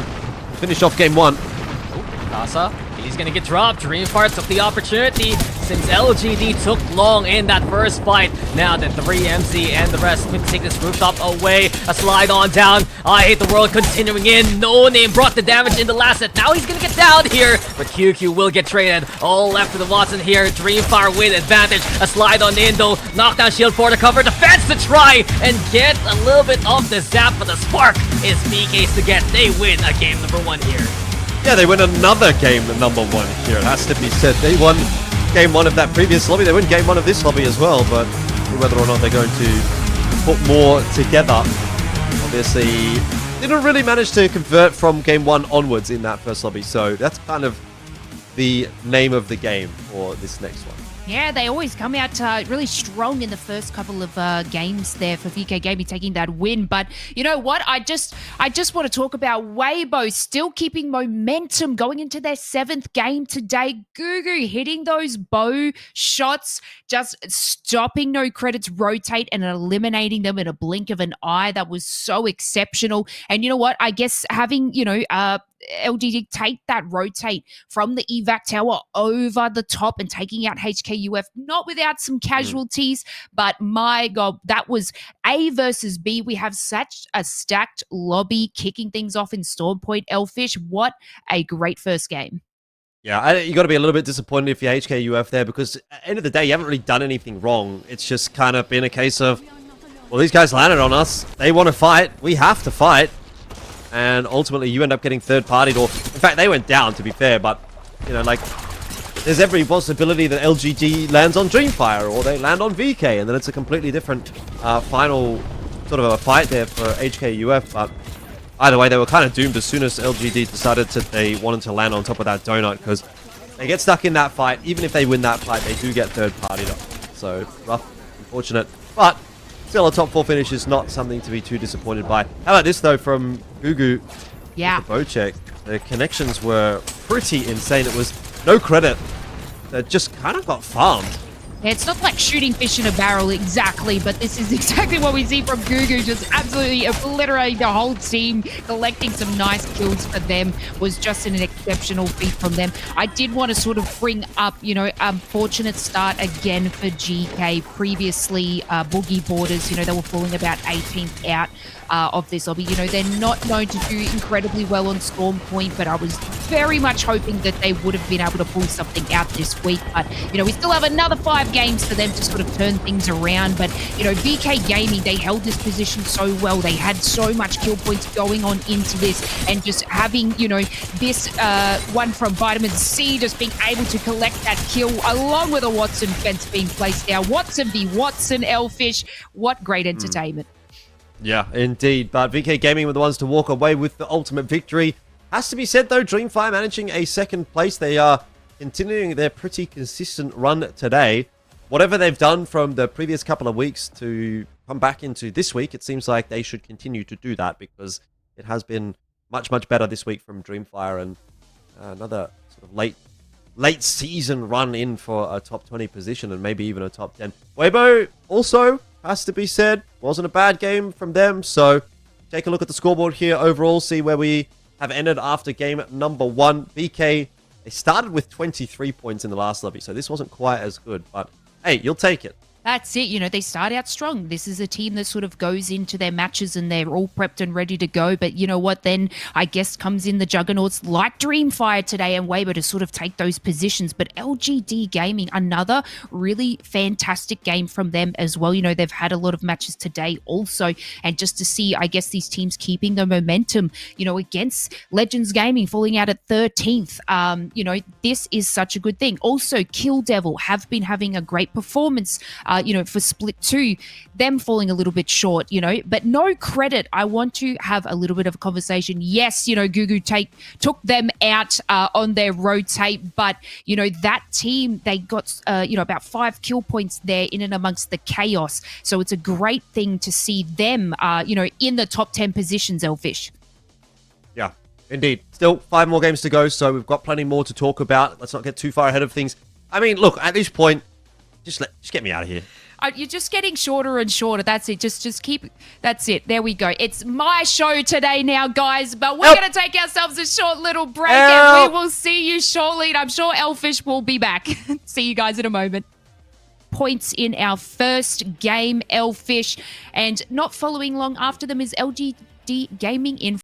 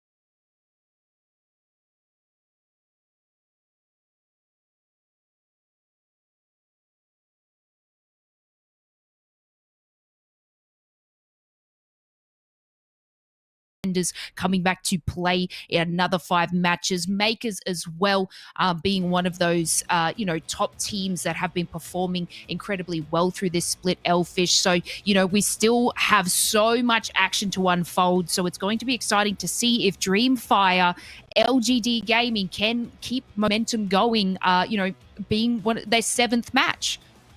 Yeah, I mean, that's definitely a factor. Like, fatigue is a huge thing. We can speak to it as well. Like, we've been here since the start of the day, and maybe not such a big factor in Game 7, Game 8, stuff like that. I usually tend to feel pretty tired once we kind of go from Game sort of 10 onwards. Like, Game 10, 11, and 12 of the day is where it's like, I've been here for a few hours now, and I'm getting a bit tired, want to have some food, and maybe you had a little bit of food in the break, but, like, you didn't really have the opportunity to sort of get a whole lot in, so... one of those things, and I think at the end of the day, you have to have a lot more of a mental investment in the game, right? When you're a player, so you're getting tired a lot faster. So yeah, well, let's head over to our game number 2, everyone. We're going to jump straight back into things. Let's take it away on Storm Point.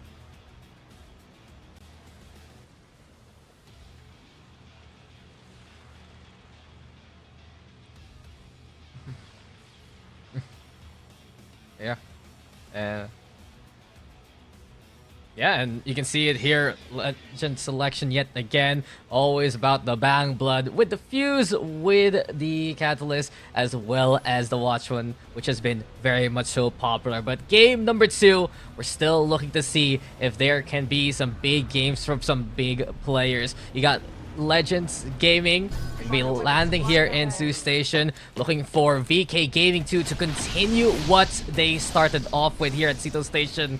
And that's the thing you were talking about, Elfish, a while ago. VK, sure, they won the first game in the previous set, but it wasn't enough for them to continue on and have a high bearing. This time around, it's the same kind of case, and do they fall off again, or have they learned this time around?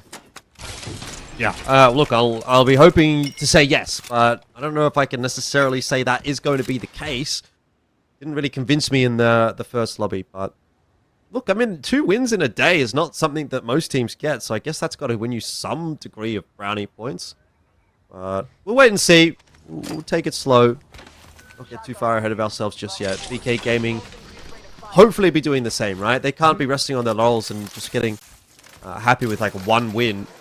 Because as far as the overall standings for the split are concerned, like, yeah, sitting in 4th at the moment, but honestly kind of in a position to push for even anywhere up to 2nd. Yeah, I mean, between 4th to 10th, they're just separated by around, what, 8 points right now. So it's crazy to think there is no real way for some of these teams to be safe. But look at this ring, and what am I looking at? This is pretty similar to what we had in the previous game, but it's a little bit more of the ease taken here of Northpad. The 2 compounds, very much so available, but it's a similar rotation for many of these teams. Fruit Salad, Weibo Gaming, those are the squads who are in position already, and Fruit Salad fighting for their lives. It's GK on the opposite end. I mean, that North Pad could definitely come into play, but I mean, for VK Gaming, looking at this one and thinking, okay, great, we can sort of run it back. Let's just try to set ourselves up, similar position, work with that. Got early rotates coming through from GK Esports. Can see that already coming into effect, and Fruit Salad, they don't have to move. Weibo Gaming probably going to play similarly, quite slow in checkpoint. Although, I mean, if they know that the zone's going to pull a bit further out to Northpad, do they gamble on checkpoint again? I think that would be a big conversation happening inside that camp at the moment. I mean, they won't know because they start on the Fuse, who doesn't have the Ringmaster, until you have Blues. I also think, if I'm seeing the map correctly, there's no Ring console on checkpoint right now, so it's difficult for Weibo Gaming to make those kind of calls with only a little bit of ring information. But Weibo, they decide to play into Down Beast, where the console is set, and this time around they're gonna have a better lay of the land here, Elfish. At least they know what's going on here.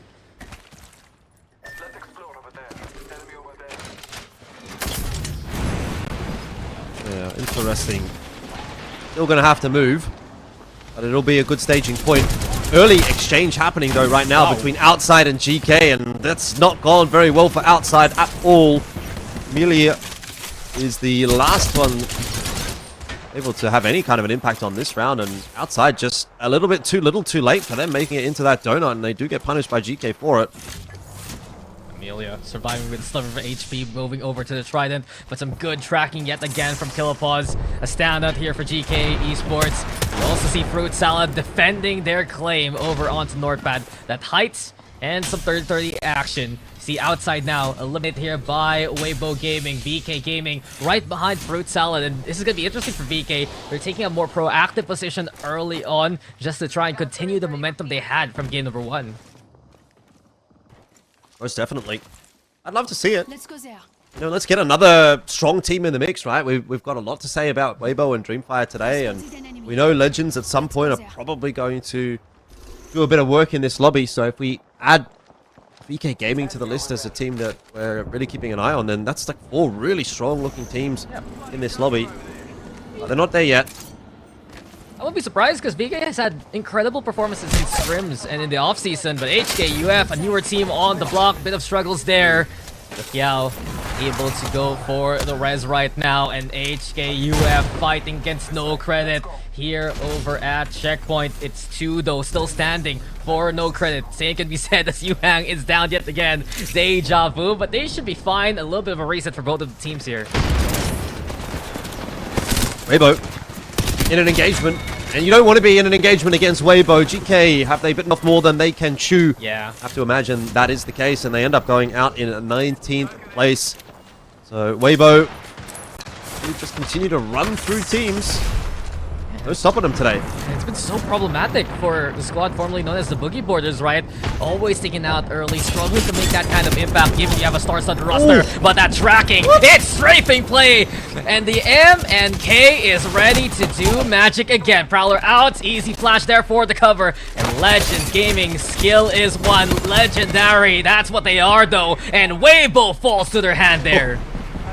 Yeah, well, Weibo, they had their moment in the sun, and then it was time for Legends to have theirs, and geez, that was a clean spray from strafing, but doesn't certainly help Weibo out at all. Dreamfire also having a bit of a look there. Strafing Flame will be confirmed by Pete, I can see in the kill feed.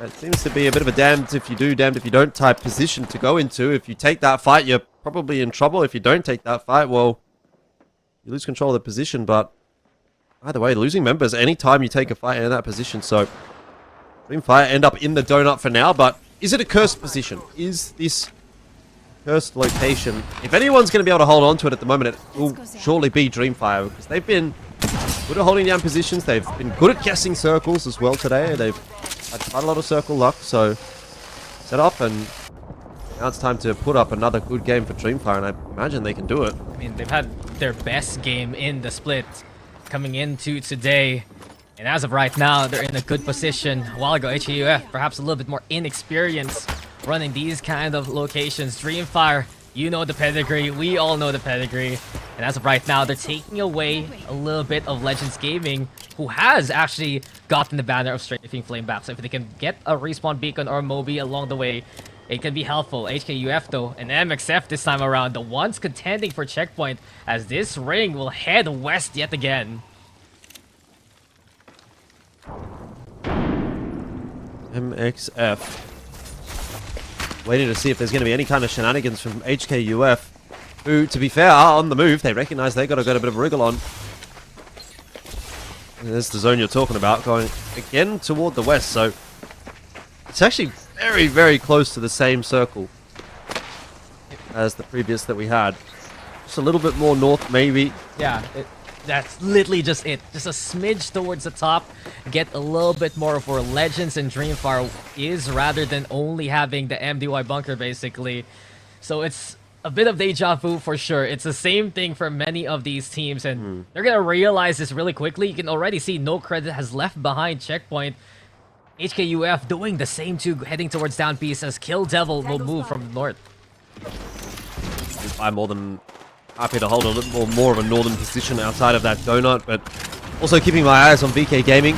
Here's Makers though, coming down from the wall. Kill Devil, they find themselves in a bit of a spot of bother right here. It's a good crossfire setup for Dexter, Ziki, and Asia, who hold the 2 oranges. Kill Devil want to assault the more northern of the oranges, and so far that's gone okay for them. They got inside. Star up into the roof, but won't really do a huge amount of damage with that. I mean, as soon as they landed, Makers, they went for the scan. They knew that Kill Devil was coming their way, and as of right now, Ziki and the rest looking just from extra loot from the corpses perhaps of Kill Devil. But it's gonna be a big fight. KD is a squad to respect right now. And as it stands, Dexter smoking things out. They do get scanned though. Maker's gonna try and go for a few sky nades here. You got Ziki and Asia still up top the nut, and for the time being, Kill Devil trying to play into cover. So a bit of safety. Makers now just zipping on away to the other orange here. Asia, sure, he does get crapped in the shield. He's fine to reset while this happens. A little bit of slows. Makers will get back into cover as Kill Devil will just watch them try and hide. Legends just got to respawn. Back to full strength. As close to full strength as you can be this late in the game when you're going for a respawn, but all good. Slowed down a little bit now. Most teams have kind of made their way in to at least the round 2 ring. Round 3 will get a little bit more interesting. It's another 50-50 split between Checkpoint and sort of North Pad. This jostle for position happening over the North Pad side of the circle is definitely more congested. But it's not necessarily the worst thing in the world to be like that last team coming through from Checkpoint. If you see this ring, it's just touching towards the west and towards down B, so it's more likely to end here by the trenches. And perhaps some confirmation bias from our squads. It happened last time, guys. Please don't play at the Checkpoint. Things can go awry there, but Dreamfire now. We see the chaos unfold, the battlefield, and they're in the middle of things. You got Pete just running on around, looking to regroup with the rest of Dreamfire. He's back with the cover, and he's still on his feet. Never mind, though. Savior finds him from afar. Where did that shot come from? HKUF gonna get eliminated there by KPG, but it's Dreamfire we're watching. Look to stay alive as a duo. This is definitely cause for concern for Dreamfire, but I think I saw a Moby Res Beacon in there for them, so maybe something that they can still work with. Not going to count my chickens before they hatch just yet. Dreamfire's a solid team. I can't imagine they're going to go down without a fight. Makers still being held outside of the ring for the moment. But should have plenty of resources available to them for the foreseeable future. Be able to exist outside the ring for the moment and take their time on their way in. Legends though, different fight. Easy flash does get knocked, and Dreamfire making them work for it. No Name still an utter threat so far. Player K playing the distance as per usual. Has a charge rifle in hand. He's always been good with the snipers here for Legends, and it's been instrumental for an anchor here for Legends themselves. With Strafing Flay now versus I Hate the World. No Name on the other front. Top 2 damage dealers right now from what we've seen in these lobby runs. And Legends Gaming able to hold off Dreamfire, yes, and regroup with Easy Flash, just shoving him back to the cover here. Oh, Player K, he's fine, he's good. And Legends, at least this trio is looking to reset themselves when they can. Oh. Nope, not gonna happen. This will have to be another respawn for Legends, who, to be fair, make it happen, but they've got teams on top of them now. They're sensing the blood in the water. Strafing Flame's gonna go down. It's Fruit Salad that have decided to rock up, and last member is on the run. Another point for Fruit Salad. Yummy, yummy. Extra one. Happy days. Yeah, they might add a little bit of guava to that one, but Fruit Salad has had enough of waiting for this 2v2 to finish, and they took matters into their own hands. MDY though finding KPG. Guild gonna be gone too, and it's BK Gaming. The back-to-back looking unlikely with QQ the only one in a good spot here. Great movement to get back into cover. Casa also finding cover right now to stay on the live. And Dreamfire, as well as Kill Devil, unable to find these 2 targets. So VK Gaming, they can breathe a sigh of relief as they're still alive as a duo here. Yeah, it's probably not going to be the back-to-back dub, like you say, but they can find another point or 2, even some placement points on their way through as a duo. It'll go a long way in maintaining first place. This lobby, at least. It's still very early days. Any more matches to be played, or more after this one. Here's MXF. Still more to come here at Checkpoint. LGD trying to play the long game yet again, but this time around, they're the ones losing out. against MXF, who are in position. A jump in, a leap for SRUN. And truly, MXF going out of their bounds and moving forward for even more points. That's a good wipe. Now they're the only ones here by checkpoint that they can safely find perhaps an evac tower or quick rotation to make their way into the next ring. They've still got a little bit of time to play with, so they don't need to panic too much just yet. Yeah, that is going to be a hefty rotate that they'll have to make. No credit. Moving along quite fine. Quite catch who that respawn was going to be. I think it might have been Legends Gaming, though. It's not. Perhaps I'm wrong. Yeah, it was it no credit? I mean, I'm trying to check things out, but I do feel like Legends Gaming, they have the banners in their hands. Just can't find a way to safely bring back the two alive. No credit, those struggles now as everyone's looking at them. We still keep an eye out on Player K. Looking to build some placement points here for Legends Gaming, but very cheeky indeed. He's already been down. The MDY have set their sights onto no credit. Action afoot also between Bear Claw and Makers. Makers trying to make a push happen. They are fended off for the time being by BCG, who have such a good setup inside. Yeah, Makers holding behind the smoke for the moment. Even Beast of the Hunt not revealing any opponents. VK Gaming do get eliminated. The back-to-back once again will be denied. From one lobby to the next. Chip damage from Bear Claw as they try to lock down their bunker. Makers might be about to meet their Makers. It's just next up. Which, you know, he can get a bit of damage done. Like, he can get some chip damage there, but he's never going to be able to win that fight. Even if he were, there was enough teams around to cause problems. So he'll try to make it on his own now as a solo. Very far found here by the Vegas Inferno. It was a struggle though for Makers. They tried to push into the Auden setup. They're left with a single Dexter.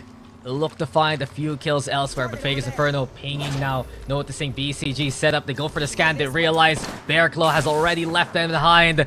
And the Rolling Thunder gonna be the call here for a flow. You also hear the Beast of the Hunt. YR wanting to go for the push. And Accepto from up top. A fight versus MDY. XX and Bebe doing some great damage so far. Asarin trying to use his teammates for cover, but to no avail. MDY ready to bring into pain, and they're looking for more here as they move forward. Too many options for MXF there, you can see, just trying to figure out who to shoot at what time, and then you end up splitting your damage 50-50 between two players. It's not the way to go. Focus more important, and that's what we're getting from, well, against maybe even Bear Claw Gaming. It's just Heck Alive, and they are swept aside. MDY again doing that damage. Vegas Inferno in the mix. Oh no, they're next. End of the day, down to just the one player, and they also will fall at the hands of Kill Devil. Fruit Salad was thinking about it. Could have been a wait, there's more moment. But you said it, Kill Devil, good in the spots. And they will take all the loot there nearby. MDY though in a very good position. It's been a few adjustments for MDY. You can see Auguster now on the Bangalore role. They built in XX from formerly of AGL. It's a new look without the catalyst that they have been focusing on for most of the season. But MDY leaping onto no credits now. They have the height. They're dropping down into the pylon. XX gets mowed down though. Doesn't expect it's a Peacekeeper nearby. And MDY, there's trouble afoot, but they still wipe away no credit there. Yeah, that Havoc doing some real work in Bebe's hands. MDY up to second for the lobby now, and honestly going to be making a run in for first. They shouldn't be too far away from VK Gaming, who got knocked out a little earlier on. And if they keep fragging the way that they are, then I think they're going to run away with this game, the way things are looking. Legends, to be fair, very happy with how things are progressing given the circumstances. Player K has been a solo for a while now, but has been locked down, hunkering in the bunker. Getting placement points. Armaz Safar, but has been trying to fumigate Player K for so long already. Fruit Saldo with the spot. Aquitas has the Beast of the Hunt. And beautiful beams there. Looking for the final one with a 30-30. And it's Bebe who goes bye-bye so far. Fruit Salado, they're in a bit of danger. Aquitas needs to get the reset going by Euler and Scholar trying to provide cover. But Kill Devil is on the hunt. Fruit Salad now eliminated. Bolin bringing in the lead. Levy also with the Beast of the Hunt here. And it's perfect for Kill Devil. Opportunity knocks. And it's Kill Devil who answers. And here comes I'd have spoken too soon. Yeah, MDY down out of the picture pretty early on in the piece. The final three. Kill Devil looking for it with Beast of the Hunt. 13 seconds to go. Bolin will drop early. Almost a Firebird. The quick trade comes back through onto them. Havoc out. Big spray. That's the end of one. Whoa! And it's down to just one more left. But Legends Gaming walk away as the champions out of nowhere. Player K's like, sup, I'm on the roof. How did that happen? Player K just sat there, watched that all unfold, and once the children started behaving, it was his win. The Rat will take it. Legends will get a huge haul of placement points because of that. Happening there. Legends Gaming, the masters of the clutch, losing a teammate only strengthens their power. They eliminated Weibo in their sights. They managed to get a respawn, and then shortly after, I think they had a tough tango with Dreamfire and Fruit Salad, which made Player K a solo. But look at that little Watson go, Dax. The little Watson that could just sitting idly by for Kill Devil just to be able to, I guess, just wait and buy the time. But Kill Devil, they were going full force, Dax. Yeah, I wonder though if we could actually hear what Legends had to say about that moment, because they just sat there. No one really expected them to take that dub after everything was said and done, because like Player K was just sitting so pretty. But I guess you mentioned it, Lace. I'm looking around, of course, with how the teams did perform. It was such a good fight from the following: MDY, Kill Devil, War Monster, Firebird. It's insane to think after everything is said and done, though, that those three teams that really performed in that lobby, they still couldn't get the dub because they were too busy fighting one another. Yeah, it was just insane. Like, this fight from them, it was a little bit of a tough situation. Legends Gaming going into this fight, but, they're holding off a dear life. Easy Flash just pulling out the goods, eliminating Weibo was just the start of things, Dax. They shortly after had to have a little bit of a fight, like I said, with Dreamfire and Fruit Salad. And then, Player K getting away as a solo, and we see what happens there. I wonder if we'll actually get the POV. It's one of those, huh? Oh!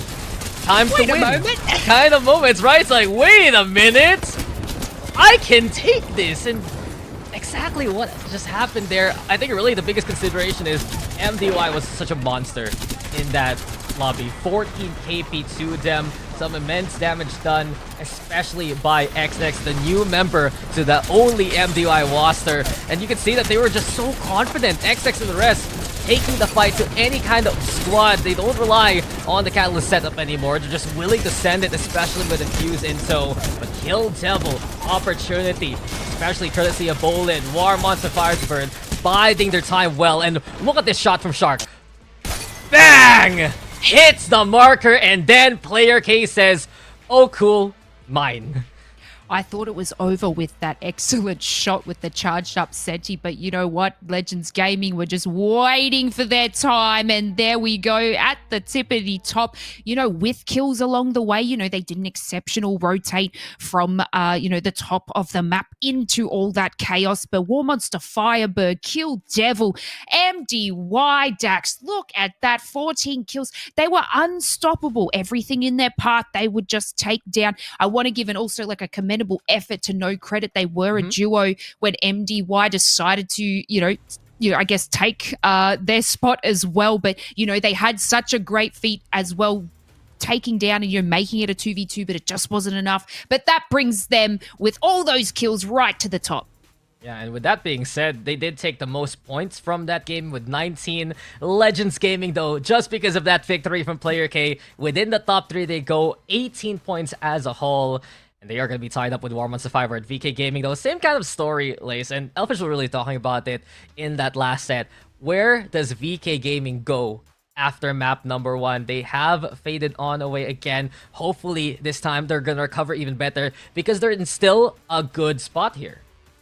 Yeah, usually they sort of tinker down a little bit of the leaderboard, but, they're always winning that first match, and then it is, I guess, a wonder as to why they're not backing it up as much, but, it's paving the way for all these other teams to sort of come forth. But, yeah, Legends Gaming just moved up 10 spots. Their first game wasn't the best, but as we, have seen from previous weeks, this is the steamroll effect they have. It just keeps going and going and going, so I'm sure we're going to see more from them as well. But we're going to take a short little break. That was an exciting match from us, but don't go anywhere because we're going to have more after the break.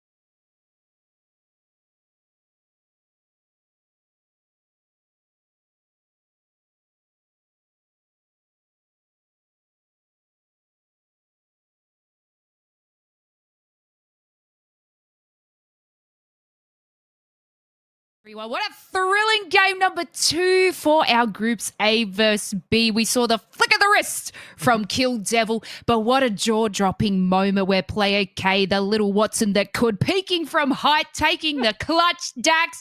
Holy guacamole. Oh man, it's just, you thought you'd have the highlight reel there for MDY, for Kill Devil, and especially War Monster Firebird with Shark's incredible shot. But then, who just removes the record from the player, right? Who's the one that wins it when the dust settles? It's Legends Gaming, who had a solo to take it. Player K, you're great at what you do, and it's just so amazing to see again Legends Gaming eking out the maximum amount of points that they can get in bad situations or in close situations by just using a lot more of perhaps their pedigree, their game sense, and really some of the smartest decisions coming into the lobbies we've seen here in APAC South.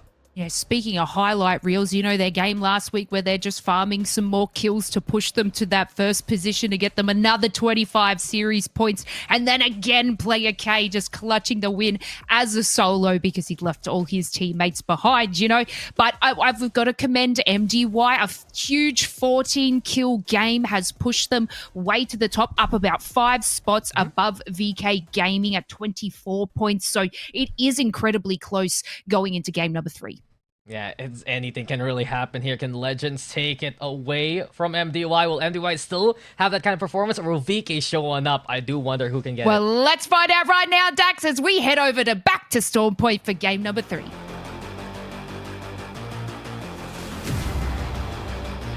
Ready for another bout of action. Well, stay tuned, stick around, keep it on your seats, just because that's exactly what player K did a while ago. Welcome back here to game number 3. And if you're just tuning on in, Legends Gaming, they're in the top 3 right now, not because of their usual big performance, but by the ratting antics of player K to take that last game. Yeah, gotta take it though, take it as it comes. It's not the kind of opportunity that rolls around all that often, and you feel like a bit of a hero when you win a round like that, you know. Absolutely. Everyone's been there, everyone's had their, you know, one little game like that, but to do it in an ALGS match is a bit of a different story. And speaking of different stories, well, I don't know, it's not really too much of a different story when it actually comes to those zone shifts. Again, we're going pretty hard north, obviously this time quite a bit further out toward the west, over toward Down Beast, but by and large, it's still the same kind of rotations for a lot of teams. Yeah, so no trenches this time, not as much as before, but it's like we had a pin during map number 1, and the ring decided we're gonna go north once, and we're gonna go south once from there. So a little bit more of Down Beast. I do see outside already getting in position. I wonder how Weibo's gonna move, and actually Weibo, oh, Gugu's actually disconnected, so a little bit unfortunate. They're not going to be able to rotate into Down Beast to find that ring console information the way that they would like.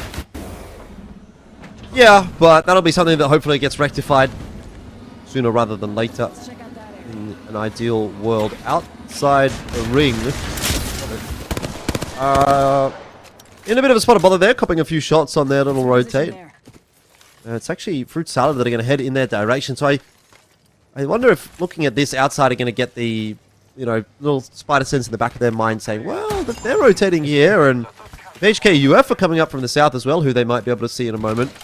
Perhaps zone's going to be ending on Down Beast, but the problem is outside have moved away from their drop location, and they've given up, well, as what would essentially be Godspot on top of Down Beast.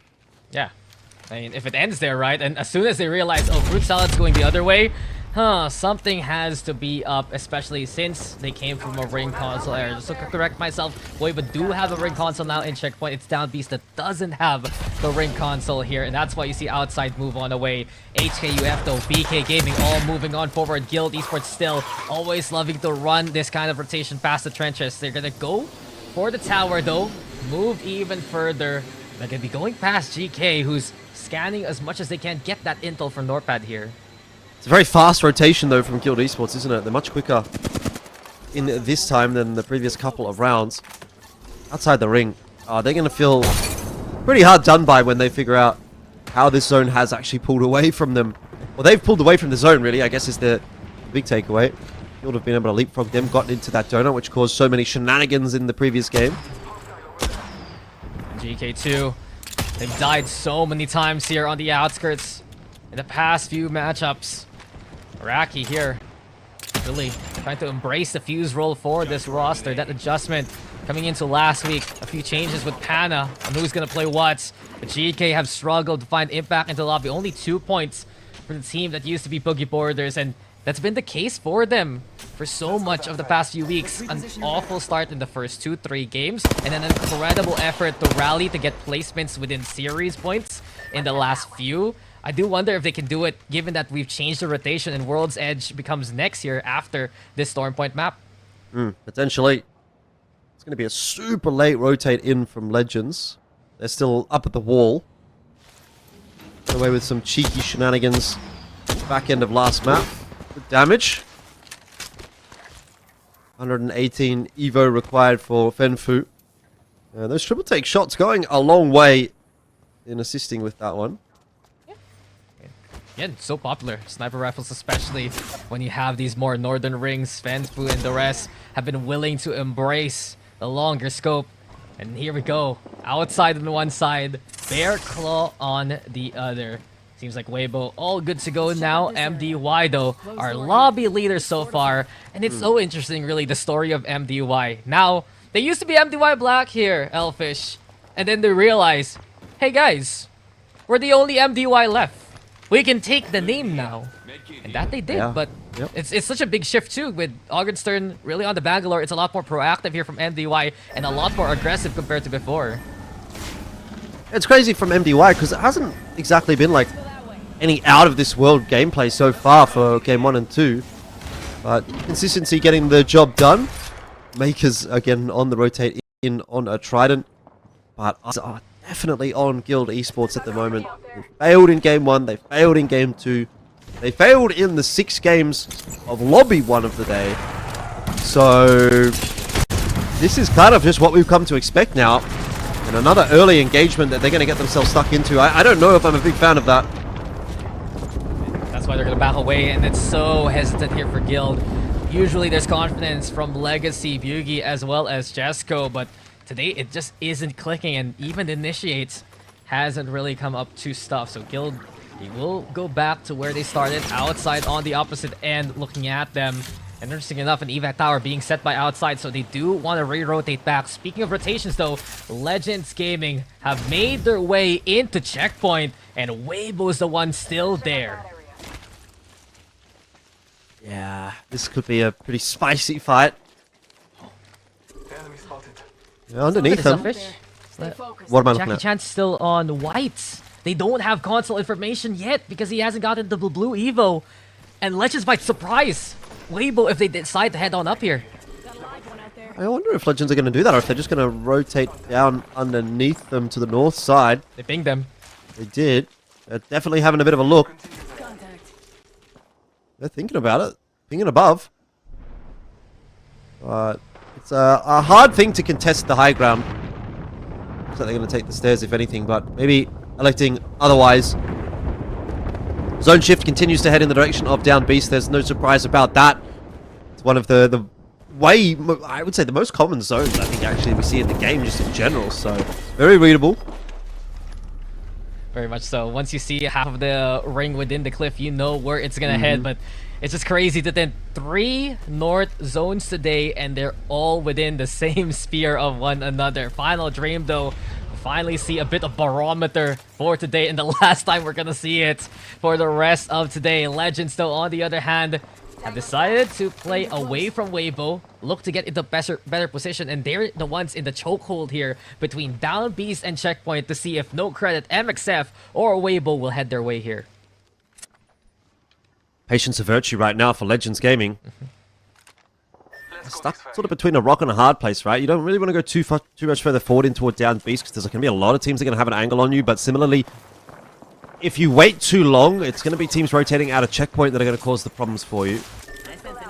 You set up a few electric fences, but it's not going to slow anyone down too substantially. Over by the mill. Green fire back over there. It's comfort territory for them. That spot's calling to us. APG. Also nearby, Dreamfire here looking for the fight, but we go to Vegas Inferno instead. Inside the down beast, the ready downed 2 members. GK have found some targets, but by Euler actually catching out Raki. More difficult now for Pana to stay on alive. Nade's getting lobbed too. It seems like a flow has found Killapause there. And Vegas Inferno and GK Esports, some signings here, struggling to stay alive against the threat that is Fruit Salad. The scan comes online by Euler and the rest are on the hunt. And the final remaining member of GK, ready, set, perhaps to die. They lose him though. Eventually Pan is found as well as Raki, and that is it. GK gone again. Yeah. Hands of Fruit Salad, no less. Well, Fruit Salad on the backside of down beast are going to have a little bit more work to do. Yes, they get some points off the board, on the board after that, but there's so many teams floating around here that now it's difficult to get yourself into a strong position for the end game without at least having to fight for it. And oh, just absolutely demolished. That might have been a 3-2-1 going on there. Absolutely. The fight is non-existent for Fruit Salad right now. The elevation, that height, making it so difficult for them to pivot from. And they have to use the Mother Load just to provide a bit of cover. But Amelia's and the rest of outside angling the area. Fruit Salad is at HKUF. Also watching from above. And if you hang in the rest of the side to push this, it's their chance to pick up some KP here, to ping it. But they're unable to actually close the distance. Fruit Salad instead. The duo have made their way back inside the down beast here. I like the position again for HKUF. They had a strong spot for the end game of game number 2. Game number 1. Was it game 1? Man, time flies. Yeah. I mean, if it's all the same zone, it's all the same game. LGD just landing on top of them on top of that donut, and you know, if HKUF get themselves in another good spot here, right? Like you're doing everything right. You can't really control what someone else is going to do all the time, but you can control getting yourself into a good position. And you know, not every time are you going to be able to convert on that, but sometimes you will, and that's what matters. Fruit Salad, in the meanwhile, we talked about them having a bit of a tough game going forward, and turns out it was very tough because they don't have a game going forward anymore. Yeah, well, see you in World's Edge, man. And I just do want to echo some of your thoughts about HKUF. Oh, come on, let me see that shot. No credit was zoomed in there. But the ring has pulled away from the down beast within the areas of VK and Legends Gaming, actually. Just to echo what I was saying a while ago, HKUF, a team with a few roster swaps within the past few weeks.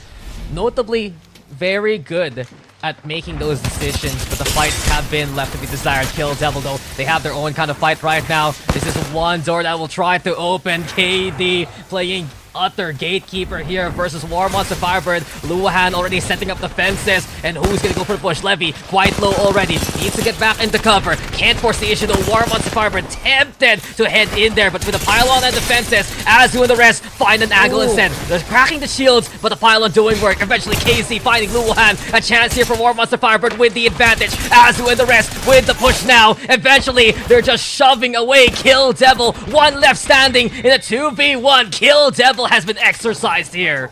Yeah, very clean from War Monster Firebird. Azu's got to get a lot of the credit, got the clean shot through, or it really opened up and eventually opened the door for the team to push their way in as well. Outside the ring, now in an engagement through that smoke, you can see the damage being done. Not enough to keep the opponents at bay. And it is Amelia who will eventually depart from the round for the moment. There might be a res on offer. That'll be a question that we get the answer to later on in the piece. And if things continue to go this way, Nolsung getting knocked, perhaps not going to happen for outside the ring. They might still stay on the 0 points for the day so far. There's been struggles here for outside the ring, especially when it could have been fortunate for them. MDY, such a tough cookie to fight. Dreamfire also taking the fight now. KPG on the opposite end, and Tree Cleaner and the rest have found an angle versus Dreamfire. It's LGD though in action here too. They're playing the third party. Good angle versus Keep Going Gaming. Elsewhere now, Final Dream versus Makers. It's all about the side of the ring right now. Everyone transiting from the mill have found one another, and it's LGD looking for that third party, but they're fighting both squads at the same time. KPG now gonna get eliminated. Dreamfire still gonna be around too. Mingyue getting the crack going, but it's LGD who falls. 3MZ standing tall, and a chance for Dreamfire to reset here. Yeah, it's getting messy now. There's going to be fights towards the southern side of the zone. War Monster Firebird here as well, in toward Countdown. So out toward the east, out toward the south, that's where it's going to get busy. Still waiting to see Legends kind of get involved in this checkpoint engagement. We've also got Weibo Gaming on the other side of it, but Final Dream in the meanwhile are getting dealt with by MXF. That was the fight down south that I was referring to. Yeah. Didn't really end up being much. It was kind of stand and deliver from MXF, and the shooting gallery was more than enough. Final Dream was so busy with Makers too, and they did eliminate Makers, preventing them from racking up some good points coming into this game. But this is just where everything gets so chaotic, right? You're mentioning Legends Gaming, watching out for WFFB as well as Weibo. The ring yet again pulling closer and closer to the head of the down beast, just right under it effectively. This means VK Gaming, they're gonna have to move. Vegas Inferno, MDY. It's gonna be so interesting about how the drop for teams like HKUF will be if they land in front, theoretically, of a squad like MDY who's playing inside the beast itself. Yep, it's definitely a question. My biggest concern right now is how this fight between those teams out towards checkpoint go. Because that's like the quieter side of the zone. Like, it's gonna be crazy, it's gonna be chaos at Down Beast, there's no doubt about that, but if you get through that engagement over on Down Beast, there's a chance you're probably going to be pretty wounded. On the other side of the coin, checkpoint side, not as busy. You can see Weibo there. Oh, going to take the aerial route instead. Where do you land now, though? This is a hard question to answer. They risk it. Oh, the cannon's the problem. There's just not much cover. They instead go around Legends Gaming with blue armor and whatever loot they had from checkpoint. It is risky, but of course Weibo willing to dare do so. It's lobbed. You see the Rolling Thunder too. Beacon and the rest trying to find cover here towards the rocks, and Player K actually in danger. Not the safest spot here for Legends. Same can be said for Weibo. The elevation, good damage. MXF gonna get eliminated though by Dreamfire too, but Weibo want the fight. Legends, Kraber shot from Azu. War Monster Firebird also with a pitch into the fight.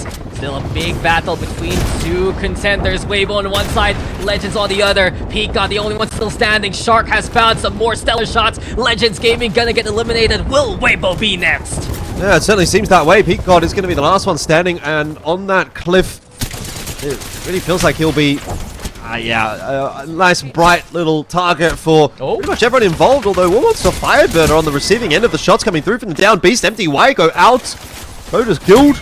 This is becoming an absolute mess, which is what was expected. Down beast, when you have that many teams having to push their way out, it's going to be an absolute cooker of a situation. VK Gaming still alive. Man, smoke the pylon doesn't work out, but in any case, Bearclaw Gaming, they got the knock on the War Monster Firebird, and that's the go signal for them to get out there. Problem is, though, right behind, Weibo and BK taking some good pot shots, and interesting enough, Weibo, they still have a chance here with Peacock 2 already down yet again. Ben Fuzo of Bearclaw busy shooting his teammate. Beyond that, they're ready now to push even further. Quick little smoke, Bearclaw, making it a top 3 situation, but while this happens, Elfish, Dreamfire sitting pretty after winning all the fights from the south. Yeah, I mean, it's another opportunity for Dreamfire. They just keep putting themselves in winning positions today. This one definitely looking like a lock-in for them. VK Gaming could make a run in, though, has to be said. Not really sure that I'm going to be backing Bearclaw Gaming. It seems like they're between a rock and a hard place. And that crossfire between Dreamfire and VK should be too much to deal with. Absolutely greedy, right? Jumping into War Monster Firebird like that. There's still a pylon to work with. BK also not the best armor here right now, especially with the Watson. Pylon breaks, QQ moves, and BK Gaming perhaps running into Dreamfire here. Heck, actually get down though here by No Name. Dreamfire putting themselves in such a perfect position to look to get the dub. Smoke's the only cover here for Bearclaw right now, but they're left to 2, and Dreamfire commanding the presence of many coming into this one. Slow and steady wins the race as far as Dreamfire is concerned. They want to see their two opponents fighting, but in fact, maybe spoken too soon. They want to get on top. They want to get as many points as they can. Pete already getting a knock onto QQ of VK Gaming, and it's just surely nothing here for VK. Look at the struggle that they've got themselves into. It's fish in a barrel for Dreamfire to finish off this game, and down to the one last member. Dreamfire will make it look easy. It was, I think, a very foregone conclusion. Dreamfire, happy with that.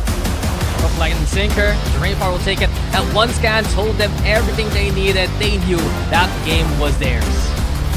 What an exceptional game. I think that is finally the win. Dreamfire, you know, we're really itching to get to make their mark in this competition. Elfish, I want to have a little conversation about Weibo. They were flying. They flew over from checkpoint, and then they caused such chaos for Legends Gaming. You know, they were in such an open position. War Monster Firebird was there rotating out of checkpoint. But, you know, Weibo were, I think, able to get 4th place over War Monster Firebird, which had most of their team up as Bearclaw came to take them out. They just absolutely did such a good job to get out of the position that they were in.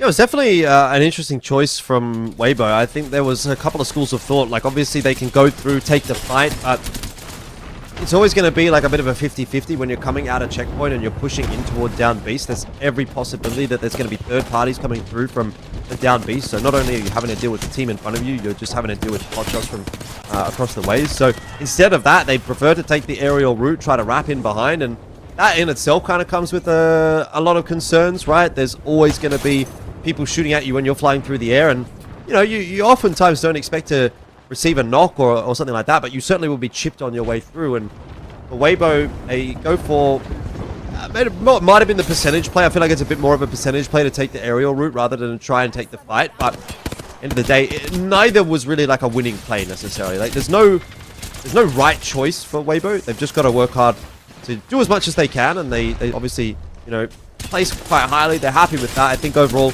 bad situation gets turned into something not too bad, right? You get given lemonade. What's the word? You don't get given lemons, you make lemonade. I mean, maybe you get given lemonade sometimes as well. That might not be too bad, lemonade. But yeah, off you go. So Weibo top 4. I don't think they'll be mad about that.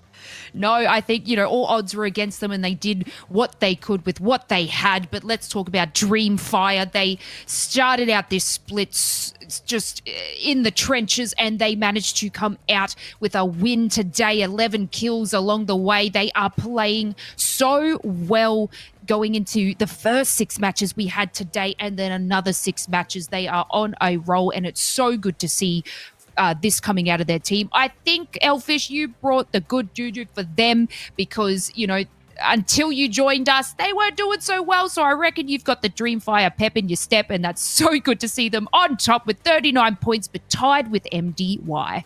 Yeah, good though to see as well VK Gaming being able to do what they were not able to do in the first lobby they played today, right? They started both lobbies with a win, but lobby 1 from today, VK kind of just disappeared after that. Here though, managing to keep that scoreboard ticking over. They're only 4 points behind Dreamfire and MDY, so very much have kept themselves in that discussion, and interested to see what they can do going forward, but it does seem like a pretty solid day today for VK. Yeah, and War Monster Firebird as well. They are coming to play today and just showing exactly how far they have come with their team composition going into these games. You know, being just above Legends Gaming is just a great feat for them. You know, they're definitely on a roll today. But, you know, we still have another 3 games for them to be able to, you know, do a little something. You know, we've seen it last week from Legends Gaming where they, you know, they were looking like it was going to be difficult, and then the last couple of matches, they just absolutely took out the win. And now, speaking of Legends Gaming, I want to give a nice little shout out to our wonderful watch parties, you know, cheering us on here for APAC South. We obviously saw it in the previous game. We have hopefully a nice little clip to show you, you know, about all of these watch parties that have been cheering on this region. But let's head over to a break and we will see you back shortly. It is so good to see them at the top. They did an excellent job in our first 6 matches, then to get the win coming into our next lot of matches. Elfish, you know, we're going to flip the script. We're going to head over to World's Edge and see a lot of different teams, I guess, maybe rise up from the trenches. So let's take a look at our POI draft and see exactly where all our teams will be landing. Yeah, indeed. Let's obviously keep a bit of an eye on teams like Dreamfire, who seem to really be making a run through things today. They'll be out toward Overlook here for the second map of this lobby.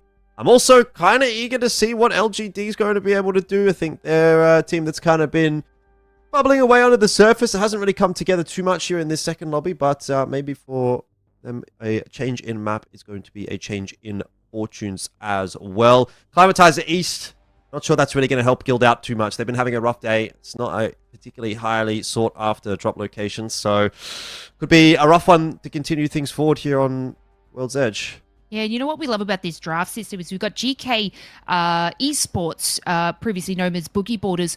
You know, they're taking a spot where Legends Gaming would traditionally go, and vice versa. Legends Gaming over on a Mirage Etoile, that it was such a Boogie Borders GK Esports, you know, landing spot. They would always choose that. But to see, I guess, these changes is absolutely incredible. It makes, I guess, these players just really have to think about their rotations. You know, we always get like overlook, I guess, ring pull, so Legends Gaming might have quite a bit of a distance to go, which could then open things up for Dreamfire. But I don't know what you think, Elfish. We've had a fair few Skyhook pulls, so it could be over the side. You know, that's generally what we see going into World's Edge. Well, yeah, I mean, at least in the previous lobby, we got quite a lot up towards Skyhook. That's for sure. Something we'll keep an eye on. But, I mean, right now, Dreamfire doing very well for themselves. MDY right up there, and VK Gaming kind of kicking around. But honestly, like, even War Monster Firebird, who I feel like have kind of been flying under the radar a little bit so far for those first 3 maps. Keep an eye on them. They'll definitely be in the ring, in the mix as well. So, still plenty to play for. And I guess, you know, Weibo, they've fallen off a little bit. It's definitely not been quite as clean from them here in the second lobby of the day. Maybe that fatigue starting to shine through. But as we've seen, they can just pull off, you know, a 30-point game, for example. And that would get them right back into the top of the pack. So let's not count them out just yet, because they were able to do a bit of work on World's Edge in that first lobby as well.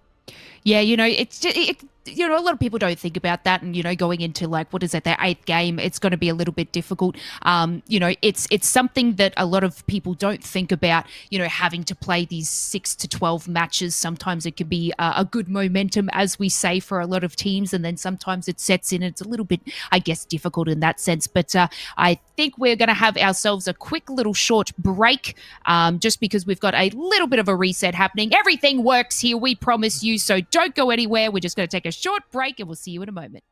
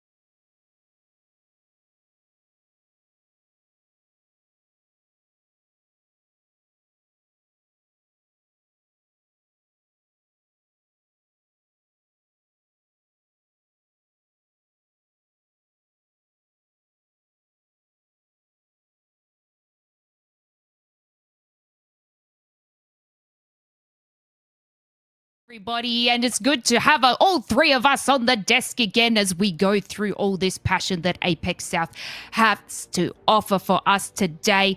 You know, Dax, we've seen some exceptional games going in, and, you know, obviously we just had a look at the POI drafts and exactly where all our teams will be landing. I'd love to get your sort of thoughts on what teams you feel like have a really strong position. I think it's wild. Honestly, I was looking at this a few times, blinking my eyes and saying, who's where? What? What's going on? And I think really some of the most notable ones here, I'm looking at Legends all the way at Mirage Trois. You have GK there taking stacks, as well as MXF taking Fisher, which means Makers now has to go big mod. Landslide and Geyser taken, so the two other options for Legends Gaming not gonna be available. Weibo at Tree, like, what are these wild POIs because of the draft? I think really the most stable spots that I see here for the teams that are comfy at it, Lace, LGD, at least they get Monument, Dreamfire, they're gonna get Overlook, so that's a few teams to watch out for that they have at least familiar paths to work with. Yeah, and another team that I want to keep an eye at, you know, this is a team that's not shy to composition. You know, they've been on the main stage at LAN before. It's none other than Makers. You know, they were previously known as Tom Young Kun. This is a dynamic trio from Thailand. You know, their mechanical skill is exemplary, like demonstrating precise aim and, you know, fluid movement mechanics. They excel in high pressure situations. A little bit struggling today going into some games, but, you know, they're consistently being in the top stats for damage and kill points. You know, I think they're currently sitting second in the series leaderboard, and that's underneath Legends gamers. So Dexter, Ziki, and Asia's, you know, their standout traits is their game sense and decision-making ability. They actually really possess like a deep understanding of map dynamics, positioning, and timing. You know, they often have to make split-second decisions that give their team like a strategic advantage, whether, you know, it's choosing when to engage or disengage. Makers' decisions are calculated, well executed. You know, they're having this sort of fight with Kill Devil and being able to clutch those 1v1 situations. You know, the pressure is always on for this team, but they just kind of keep cool, calm, and collected. You know, they're a very aggressive team that utilize, you know, each meta they're sort of handed with, but, you know, they have improved at making it to final zones, you know, knowing to focus on that in the rotate. You know, they used to be so kill hungry that I guess they sort of not forget, but they struggle to make those rotates. So I'm really hoping, Elfish, that if they can keep the composure, you know, that they had in the last couple of, you know, the last week's matches, no doubt, I think they can make another LAN appearance. Yeah, definitely. I mean, I've got faith in them, right? They've been a competitive team for probably longer than anyone else that is even still competing in APAC South, right? They go all the way back to when Reignite was around. Obviously, there's been roster changes for this team as well, and we follow the transition of players and stuff like that, but you can trace that lineage all the way back, and I'd say they're, I guess, in theory, kind of like the longest lasting team. Maybe Dreamfire is kind of in that discussion as well, but a lot of these teams that were towards the top end of things are not necessarily around anymore, either because they've moved overseas or because they've split apart or whatever. But generally speaking, this team, you know, they've been kicking around the players themselves, definitely. So no reason to imagine that they're not going to remain competitive going through into, you know, yet another split. Yeah, they've been a trio for quite a long time too. So, you know, their cohesion as a team is just exceptional. And the funny thing, they also like to have fun. When we get to have like the listen-ins with them, it's just absolute, you know, fun and chaos going through their communication. But I think it was 2021, Dax, where I think they actually had a second place at LAN. Yeah, I mean, I want to say about Makers especially right now is I'm looking more forward to how they're going to do good coming into perhaps LAN if they do make it. But I think we're playing out the upcoming game here, so let's see how this is all gonna pan out. This is game number 4, guys. World's Edge is the place to be.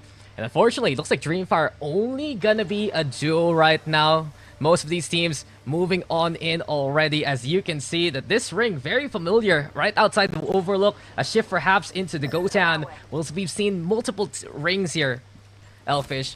Right outside Fragment happened within APAC South. And this is exactly what Lace was saying during that pre-match segment, saying, you know, we do get a lot of overlook circles, and there's another overlook pull. Funnily enough, as you've sort of touched on there, Dreamfire are going to be just a duo for this game. There was a bit of confusion around that, but looks like we're going to go ahead and play it out. And for Legends, well, as Lace was touching on, a long rotate for them to make if this ends up being an overlook circle. So they're going to be on the move pretty early on in the piece. Now, they don't actually have the information that this is going to pull out toward overlook, but they'll be making an educated guess, and they've already decided to start backfilling into landslide, which is where Fruit Salad are going to have to get evicted from. And it's most likely their rotation path for any Eastern Circle. They've been so familiar with the landslide rotate ever since they were during the days of Black Hand. And you got to understand why they picked Lava Fisher based on that proximity. But they do have to run into Fruit Salad for a strafing flame. It's a little bit of danger here. He uses the smoke to get back into cover. You also see Easy Flash yet again taking point and moving forward. Fruit Salad refused to continue the fight. And Legends Gaming will be able to reposition and reset themselves on landslide itself. Yeah, I was going to say, surely you're conceding some territory here as Fruit Salad. Like, there's no reason to be fighting over landslide. They got their time to pretty much run through and loot it all up. They don't need to be sticking around there at all. They should be getting on their rotate as well and making space. Play that leapfrog game, allowing Legends to jump into their position. And then they move into the teams that are moving away from Fragment's positions. So, fair enough. That's just how it goes. Usually a bit of a traffic jam. But everyone walks away pretty unscathed. In the meanwhile, though, it is getting busy over toward Overlook already. It's a fast rotate out of a lot of teams. Yeah, and especially LGD, they're going to want to take point in that. They realized Dreamfire was a duo. They effectively bullied Dreamfire away from their POI, but Bear Claw, on the other hand, they are monsters on World's Edge. Most of their points as a whole have come from this map, and some incredible calls from the likes of Heck Fenfu and Limo to put themselves in a good position in many of these rings. They're just so good at reading the rings coming into World's Edge, and that's one of the strengths BCG has coming into the second half of the lobby here. Fruit Salad. Bit of a back and forth kind of a day for them. They've had some pretty good moments, but those have been marred by some quite early exits as well, and inconsistency is showing. 13th place at the moment for the lobby after the first 3 games, 12 points only.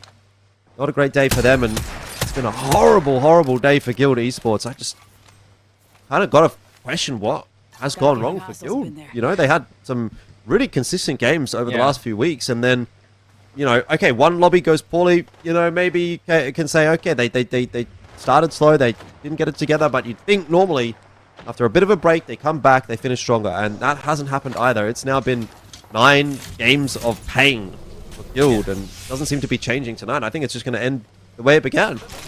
Look, if I was superstitious, I would put it on you, because you highlighted them a while ago in the scouting report and blessed Dreamfire instead.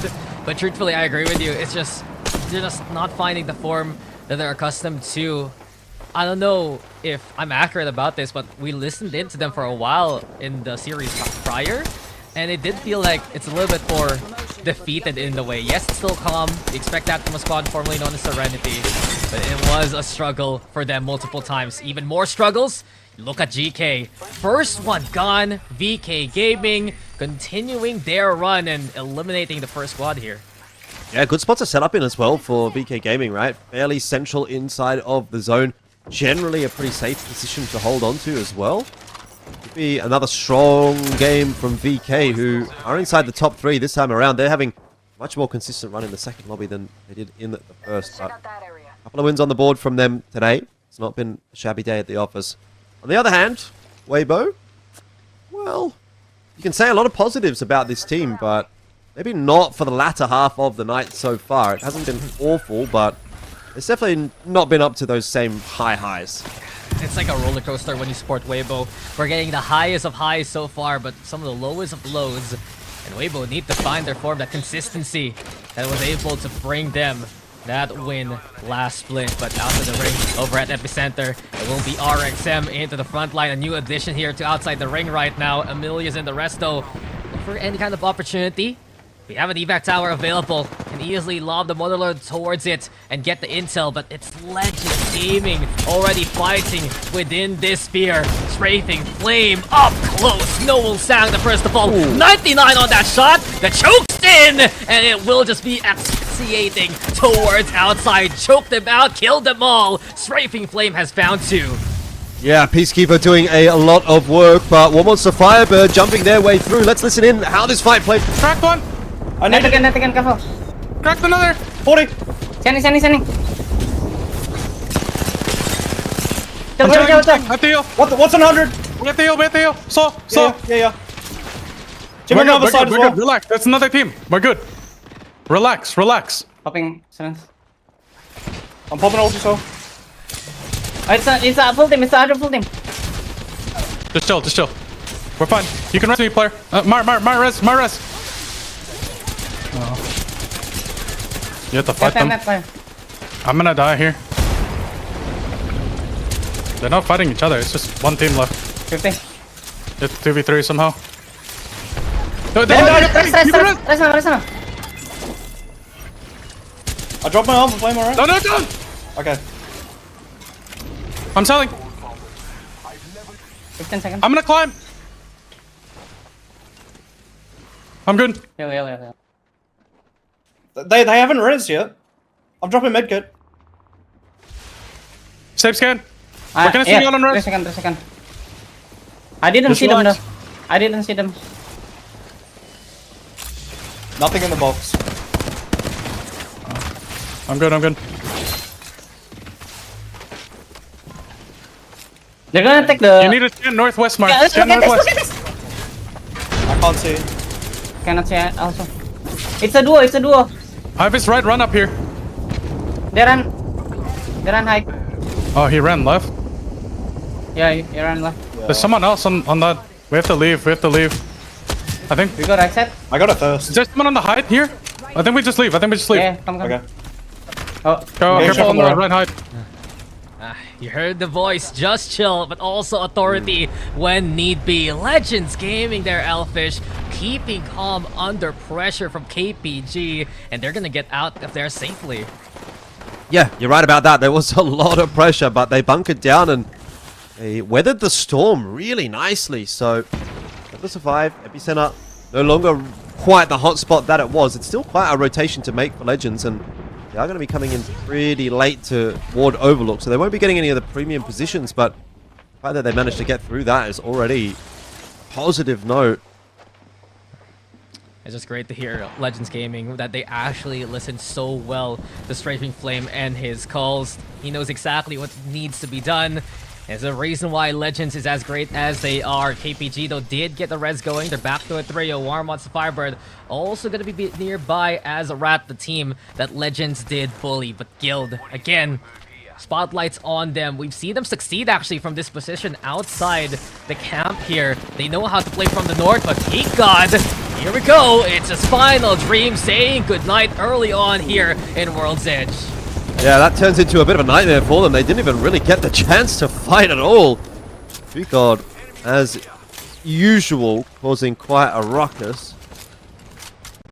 Make things short work of them, I guess, at the end of the day is kind of where we're going to go with that one. And Weibo, there's no one around to really harass them all that much. Legend was close by, but more interested in making their own rotation in. And honestly, fair enough at this point. They were harassed on their way through. As you know, too much already as it is, so they had to get a bit of a wriggle on, and they did, and they've ended up actually not in a bad spot. The train car on the tracks can be a little bit difficult to lock down, but it's better than nothing. They have the Watson anyways, so like other squads who have tried to play train car and they're running a fuse, they just get peppered by nades. This is going to be good for Legends Gaming, but MDY, sharp shots truly today. And Fruit Salad will lose one because of it. Another one bites the dust. XX making sure that just crosses on the eyes of Fruit Salad right now. I do want to point out, though, I said a while ago, Guild was good in their position, even better with how the rings pulled. It's somewhere familiar as Fruit Salad, eliminated here by MDY, overrun. That was a long time coming, I feel, for Fruit Salad. They've been struggling a little bit today. Aircore Gaming out on the western flank. really for them to deal with here in Fragment. Although lots of util headed in their direction. Wonton, not Wonton Dumpling, Weibo, I keep baited. Don't worry, it starts with a Jackie W. Chan still holding on it. Yo, first day I saw Weibo was like, where's my dumpling? Where are my food names? What's going on? I mean, he's still got WTD in the name, which is the biggest problem for me. So I just see that on the map. I'm like, oh, Wonton Dumpling. He has WTD and WBG. So you gotta choose one, Jackie Chan. Come on. It happens. But either way, moving on with a little bit of harassment. Keep going gaming to the north side. It's pretty chill up there actually at the moment. But south side, it cannot be said to be the same. Legends Gaming will hold themselves up inside the caravan. They moved on from the train cart. But once we get a bit of a look at what's going to happen on the south, that's where it's really going to get busy. You've got 4 or 5 teams trying to work their way up into the zone, and probably 3 or 4 providing a blockade. Guild Esports, they need a big game here. Moving in there by Weibo. Vegas Inferno might be next. Afloat desperately trying to survive, begging his teammates to keep him alive with the shields, but to no avail. Rolling Thunder from HKUF, that's goodbye already. MDY next on the list, and HKUF performing well so far. They still stabilize on the south side, and MXF angling at them, but HKUF have the caravan, and they're good to go for the rest of this run. Funny, I've just been watching Legends going back and forth on the minimap. They went from the train cart to the caravan. Now they've gone back from the caravan to the train cart. So, ended up where they began. Pick one. Choose one. And I think they won't be moving too much more now. Zone's shrunk enough that they should have a pretty good understanding of where things are going to end up now. Makers are one of the lucky teams to get through the shenanigans on the southern side of the zone. Pretty unscathed so far.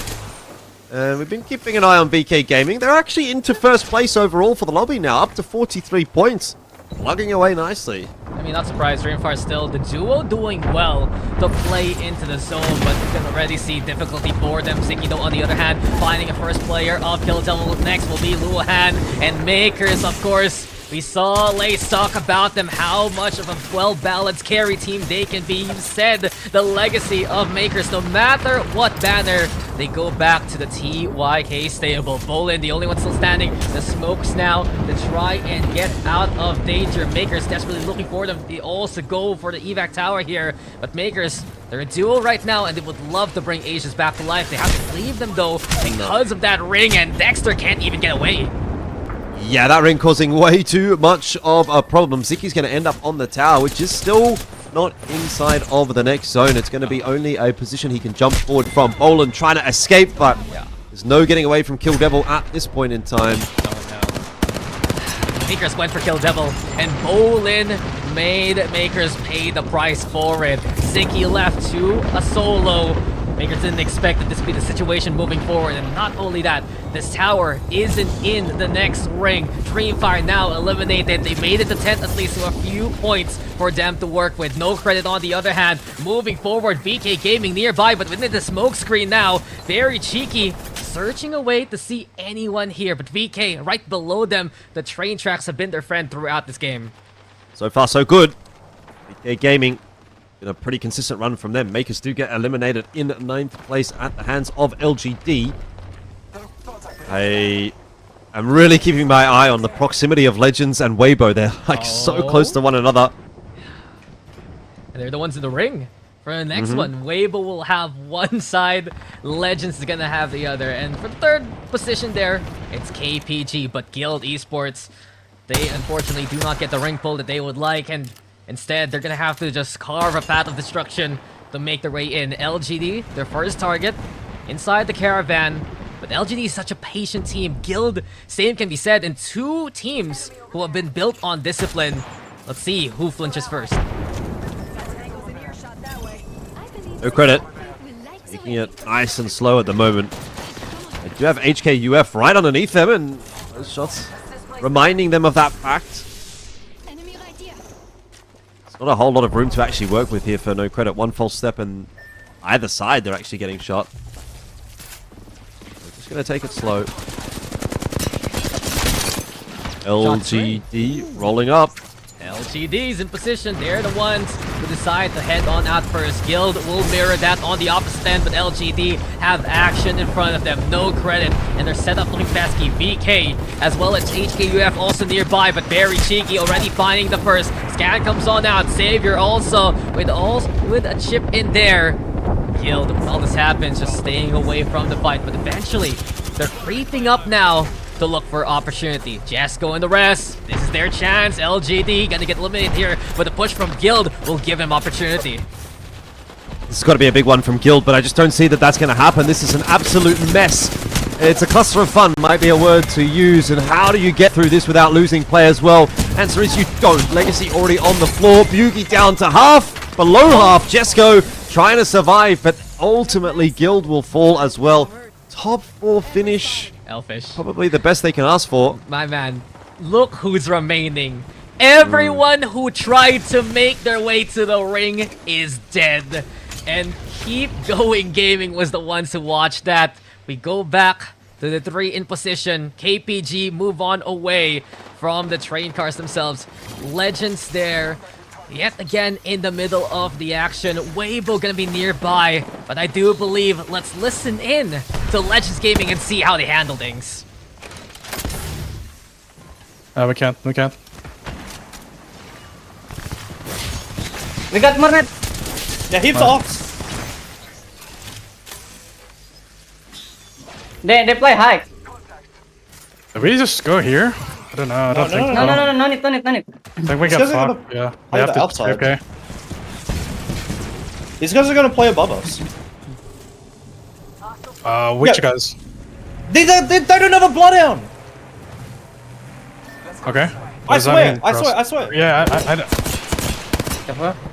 We can like. no, they do have hound player. They do have hound. We're getting I'm moving. What? Almost cracked. Oh, one. Blood dead. I'm chilling. But care this. I'm batting. Yeah. So.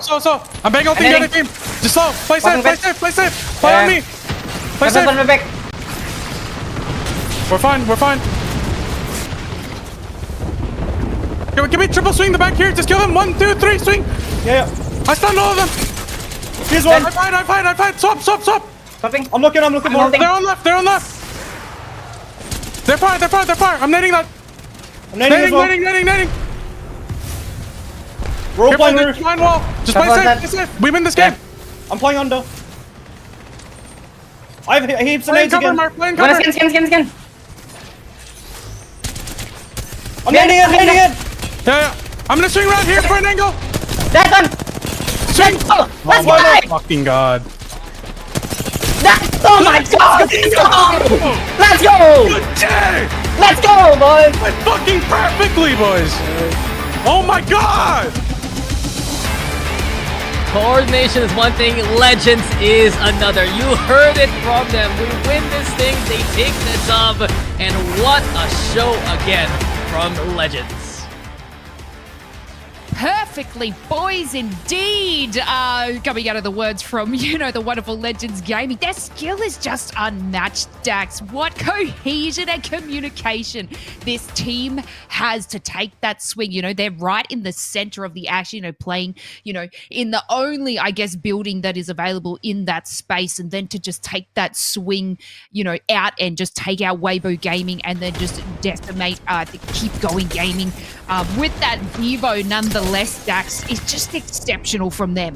Yeah, I gotta give it to Legends Gaming. We heard from them twice within the game, and it was always about the calls courtesy of Strafing Flame. The first one to calm down, keep everyone alive in Epicenter, and the second one, the 1, 2, 3 swing on Weibo allowed them to cascade that victory. So immediately, such a good call to make their way to the train tracks. Yet again, I was pointing out having that Watson so helpful to actually play in those positions when you will just be hampered by nades and nades alone. And it's so unfortunate for all the other squads who didn't play the zone there, Lace. Everyone who tried to make their way in, they just died. When the dust settled, it was KPG taking them down, and within that top 3 fights, Legends Gaming in command. Easy flash, player K, just listening to the calls from Strafing Flame. Yeah, that chaos sure did unfold in Zone 5, leaving only Legends Gaming, Keep Going Gaming, and Weibo left alive just to fight it out. But, It's exactly what Legends Gaming say, it's their win. Once they say they win, they've got it locked in, and as you can see, 9 kills and a first place. That is going to absolutely skyrocket them up the leaderboard. But a great game, again, from Weibo with the 8 kills in third place. They are staying in like those top 5 spots, so getting these placement points is huge for them, especially having such a tough start to the split. They're really showcasing their skill today. Yeah, but look who's monstrous also here, Lace. In 6th place, VK Gaming with 11 kills, and QQ has been instrumental again to keep the success of VK alive. I'm honestly saying that many of the players from that old AGL roster, they're so helpful to the teams that they're in now. MDY having one of them, VK Gaming having one of them, and with that being said, it's still VK on top of Legends here. Yeah, that huge game from VK Gaming with all those kill points still keeps them in the lead, but coming on close, Legends Gaming and MDY still tied at those 43 points. We obviously still have 2 more games to go, so, we've only just swapped over to World's Edge. Sometimes, we're going to see teams slip a little, but we're seeing the same teams in these top positions. They are just steamrolling the competition. No credit, again, I've touched on them today, doing so well this week, really getting to those top spots. They were amongst that, chaotic move in from Zone 5. So there was only a matter of time until they sort of dipped down. But, it's doing awesome stuff. Savior, leading the pack, staying on that Watson. I guess Saviour's probably super excited having Watson, as a higher pick rate. Yeah, I gotta agree with you. And I really feel like we look at no credit. And they're a team, sure, they're a little bit in the middle of the pack, yes. But there's always a team that you have to respect. It's a team that you can't just run into and say, oh, easy 3KP right here. No, they're going to make you work for it. We've seen them set up so well when they get the zone. And Savior and the rest have made sure every single fight is contested. And that's a big reason why they made it within the top 5. One of the final remaining members of that big kerfuffle within that cliffside before they got taken down by Guild as well as KPG. So good showing there. I think really, Lace, the other side of the coin is the struggling teams here. Not only is GK still unable to string the performance that they would like, but Makers, what happened to them too? It's like that one time that they struggled in a set, it's carrying over now, and even though they're winning some good fights here and there, they're usually poisoned by other squads. In example, that last fight against Kill Devil, they thought they were safe, but Bolin shows on up, takes one more down while Makers was flying by, and the solo was found by LGD. Those kind of moments are what have caused the collapse of Makers in this set.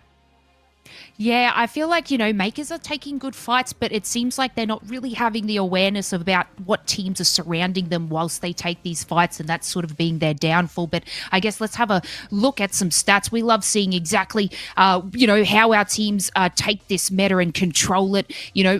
Bangalore.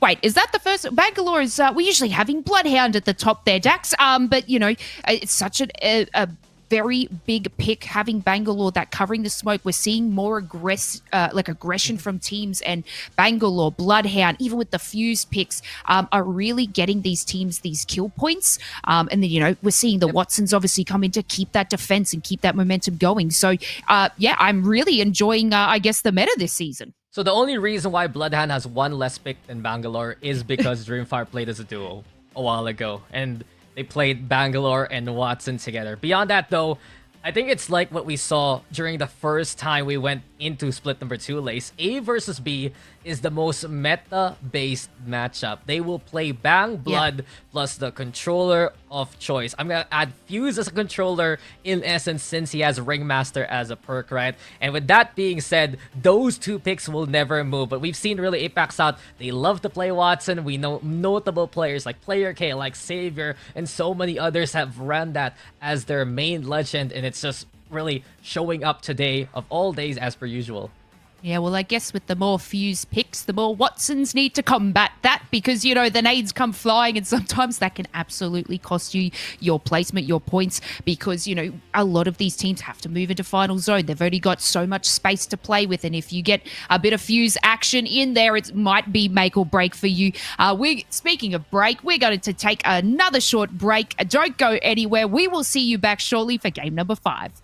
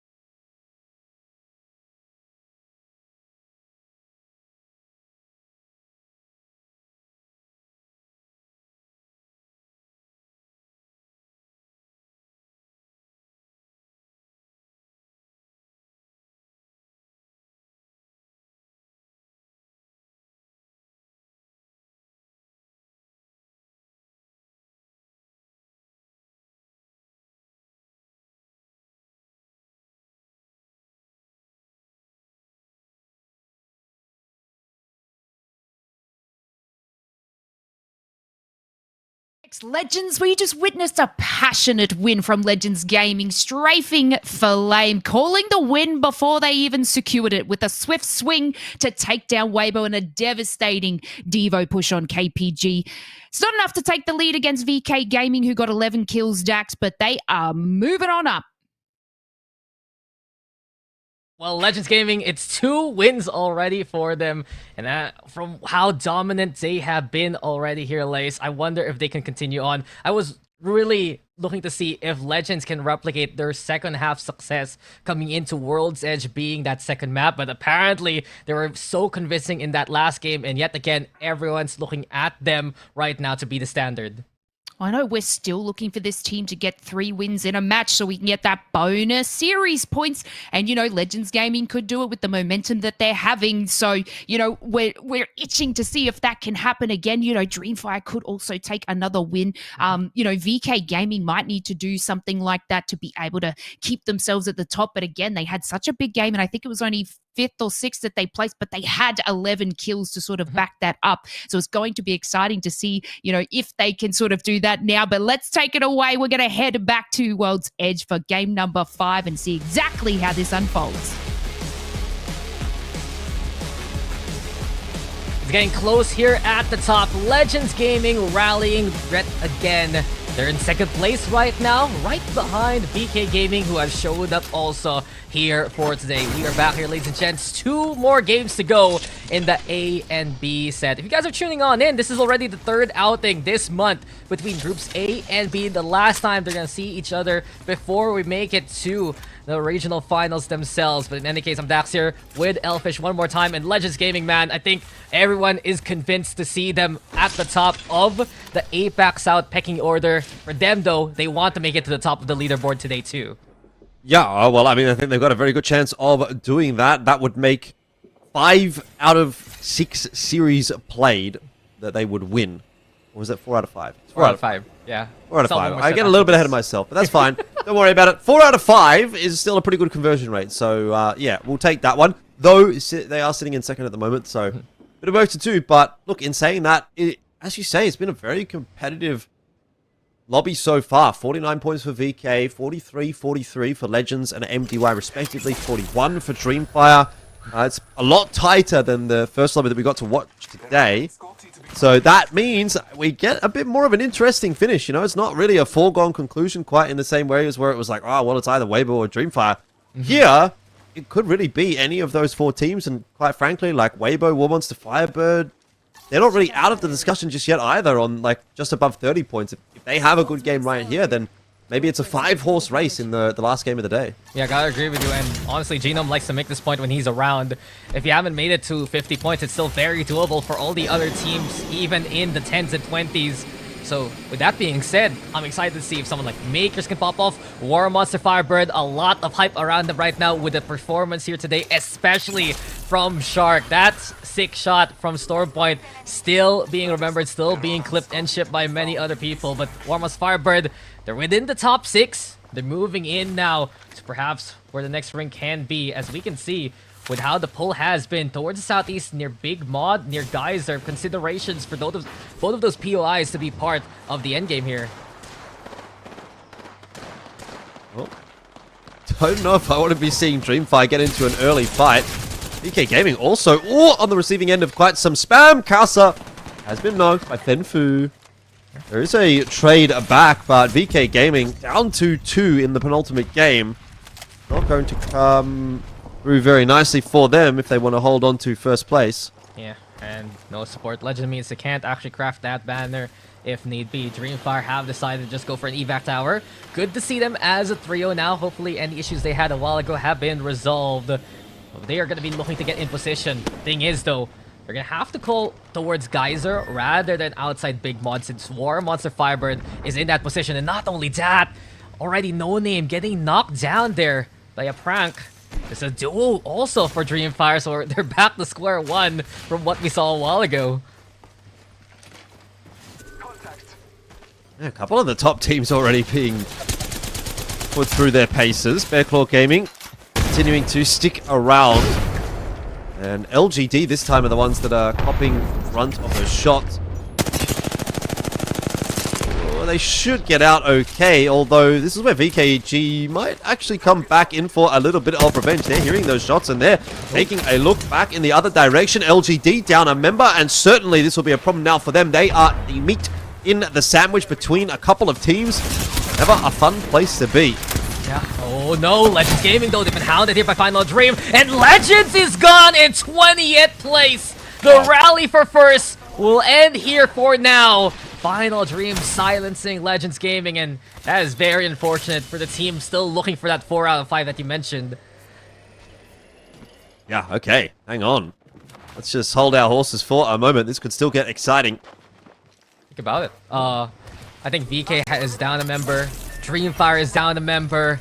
Some notable teams within the top 5 are crippled right now coming into this game. Dreamfire's also gone to the hand of VK. Some more of these top place spots are up for grabs given how the teams are bowing out early on here. Yes, Inferno. They can lock down this building setup. It's going to give them a nice place to rotate in from. I'm not sure that it's going to be an endgame position, but pretty comfortable where they are at the moment. I can hear a respawn happening as well. That'll be some more points on offer. Those players flying through the air. Easy pickups, you'd think, but won't end up being the case. And LGD are back to 3. Whoa! What just happened to XX there? That is so sad. Actually getting the knock along the way. HKUF continuing on. MDY also. The pain train continues for our top spot teams. And with that being said here, Elfish, there is a chance for the teams from 6th onwards to rally in this game from the way it's going so far. VK Shore is still alive. MDY is left to effectively one still standing. HKUF collecting some kills along the way. Augenstern has been confirmed, and while QQ will answer back, it's still VK right now. The ones to watch out for at the top, everyone else rallying for some points here. Yeah, I mean, HKUF aren't really like in a position where they're going to really challenge for a top spot, but they can definitely still jump up into the top 7 or 8 if they have a good game here. So worth keeping an eye on. Vegas Inferno as well, a team that have been neither here nor there really, I feel, for this lobby so far. They've definitely had good moments, but it's been few and far between. Doors opening a little bit for them though to make a late stage run into things, and they're not in a bad spot in that zone. Let's see where the next pull is going to go. Haven't got that information just yet. That does come through to the northern side, which sort of splits the difference between Geyser and Lava Siphon. Yep. Budget Siphon, if I remember correctly. A little bit of a compound there outside. But this is what I was talking about. There is that consideration for this ring to pull north. And that will be surprising for both Weibo and GK, who have set themselves up for that big mod ring instead. So far, VK Gaming in a good spot. Unfortunately for them though, they're only a duo, and what they can do is find a few picks from afar, keep the placement points going, and look to build on the lead when many of their usual contenders are already crippled or gone from the lobby here. Take it slow and steady though. You're getting too far ahead of yourselves. Final Dream with a bit of work to do. You have to get past MXF, which is just not going to be an easy task at all. MXF have been really competitive today. Papa, Beast of the Hunt, sees the target already. And that will be MXF just right under their noses. Papa still through the smoke right now. An angle here to bring the damage, and Artorias doesn't even see that one coming. A good start here for Final Dream. They've been menacing Ultra this round so far. And with this pressure looking to pile on AIO, the only one still standing. Never mind, he has been KO'd instead by Final Dream. They can get aimbot back to life anyway. There's a beacon nearby, and this is looking good for Final Dream here. Certainly is. I mean, they've got to get that revive, that's for sure, but they're out on a pretty quiet side of the zone, so give them the benefit of the doubt for now. Kill Devil, can't necessarily say the same for them. It's very busy up on that northern side. Kill leaders for this series so far. XX of MDY. 18 kills. It's really been putting in those numbers. QQ in there for VK Gaming. So, these individuals working hard. Yep. You know, if you change your name to 2 letters in a row, you will be good at Apex Legends. What letters would you choose? I mean, probably like DD, man. Come on. Would you go for like EE or FF or what? I think before I had Elfish Guy, I used to go, like, sometimes when I had to make it like a gamer name on a game or whatever, I used to be JJ Man. Whoa. So my name's Jordan, so JJ might be the way I'd go with. Okay, so from this point on, you are the JJ Man. You have exposed yourself, and we'll keep on referring to you as such. I do have to say again, though, more on topic about the kill leaders themselves. Both of these players coming from AGL, and they were always a team to watch out for within APAC South. Just the disband happening after split number 1, making their own paths in different teams, and it's been so good to see, especially for MDY, such a strong pickup just for today and moving forward. So that adjustment, really, some of these mid-season additions, I have to say, Elfish, have been very helpful for the teams who have decided to go for it. Always fun. Love to see it. New blood playing in ALGS is always a good sign, right? Like when you get these new players, new teams, then you know that the ecosystem is healthy. Outside the ring, I'm going to try and get a revive going on here, but we'll keep an eye on things happening for Makers, because that was a very clean beam from Asia onto Amelia, and ends up getting the reward for it as well. It's another kill point in the back pocket. It's not been the day today for Makers that they would have wanted it to be honest. I mean, T-Sync overall, this was a lobby that they won the last time they played it. It's just not it, really. Kill Devil getting absolutely wiped by LGD in the blink of an eye.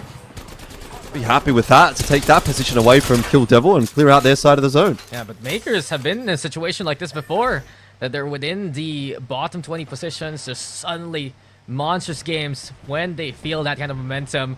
And that's the reason why they took that win within the set that you mentioned to begin with. I think Lace was really hammering point home, where they were within the bottom 5. Suddenly, one big game, top 6. One more big game, top 1, and held off their Claw Gaming at the very end. The chance is still there, but the chances for some of these other teams to make their way into the ring becoming even more difficult. Guys are truly being the place to be, and no credit is smack dab in the middle of things. Yeah, I don't know if you want to necessarily be smack dab in the middle of things right here, though, because there's just not that much cover to play with. So ultimately, if you're already one of the teams that's in the center early, kind of means you're going to get sent. There's nowhere else for teams to go. They do just move a little further north, hedge their bets a little bit, take their time. That is for sure. GK out there by Big Maud, who've been a little bit slow to start today, are going to hope to finish strong. Final Dream still hanging around in Lava Side. Playing it slow. Had some success, but might have to get off the roof now. Salad right under them. Rolling Thunder connects onto aimbots. And as you said, GK, they do need to move away from Big Mud. Make their way through the paths into Geyser. So GK, 90 place, 4 points. Don't see this too often from Raki and the rest. But as the ring closes on in, Final Dreams the one in trouble. Papa and 7ed already low. Heck, actually getting that kill there. HKUF also, and the crossfire between multiple squads will send Final Dream packing. Vegas Inferno also backing on away, but that was just so unfortunate for Final Dream there.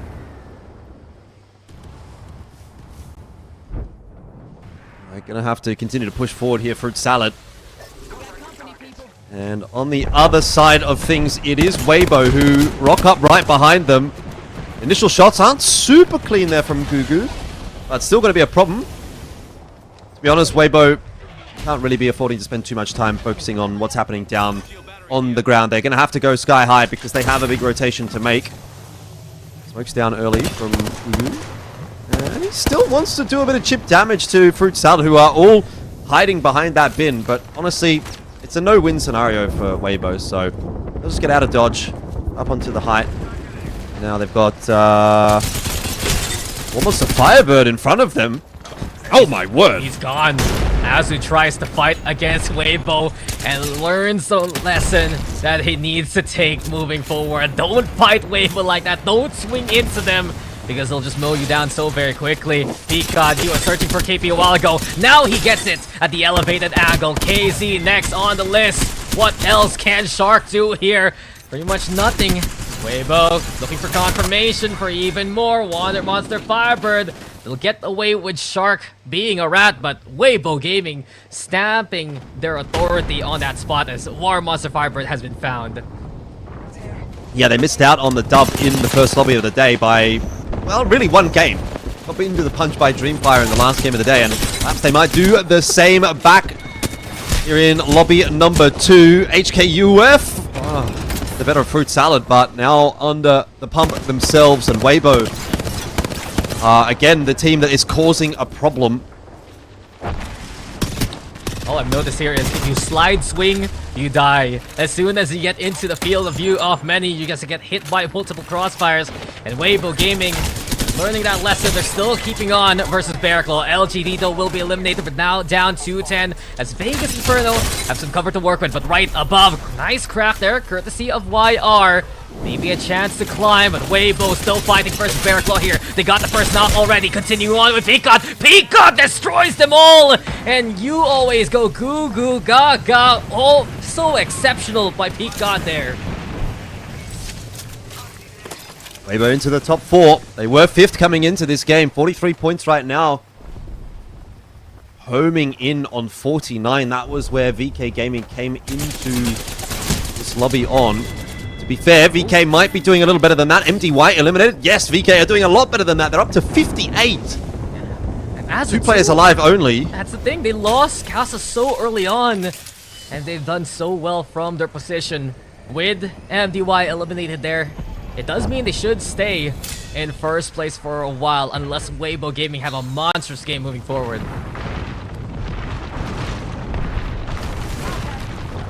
Vegas playing it slow for the moment, trying to keep their heads down underneath this cliff. That's perhaps the way to be. Nice to see Guild Esports still with a trio. I wonder, is there still some magic to happen? Guild Esports, it's just been such a bad day. 2 good games to close it out would leave you with a bit of a sweeter taste in your mouth. Not only that, the ring is favored here for Weibo Gaming moving forward. Makers taking no credits position and wiping out that squad. So there are some heavy contenders right now. Weibo is in form. Makers, they're in form too. Same can be said, honestly, here from the likes of Gildan. It can be any one of these titans right now. These top teams looking to find a win here. They're just chilling. They're just chilling. They're not doing anything. But they're going to have to move now. Zone will push them out of their small pocket of safety, and that's not a fun situation to be in. Oh, the spray through the smoke is pretty good there. They might actually think about pushing off the back of that. They know that they've done some decent damage. The scan's going to come through. Is it a solo? No, it's a duo. It's not worked out too kindly for them. VK Gaming, they're giving as good as they're getting. In fact, they're probably giving better than they're getting. VK Gaming do get eliminated, but it's only after they take down Vegas Inferno as well. Yeah, it was mutually assured destruction. Do you see that? One nade from Jackie Chan. It just proves to be superior, but Makers now looking to climb. Gil gonna get eliminated here, but the pylon in the way of Ziki and Dexter Asia's already on the floor. It's getting dicey versus PK, and while this happened, looks who's in position. Weibo Gaming are ready to pounce and ready to win. This is easy pickings for Weibo here, and sure, one gets knocked, but Weibo will still take the dub. Weibo Gaming, they needed that one. Definitely did, but, you know, the day is not yet done. Obviously, a bit of work still to be had, and I think for me, obviously that really opens the door up a little bit for a few more of these teams now to have a bit of a discussion. We saw, you know, VK, they did pretty well for themselves, definitely, but Legends went a little bit missing. Dreamfire went a little bit missing. DY were okay. Weibo's back in the discussion, so heading into this last game of the day, I mean, anyone's guess as to who walks away with the dub. I'm going to say Weibo's collecting kills like Pokemon. Gugu playing peekaboo on the top there of Makers being able to take them out, but Makers doing such an incredible fight there just to stay alive, having to sort of, I guess, climb the cliff and take a little peek just to be able to get a couple of kills. But, you know, having someone just sit there on height and just pepper them with some thermites, there's only a matter of time before you sort of got to go down. But, you know, it's awesome to see that they're finally, like, Makers have finally turned it a little bit around. I think they might have heard us on the broadcast, Elfish, because they were like, all right, we're sick of being at the bottom. Let's rise on up to the top. And, you know, they did an incredible, I guess, game in that 5th match. It, you know, obviously isn't enough to probably push them far to the top, but at least, you know, they did something. Yeah, definitely. I mean, look, at the end of the day, you kind of just got to keep that ball rolling. And, man, how about this from Weibo? And in particular from Gugu, just so crisp and so sharp. The tracking as well. Like, it's not even just about the initial shots. It's about the tracking. Just look at how clean that is. This is why Gugu just has barely big misses. damage. This is exactly why. You know, we see Gugu on those high damage stats, Elfish. Might not be the only big thing he's got, to be quite honest with you. I'm starting to wonder. But Weibo Gaming, man, just so damn strong when they get going. It's not always that they get going, that's the thing. But, like, when they're on, I feel like they're kind of... Am I wrong in saying this, but are they the scariest team? Like, when they're on, they look really scary. Well, yeah, if we come out of, like, anything that we saw in split number 1, Elfish, they just I called it the steamroll effect, or a snowball effect. Once they sort of get that momentum, you just can't stop them. It just becomes, like, a bit of a fun game for them just to be able to take down team after team after team. And as we can see, they collected 15 kills and the win, Elfish. And this is exactly what they showed us in split 1. You know, we have been touching on that the start of this split, they've been, you know, hanging around the bottom a little bit, but today's matches have brought them back.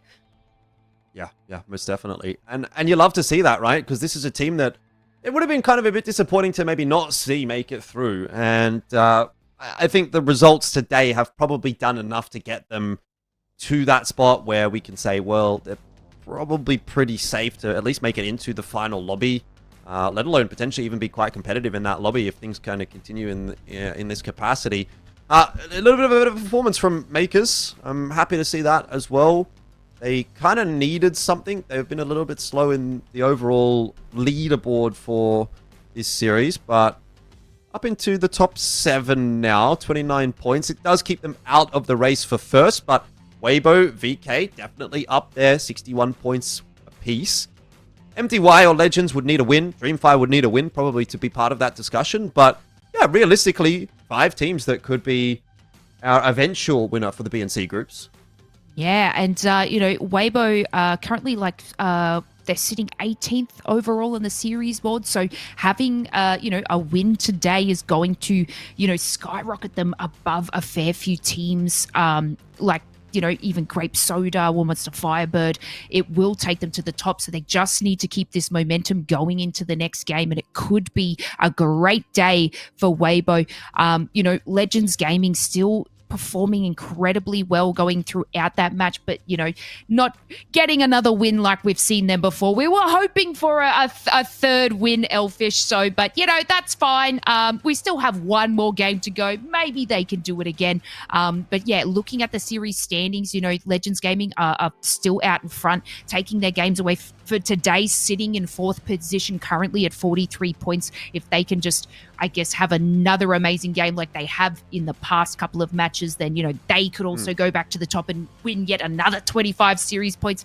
This is what I love about APAC South, Elfish, is that our leaderboard is always so close, and there's, you know, there's winners, you know, that are a couple of points ahead, but sometimes people just pull their cat out of the bag and absolutely obliterate and take that first place. So we never know going into game number 6. That's the fun. Let me put that old man hat on again. It didn't used to always be like that. It didn't always used to be like that. We used to have teams that were like, yeah, we're just going to win 3 games in a row. And like, yeah, all right, that's not that interesting anymore. You know, you've kind of already won the day. So I am glad with the way that the region has evolved. You know, we get some much more competitive games, and it's more exciting to watch, definitely.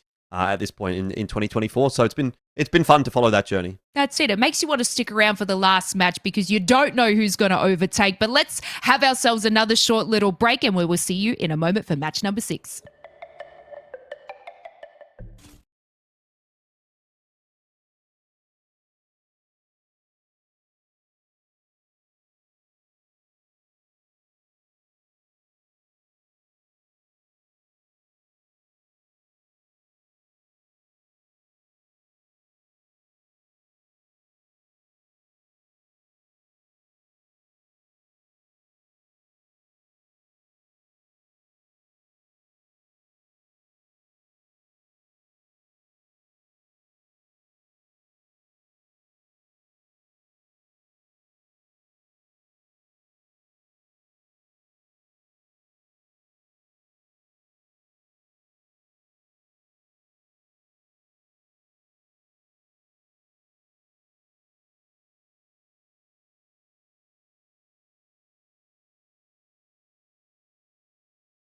Elfish, but what a huge game from Weibo, our ultimate steamrollers for today. Placing first, finally. We've been waiting for them to do something. We've just said that they just were amazing in Split 1. They were going toe-to-toe with Legends Gaming, and, the start of the split's been very difficult for them, but here they are back. Yeah, well, here's where they've got to do it one better than what they did in the first lobby of the day, right? They were pretty much leading that entire lobby, and then come the final game, they let it slip. In fact, it was actually the final 2 games. Like, they finished really poorly. Here it maybe is going in the opposite direction, where Weibo have been a little bit slow throughout this lobby, but they potentially can finish strong. Dub in match 5. Who knows what happens in match 6? Match 5 and 6 in that first lobby, it was like out in like 15th and 20th or something like that. And so they got 0 points basically off those last 2 games. And they got overtaken by Dreamfire. But now they have an opportunity to make amends for that. If they would take a second for the overall in that first lobby, that's pretty good. But, maybe you missed out on first, you're a bit disappointed. And then finished with the first in this lobby. You do make amends for it. So that's kind of the goal here for Weibo Gaming. They look like they're in form enough to be able to do it. So I'm going to back him. I'll say it's Weibo for me. When you have the shots like Gugu does, Elfish, so you definitely have to back him. We witnessed firsthand, not a single shot is missed. And, to control, the recoil that the Havoc emits and just be able to clean follow someone, especially if they're strafing right in front of your face. It's just an example of the skill that comes from Gugu, which it's just exceptional to see. But here we have Weibo. We've seen their journey throughout today. Obviously, they played 6 matches before this. So they're, running off of fumes probably at this moment. But those fumes, Elfish, are keeping them going. Yeah, indeed. Look, it was a bit of a slow start, you see there, especially with the 18th place in map 2. But the thing is, they're still getting some kill points on the board. They're still getting some placement points in the vast majority of those early games. And ultimately, you eventually do get that one big game that puts it over the line and puts it into first place for Weibo. And I think the important thing is, look, any team can have one really good game. That is certainly for sure. At this level of competition, if things go right for you, you're going to be able to get some points on the board. You're going to be able to convert.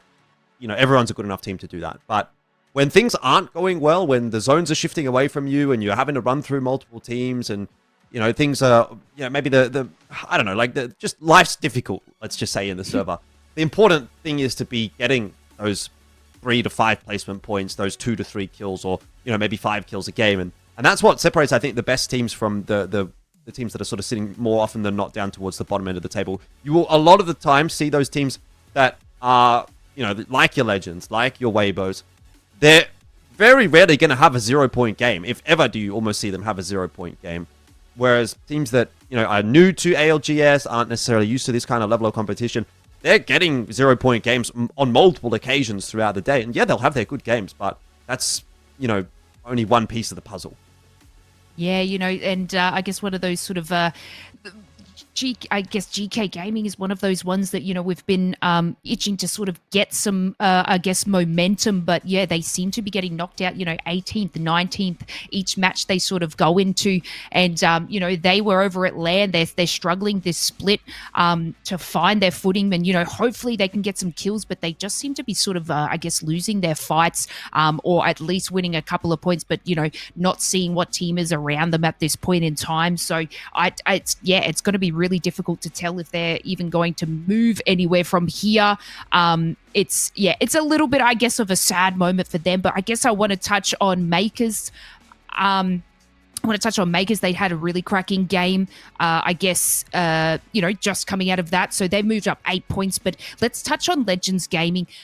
We've been following them for quite some time. They've won a fair few of their 6 matches. I think it's been about 3 wins so far, Elfish. And that's 25 series points for them.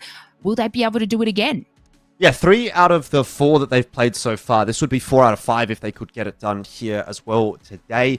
As to whether or not they can get it done again, it's a bold assumption that they'll be able to do that, right? Like Weibo in pretty good form, VK in pretty good form as well.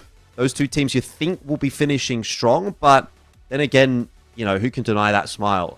Legends, you'd probably need like a 25-plus point game here to really even be in with a chance, and that's also under the assumption that both Weibo and VK would miss out in this last game of the day. So, yeah, to be honest, they've kind of maybe given themselves a little bit too much to do, but it's not impossible.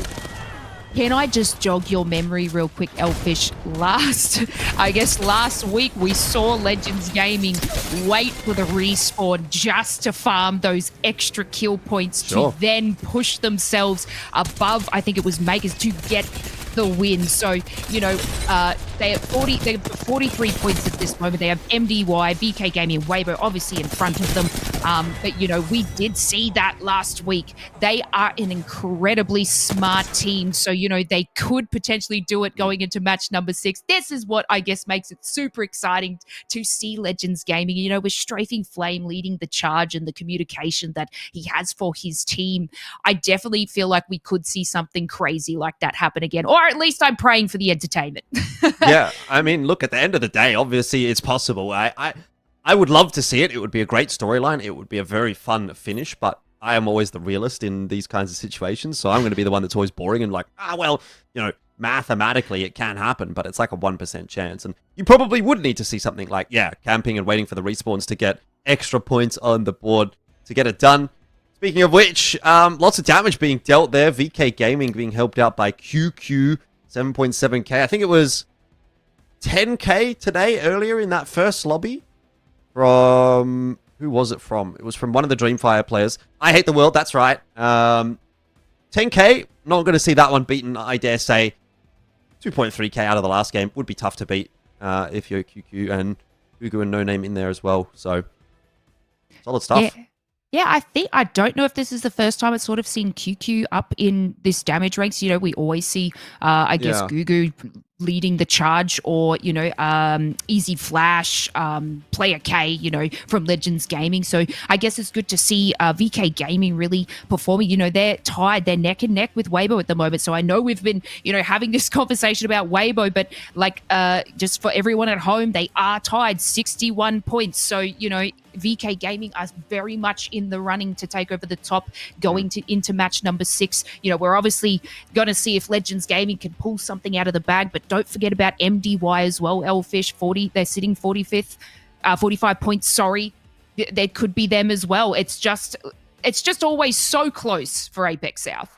Yeah, I mean, who else is maybe there? Like Dreamfire, you could potentially say. Take a look at the ratting time.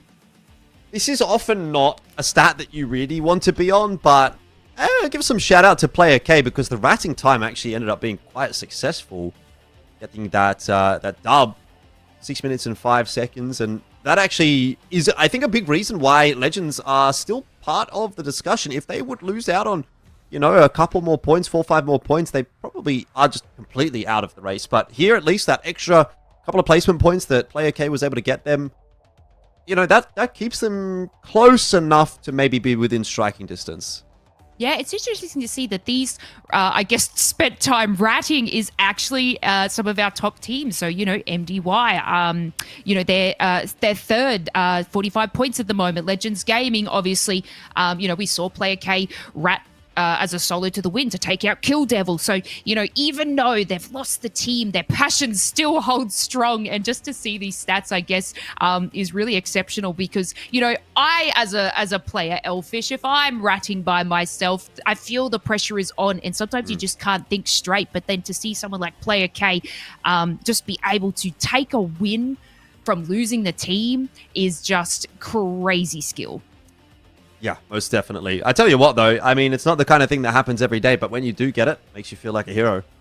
That's it. So we are just going to take ourselves a short little break. I hope you enjoyed those stats. Don't go anywhere, guys. We're about to have match number 6. Who will take over? It's got to be Weibo. VK Gaming. We'll find out shortly.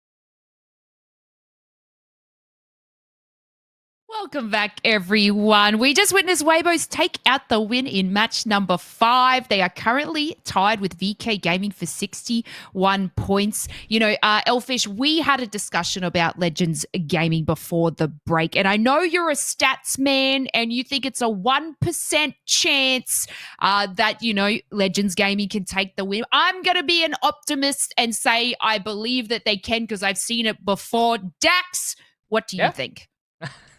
Sure. Which team are you on? Whoever wins. Honestly, I'm just really excited to get game number 6 going. I'm on Team Start the Game. He's so excited to see who is gonna jump, and I think really the question right now has to be who can still keep the performance going. I think I do want to point out, guys, though, that today has been a very good game for our Chinese teams actually in both of the sets. It's been so consistent for Weibo, for Dreamfire, for VK actually finding even more form right now. MDY also looking like a powerhouse. And it's so interesting to see because we were discussing coming into the day that does Legends Gaming run away with APAC South? Yes, the score in terms of the stats, in terms of the standings, they are saying yes. But if we see Weibo and the rest bridge that gap, the finals for the region, it can get even more exciting if one of these other teams can usurp Legends Gaming by that point. And I'm just going to say here, guys, are you guys casters or are you part of the viewers with Start the Game? Start the Game. I'm a viewer at this point. Well, actually, the thing is, though, like, none of us are viewers right now. Like, we're all just waiters. We're all in the waiting room. So no one gets to watch. It's just not fair, you know? I sign up for 6 games. I only get 5. I want my money back. What can you do? You know, it is a crazy time for a lot of our viewers as well, you know, being here at Apex South. Some people are just waking up to all the chaos that's unfolding. But I guess I'll quickly take you through a couple of the stats here. You know, Weibo Gaming at 61 points. We have VK tied with them at 61. MDY doing exceptionally well at 45 points. Legends Gaming, where I'm being optimistic and I think they could even potentially take that top spot because I've seen it with my own eyes. They're at 43 points. Dreamfire, though, Dax, I am so thrilled to see them 5th place with 41 points currently. They are back, baby.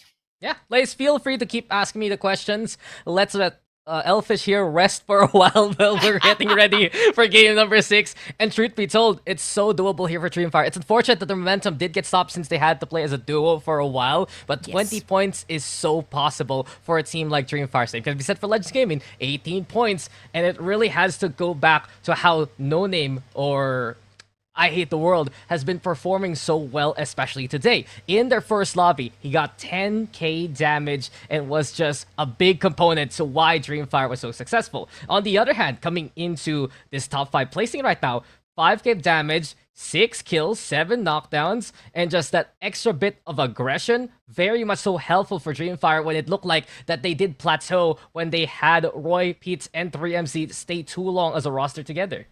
Yes, Dax, you are absolutely so right. Now, we have a little bit of a throwback, and we're not calling, you know, Elfish, I guess, the grandfather of Apex, but who better to take you back in your day than Elfish? You know, we've been through such a journey with Apex, and it's been super excited, you know, to see how far it's sort of come and, you know, what's been happening with everything. But, you know, Elfish, you've been, I guess, sort of casting for so long. You've probably seen yeah, that's the start of it all, and now here we are with potentially the best team in the world coming from this region.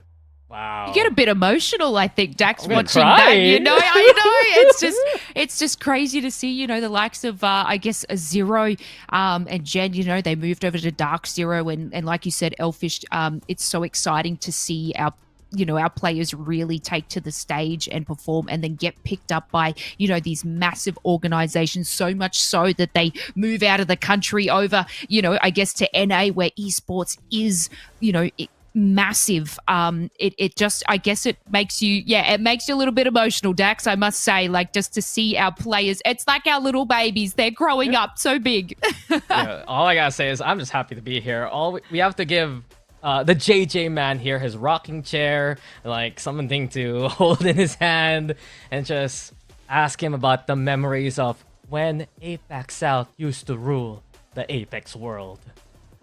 Yeah, and we may have, at the playoffs that just happened, I guess, in LA, it was good, I guess, to see our neighboring team, APAC North, they taking out a win. It's always good to see, amongst our regions sort of get those wins and, really do well for, our regions here, China, Thailand, Australia, and then to see, Japan teams and stuff. You just really come forth. So super excited. I know that I'm so hoping there is a LAN in Japan. I know that everyone at home and all the players have been itching to hope for that as well. So just to give like our region, I guess, more recognition. We have lost a little spot there for Apex South, only down to 7 instead of 8, but not a massive difference. Like, we still got this. I think we're still going to send through some exceptional players, Dax. So there's going to be so much room for our region to blossom. Yeah, I do feel like for some of these teams, right, who are making a case that they're going to make it to LAN again, they're looking forward to how they're going to do even better here in LAN. Because let's face it, it was a weaker performance here from APAC South this time around compared to all the other outings we've had ever since those Sutoraiku days. And I dare say a team like Tomyunkong or Makers now, they want to try and make sure that they're better than ever. Let's see if LGD can make it. Let's see if Weibo can make it. And let's see if Elfish can make it right there. I'm just going to say, by the way, it's not fair. Like, it's an actual scam, by the way, how this works. Because what happens is we go, wow, our teams are really good. They go and play overseas. You get those 8 slots. And then it's like, wow, these Apex South's awesome. And then, well, you think about, okay, where's... All of our best players now have gone and started playing in North America, and they start counting towards North America slots. So it's like, hang on a minute. Those guys should count for slots for APAC South still. It's not fair because they've come from this bloody region, and then the best players are moving away. It's like, how are we supposed to continue to compete when our players and teams go in and play from another region? That's just, like, give us some slack, you know what I mean? Like, you can't take the best players out of our region and then keep saying, well, they need to keep performing to that same level without those teams, without those players. It doesn't work like that, guys. It's okay. It's anyway, okay, Elfish. I'm not mad. It's okay. We're going to get those teams back. We're going to have a good team again in LAN. It's going to happen. It's a cycle that APAC South always provides NA some good talent. Well, I've got a little something special for you. We love a little bit of backroom footage to see what goes on behind the scenes. We've seen the setup for, I guess, Longshot. Now we're going to take you back again for a winning moment for Reignite. So let's take a look at this footage before we head into a break. Welcome back, everyone. Thank you for being so patient for us as we gear up for our final game here in Apex South Pro League. Who will win it? Weibo, MDY, Legends Gaming, VK Gaming. Do Dreamfire do something absolutely crazy, Dax? I am just itching to get into game number 6. Not gonna lie, I kind of want to bounce that question back to you guys. Like, if you could pick one of the top 5 to win right now, no need for any reasoning, who do you think is gonna take it? For me, Legends Gaming. Okay, fine, you're Legends. It's pretty obvious. But I kind of really want to put my hat on MDY right now. I'm really impressed with how they put XX in, and he's just done so well for the team. I've always been impressed to see how Arkansas and Baby have been playing this game, and maybe this can be their chance to shoot themselves all the way up to the ladder. Elfish, who are you rooting for this last game? I know it's not Legends game. You said it's a 1% chance, but, I'm optimistic and I want to see them be able to do it. Who are you going for?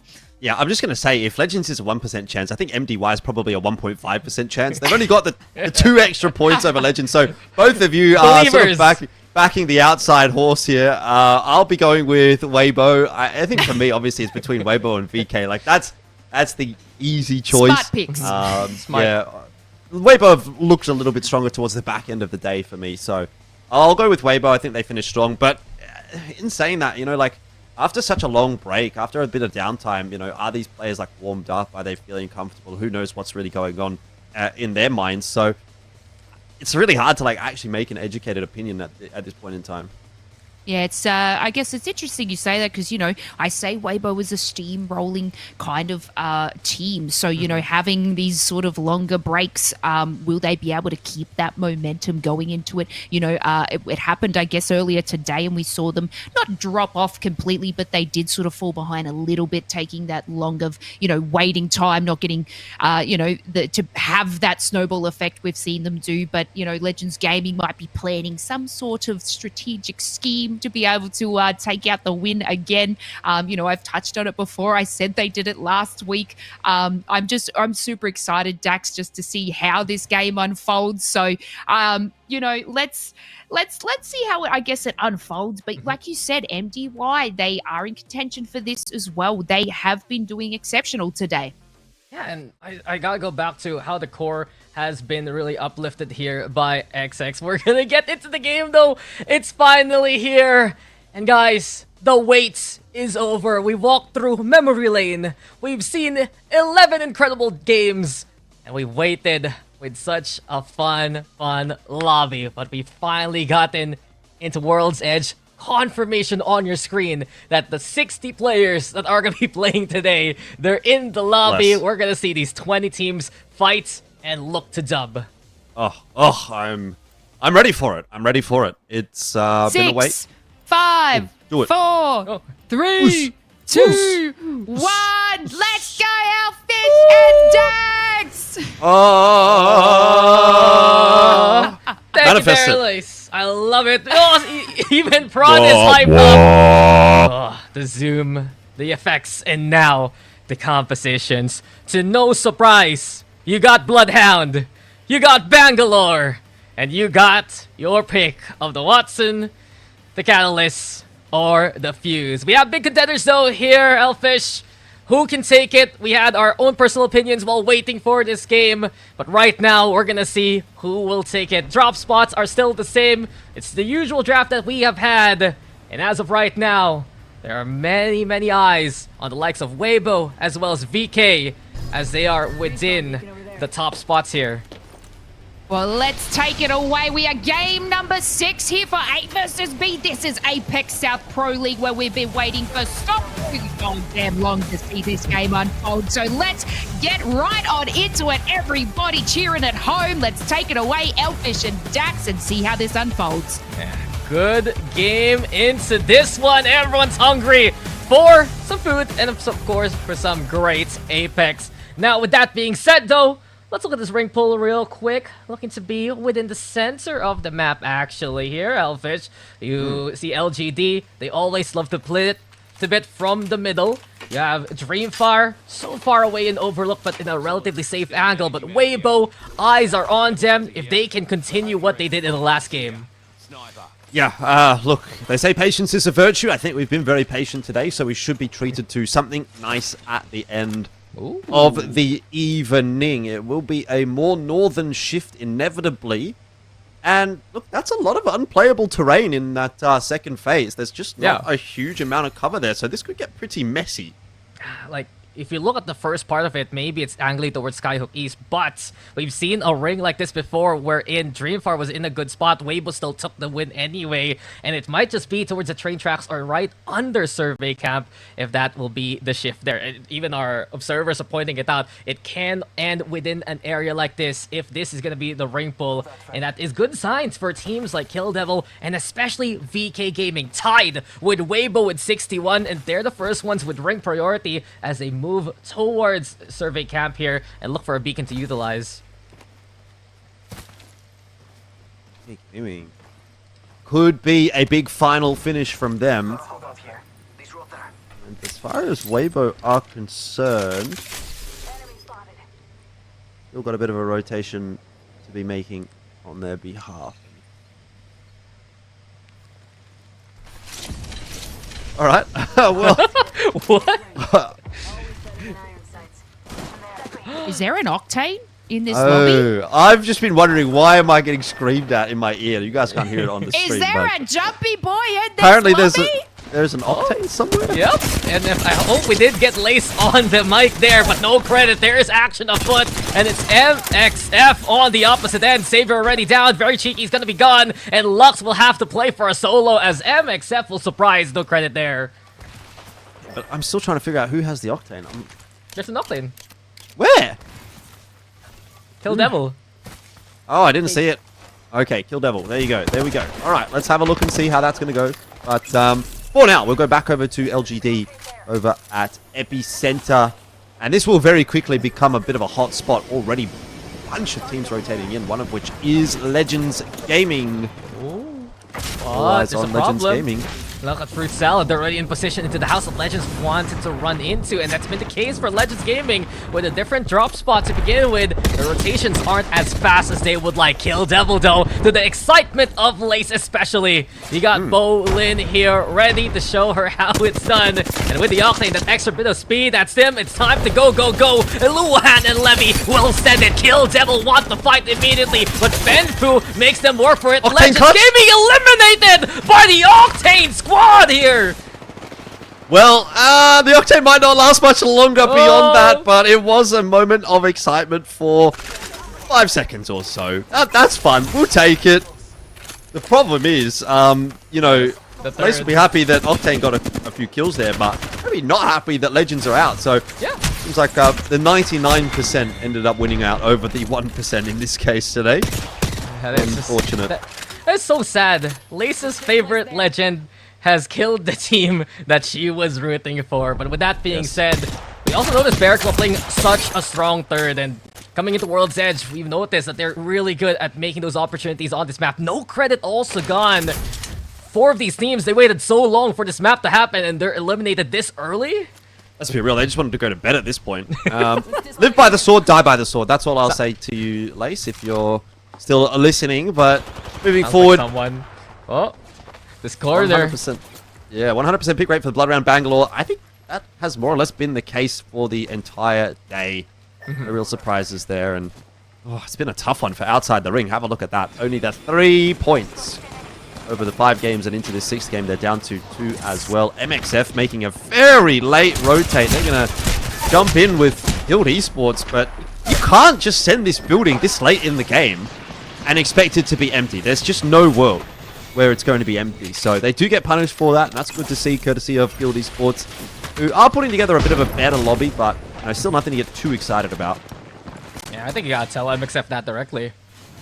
Right now, outside the lobby, as they're eliminated there by VK Gaming. But you said it, Guild Esports and teams like Fruit Salad, they've been so pivotal at making their way into the ring as soon as possible. We did see Fruit Salad eliminated there too, but Guild have had a good rally so far. VK, though, in a better position opposite of Guild and within the ring. The big question now is, where is Weibo in all of this? Yeah, great question. They've been just chilling around the southern part of the map, you know, came up from Tree toward Thermal Station. They're in staging now, playing a little bit of a slower game than quite a number of teams, and that may be as a result of where this zone has shifted. We highlighted that there's really not a whole lot of room to kind of play in ring number 2. And I think that's well, first of all, part of the reason I think that there's a lot of teams that are already out is because most people are tired and they've mentally checked out. But on top of that, I think there's a few teams that would go, well, there's not that many options as far as this ring is concerned. We're just going to send and hope for the best. And that may be what it comes down to for a team like Weibo. But in saying that, Weibo's probably one of, if not the best, send teams when push comes to shove. So I will still keep their name in the ring. But it's definitely looking better for VK at the moment. I mean, it's a good vouch. You have those 2 buildings where VK and Guild will know exactly where the ring's gonna be. So they're in position. And then you compare it to other squads who are hedging their bets, playing towards the south. War Monster Firebird, Barracuda Gaming, Vegas Inferno. They have cover, yes, but they're gonna need to run into the positions the VK and Guild have established moving forward. So it's very reminiscent to one of the rings that we had a while ago. Weibo, they figured it out, took that job then. I do wonder if they can continue to succeed in that vein. Dreamfire also can't make their way in as per usual. They're stuck at Epicenter, and will look to move through LGD coming into this one. KPG flying through the air at Skyhook.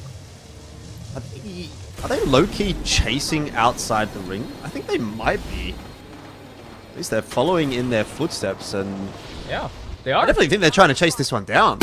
They would know that they're a duo. That'll probably be the reason that they're going for this, because the 3-on-2 is definitely going to be favorable, but outside, really wasting a lot of their time, and they do have to kind of be a little bit aware of Final Dream, who are sort of floating around outside of Countdown as well, and could come through for the third party if things get a bit awkward. Surely this is a bit too much. You can't keep pushing us, keep going gaming, and I think they've recognized that, so they'll just back off. Yeah, it felt a little bit personal even there at the end, but you mentioned it. Final Dream was pinging Countdown because of all the noise being made, and effectively, Final Dream will be waiting for KPG to come their way. Bearclaw, though, also close to this angle.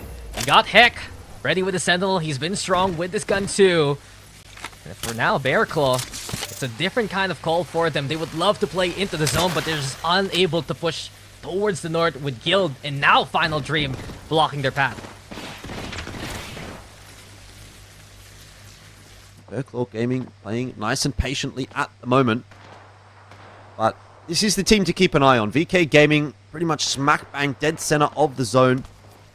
Where the next ring will pull as well. It's going to be favorable enough for VK Gaming.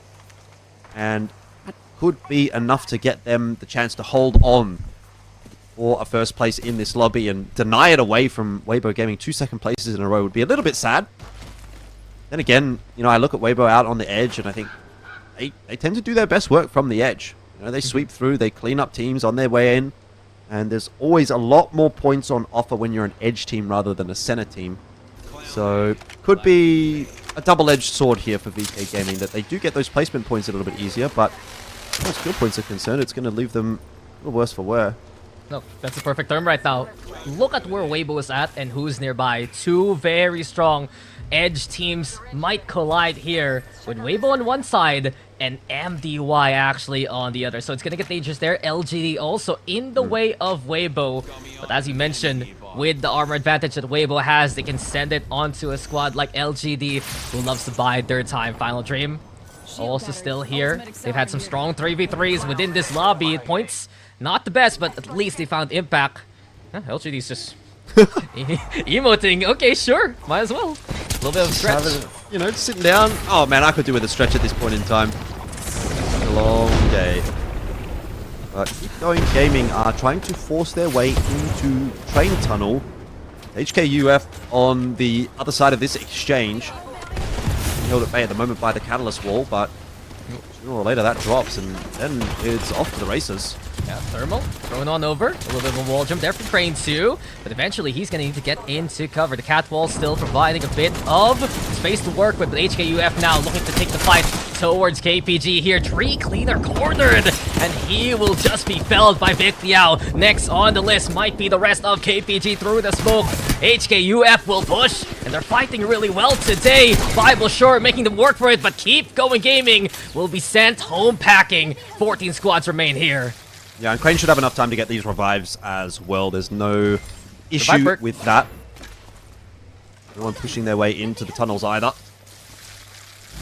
Zone's pushing in that direction too, so this could be, again, another spot that HKUF get themselves in and think, well, we're actually on for a pretty good end game. I've got to say that's been their biggest asset today. HKUF have multiple times have found themselves in a decent late game position, but they haven't really converted on any of those.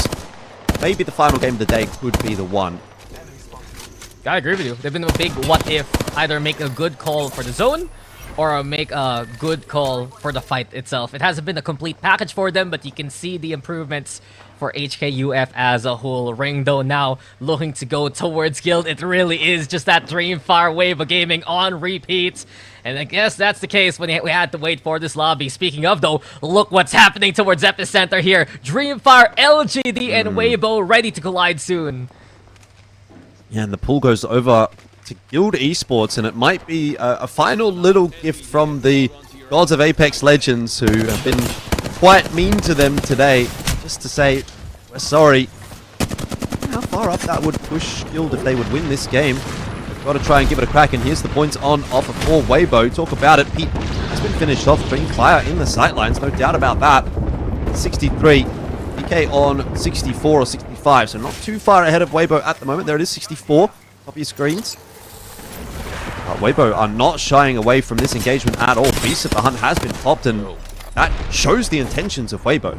They're gonna jump on Dreamfire right here, right now, and Gugu is on it like a bullet. Same could be said here for Bobo. A quick little scan though. Weibo here with elevation. They're just hugging the outside of the ring right now. Weibo watching for any target to come their way.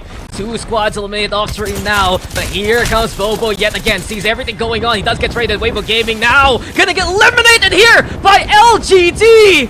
And this means BK is gonna have an easier time for the rest of the lobby. Bearclaw Gaming now have wormed their way in. Also, Makers, Dreamfire, LGD having a clash elsewhere. But as we see it, Dreamfire still alive, still fighting. 45 points for them. But right behind them, Makers looking to barrel down. Oh, it's an absolute mess out on the eastern side of the map. The snowy hills outside of Epicenter have become bathed in blood.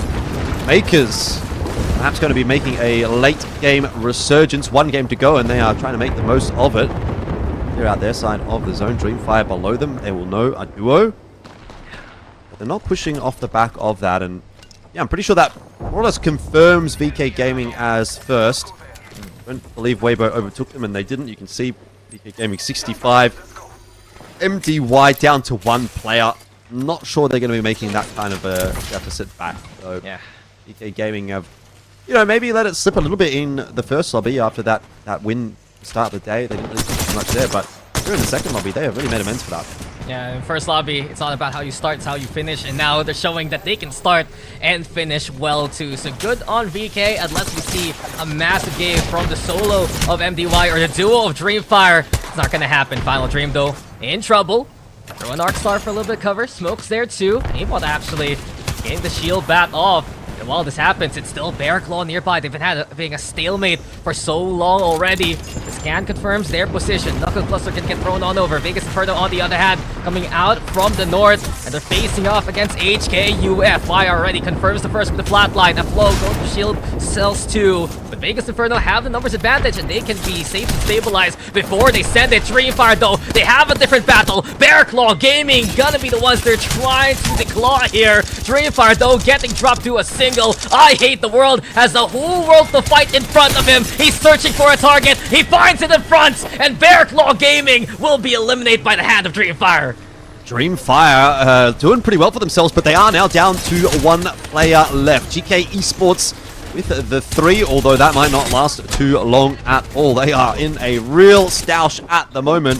It is Vegas Inferno that are taking that fight to them, and they are winning it quite handedly. Rampage out in the hands of A-Flow. HKUF get eliminated as well in the meanwhile. Vegas Inferno have been given time to reset. They want to push further forward. Dreamfire finish off in the meanwhile too, alongside HKUF. So it is really starting to dwindle now, down to 6 squads remaining. Who is sitting there unscathed? It is Guild Esports inside of the house that they set up in at the start of the game. They haven't had to do too much. They are being rewarded for their efforts today. They've worked, toiled really, I think is a good way to phrase it. Yeah. And it hasn't really been for much reward, but maybe just at the end of the day they get something to be excited. I mean, they're pushing themselves into the top 10 with this performance. Geeky also, if you notice, they've changed over to a Watson-based comp. It still struggles here for the Boogie border score. So unfortunate really for Geeky so far. Makers now making a run too. They're in 7th place. They want KP. They're looking to feast on the opposition, and they kill VK Gaming. So that stops VK Gaming in their tracks. From what we've seen though so far, their performance should be enough to keep them at top 1 here. More than enough. We want to catch up to them. Makers, 38 points here, 6th place. They can definitely go up a couple if they were to get the win. Up to the North. Vegas Inferno also looking for a solid final game, and Final Dream making their cross into the guild building late in the game. Players duo have to try to make it work. This is a rough cross for Vegas Inferno as well. They are getting harassed by all the spray damage. Nexa Asia in there. And Vegas Inferno get rid of UK Esports.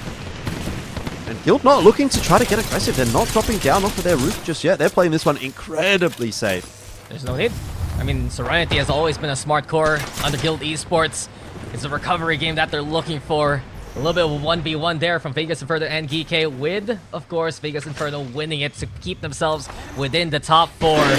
Right now, that's one rat is just down below. Yugi now bopping the Beast of the Hunt. Knows there is contact nearby. Final Dream a duo. And while this happens, it's Makers actually just watching all of this chaos. It's a house party that Makers isn't invited to, but they're happy to stay on the sidelines here.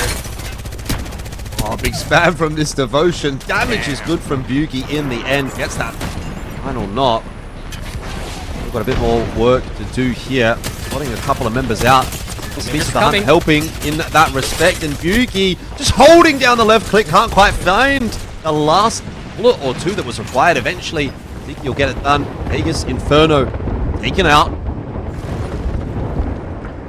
Makers taking the roof though.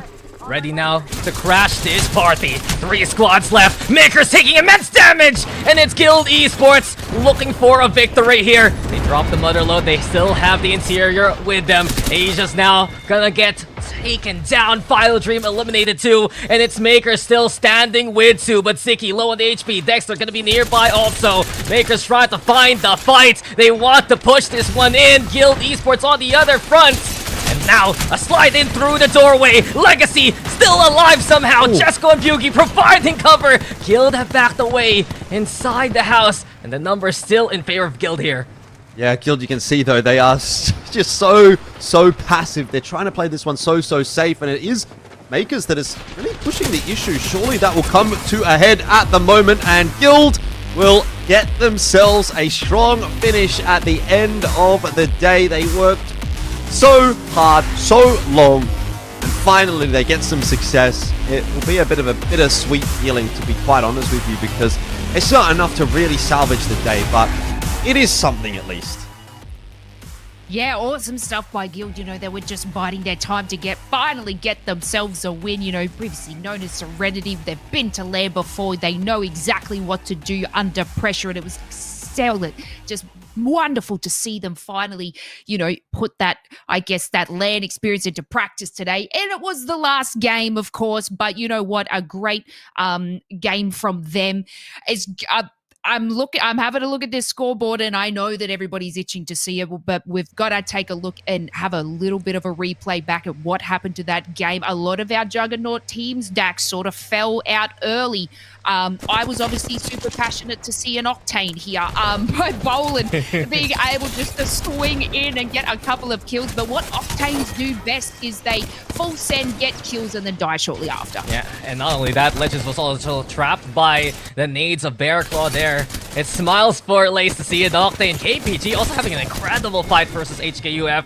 It felt like it was a game of skirmishes, but you said it. You look at where some of these big names ended up in. Legends Gaming, first eliminated in 20th. Weibo Gaming, 12th place, 1 KP. Dreamfire, 7th place, 5 KP at the very least. MDY, 9th place, none. But VK Gaming was ahead of them there with 6th place and 2 kills. So at the very least, it solidifies that VK's day is today. Breaks, again, the records here that Legends is trying to run. Look for those dubs. But in the last fight, it's Guild. Very calm and collected. I do feel like it was so melancholic. And for Guild, in a way, they played the waiting game to get this game started to begin with.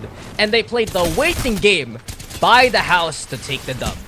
Yeah, Makers here as well. Elfish just having an exceptional game, just being able to, I guess, get themselves quite, you know, snuggled into that building and collecting a bit of kill points along the way actually might move them up a couple of positions in today's leaderboard. So, you know, they haven't done too much at the start, but this game definitely, you know, gave them a bit of pep in their step, we'll say. Yeah, you got to take it as it comes, definitely. Obviously, we've still got next week to kind of discuss and see how things do play out. The teams in Group C will have a couple of bites of the cherry, which will help them to make a good kind of a run in. I don't know. I mean, at this point, you know, Guild, it's workable still for sure. That win helps them out quite a lot. BK Gaming, you know, a bit of a bump for them too. So I don't know. It's still pretty early days, I think, as far as those teams towards the top end of the scoreboard are concerned. Outside of Legends, it really feels like it could still be anyone inside of maybe the top 2, but really at the end of the day, if you make it into that final lobby, like we've said plenty of times before, anything can happen, so, you know, don't get too far ahead of yourselves. Yeah, exactly. But look at Makers. Look at those kills. 10 kills for them and a second place. You know, I guess too bad it's like our last game of the day. You know, good for us, good for everyone at home. I know we're tired and, you know, we're ready to go to bed after all this exciting passion that Apex South has been happening. But, you know, I guess, you know, Makers, we're going to move up a couple of positions because of that 10 kill second place. So, you know, we're going to be super excited to see the scoreboard. It's itching so close, guys. We are going to shortly show you who has come out on top after today's chaos. And who is it? It's VK Gaming. Absolutely exceptional from them, Dax. Yeah, I was been waiting all day to see this from VK. Just game 1 dubs, they're one thing. But going on a run, making sure that you stay consistently ahead of some incredible teams right below you, it is such a good showing here from VK. Because look who they just beat here, Lace. Weibo, Dreamfire, Makers, MDY, Legends Gaming, all right behind them. Guild Esports also recovering well, at least to make it to 7th. That is a big statement made here by VK that I put them as a dark horse perhaps to make it to LAN with their performance within the offseason. And right now they're proving that they can hang with the best of them. Not only that, QQ with 8,363 damage. We saw QQ, take over Gugu in the damage leaderboard. But goddamn, he's absolutely put in the work today for his team, Elfish. Yeah. But in saying that, VK Gaming, they come out on top.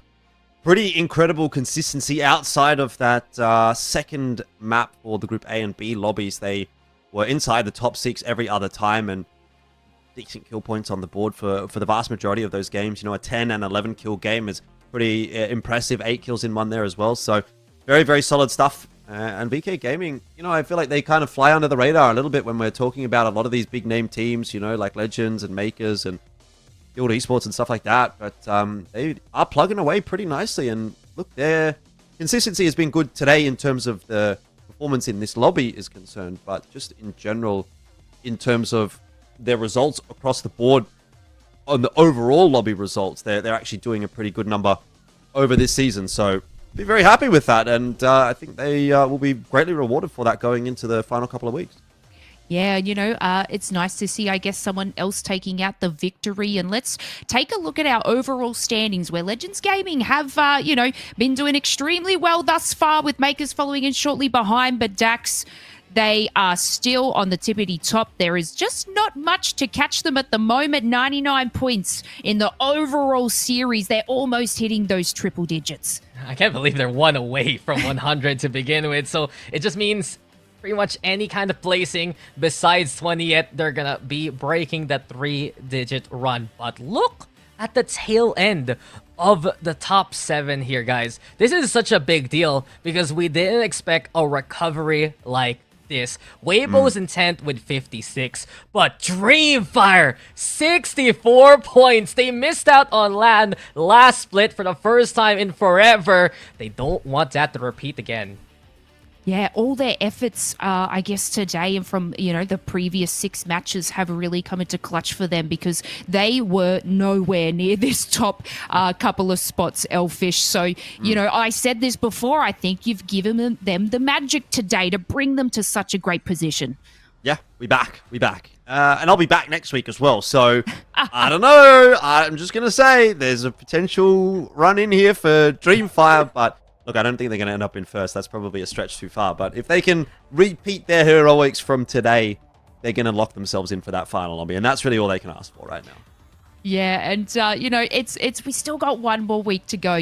This is, I guess, the second last week for, our triple round robin. We still have one more week to see what our teams can do before we move on to the, the finals, the regional finals. So, there is still some more exciting action to see this scoreboard interchange. And, Legends Gaming have just had such a good run with Makers following in behind there. So, we still are going to see a couple of shuffles there. But, yeah, exciting stuff to see, I guess Dreamfire sort of make their way up. Even Weibo coming back into clutch as well. They did so well in Split 1, Weibo. So, it's been awesome to see. But a big thank you to everybody here at Longshot today. It's been a grueling one, but we got through it. Elfish, a pleasure to have you back. We'll definitely see you next week. Dax as well, pleasure to have you back with us again. We have been the Longshot production. Big thank you to Play Apex for broadcasting this Apex South region. But don't worry, everyone. We'll see you next week. But for now, we will take ourselves off the show. And thank you so much for joining us, and we'll see you soon.